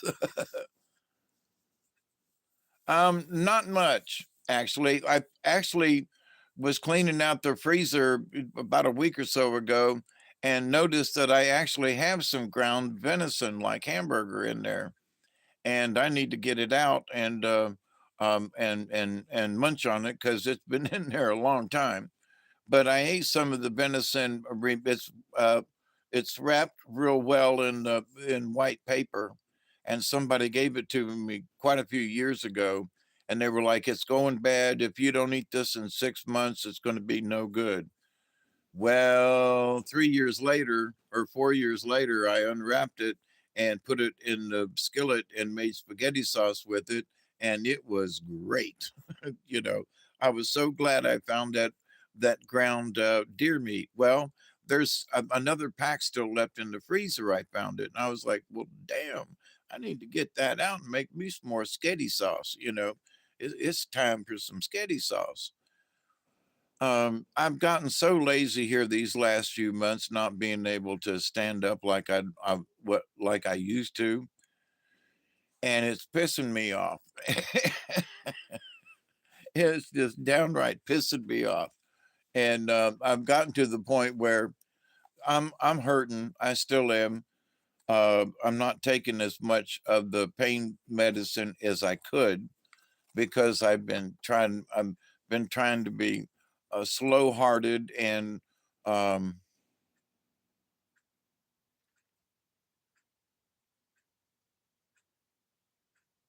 and cautious because my doctor wasn't, you know, he was afraid to give me tramadol.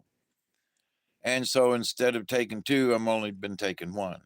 And instead of 3 times a day, it's only been twice a day. So where I could take six, I've been taking two, you know. And so here recently, when I went back to the doctor here 2 weeks ago, um, he refilled 90 pills, I guess, of tramadol or whatever it is, 120. But anyway, and I was like, what? Because I used to have to fight him to refill my tramadol. This time he just refilled it without me asking, you know, like thumbs up. And so now that I have more tramadol, I've actually been taking two instead of one. And what does that mean? It means that I've been trying to kill the pain a little more so I will medicate myself up better than I have. And if I'm going to go outside and you know, use the the pressure washer or go out and work on the boat or go out and pull weeds or go out and ride around on the lawnmower and cut some grass or go cut some firewood, um, then I'm going to take two of them puppies close into each other so to help dull the pain when I do go outside. And then I come back in and I'm hurting like a mother. But you know, I'm getting stuff done and I'm staying active. I'm not just sitting here in the chair. And so um you know, at 71, I guess I shouldn't complain too much. I know that there are other 70-year-olds and above who are actually probably more active than I am, but I'm still trying, you know. And for whatever reason, my back is still hurting. Um, Go out and try and start a chainsaw.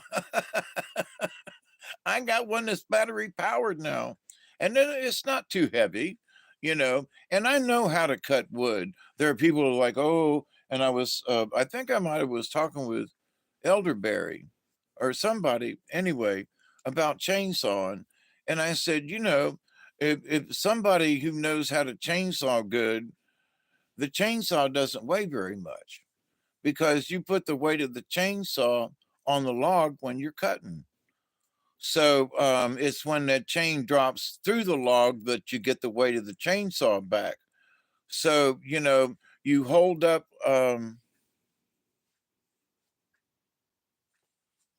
you balance the saw as it's cutting through the log, and you're not really holding it up. And if you're trying to push the saw through the log, then you don't know how to cut with chainsaw.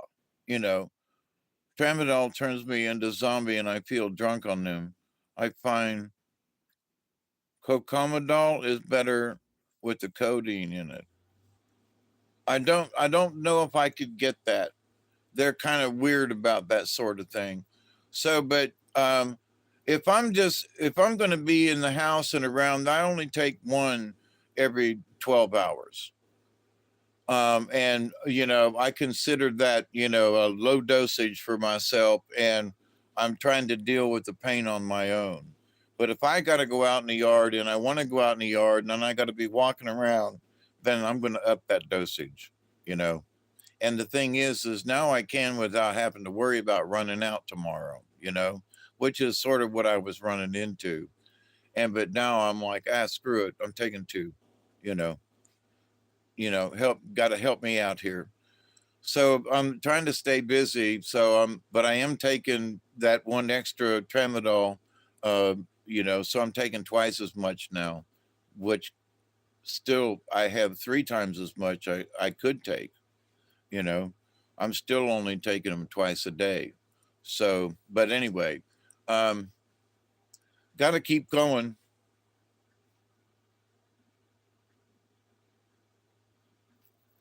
You know your way to the corner. Okay, are you going to wear the hat this time? As in a dunce cap? Anyway, as in hat. Um, but anyway, so listen, my friends, it's been 4 hours and 36 minutes.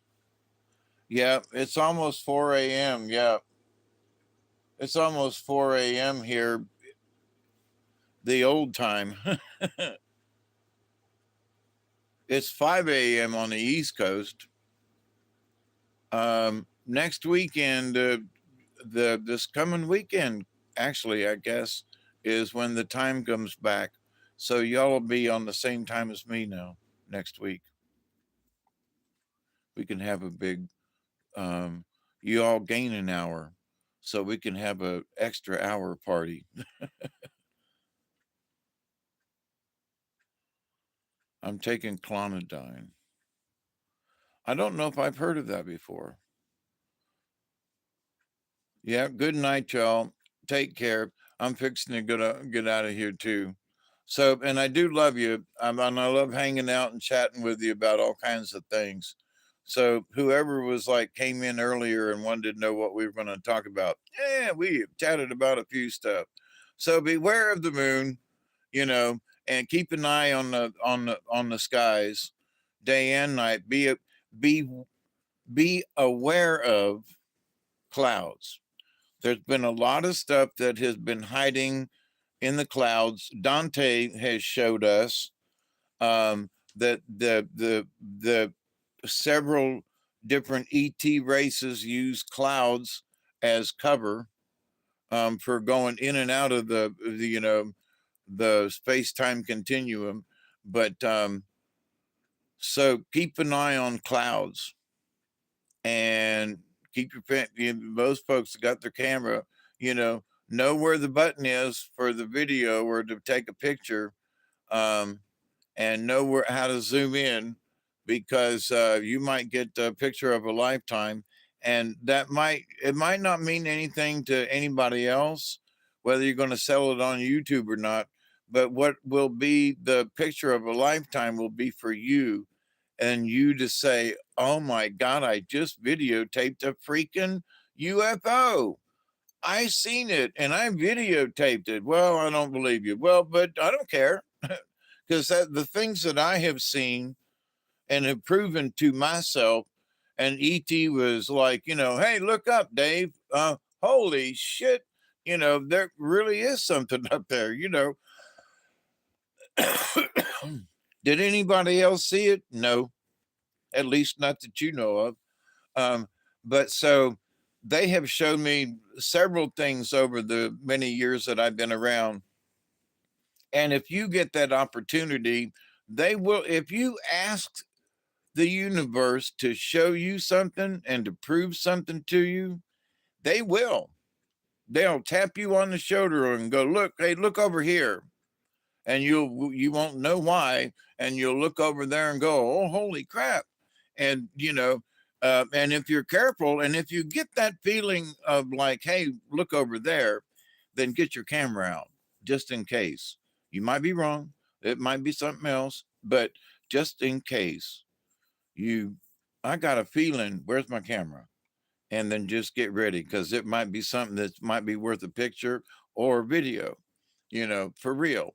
So, but I think there's going to be some stuff coming in like other people are feeling, that, the revelation is going to be us common folk taking, like the Phoenix lights that happened, a bunch of years ago, when even the governor of the state, um, Phoenix is in Arizona. Yeah, not New Mexico, right? Phoenix, Arizona.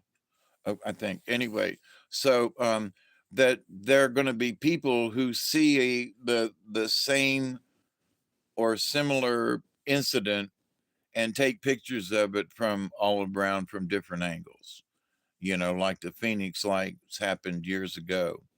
So I think something like that is in the works, is where my feeling is on this.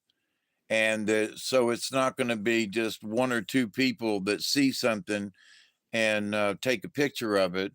There's going to be a bunch of people who see it and take pictures, so, they do that all the time down in Mexico and Argentina and different places. There are a bunch of people standing around pointing at the UFO. They've done it in the Ukraine and also in Afghanistan and places over there. People pointing at a UFO that's flying by, and it's like, what? So, but so there are folks over yonder that believe it more than Americans do, because we haven't seen as much traffic over the Americas as there have been in Europe and South America.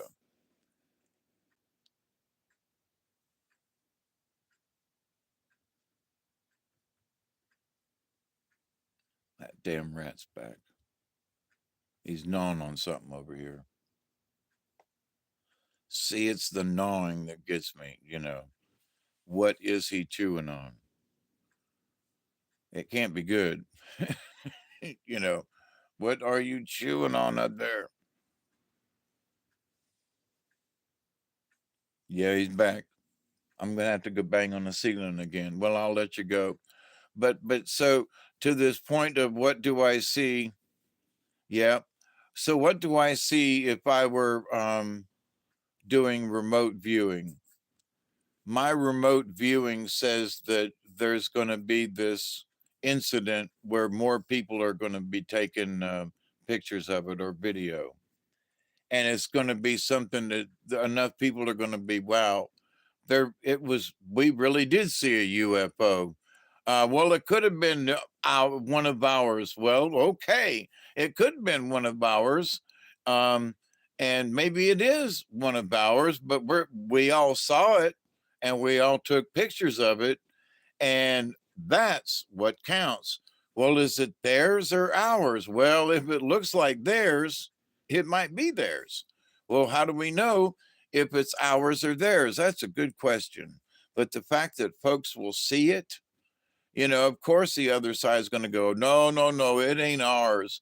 Well, and, or if it is ours, they'll go, well, it's, well, and if it ain't ours, they're going to go, well, we don't know what those are, they will disclaim it, If it is some of ours, they will hem haw around more differently, Well, we don't, we have experimented with things in the past and, and blah, blah, blah. But, Um,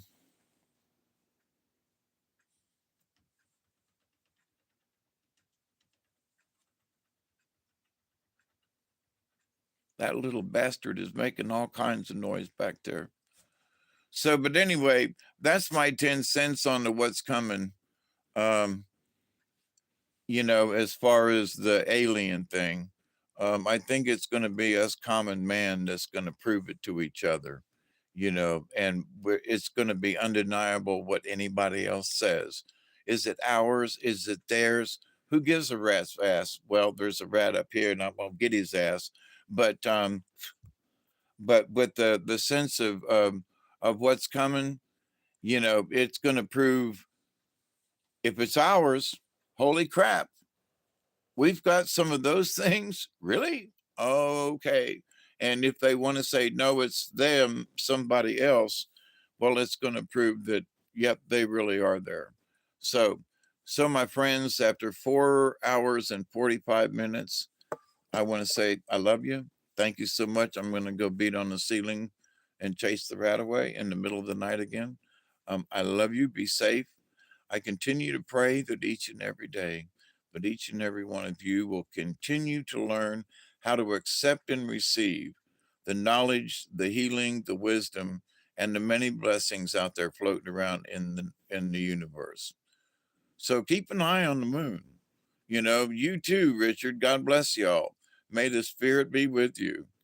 And peace be upon you all, and may you spread that to others as you travel through life on this crazy ball of stuff. What was that? Rat knocked something out. Boy, the rats are active tonight. So, in any way, I continue to pray that even as the rats play, that each and every one of you will continue to learn how to accept and receive the knowledge, the healing, the wisdom, and the many blessings in the universe, and that you continue to learn how to reject those things which create chaos in your life. And then that law of three, which is still important to me, I continue to pray that each and every day, that each and every one of you will continue to learn how to accept and receive the knowledge, the healing, the wisdom, and the many blessings in the universe. And that you continue to learn how to stay out of the chaos. For gosh sake, stay out of the chaos. And keep your eyes on the clouds and the moon. Something's supposed to be coming. So I love you all in cosmic hugs. And stay safe. Till next time, I love you. Bye.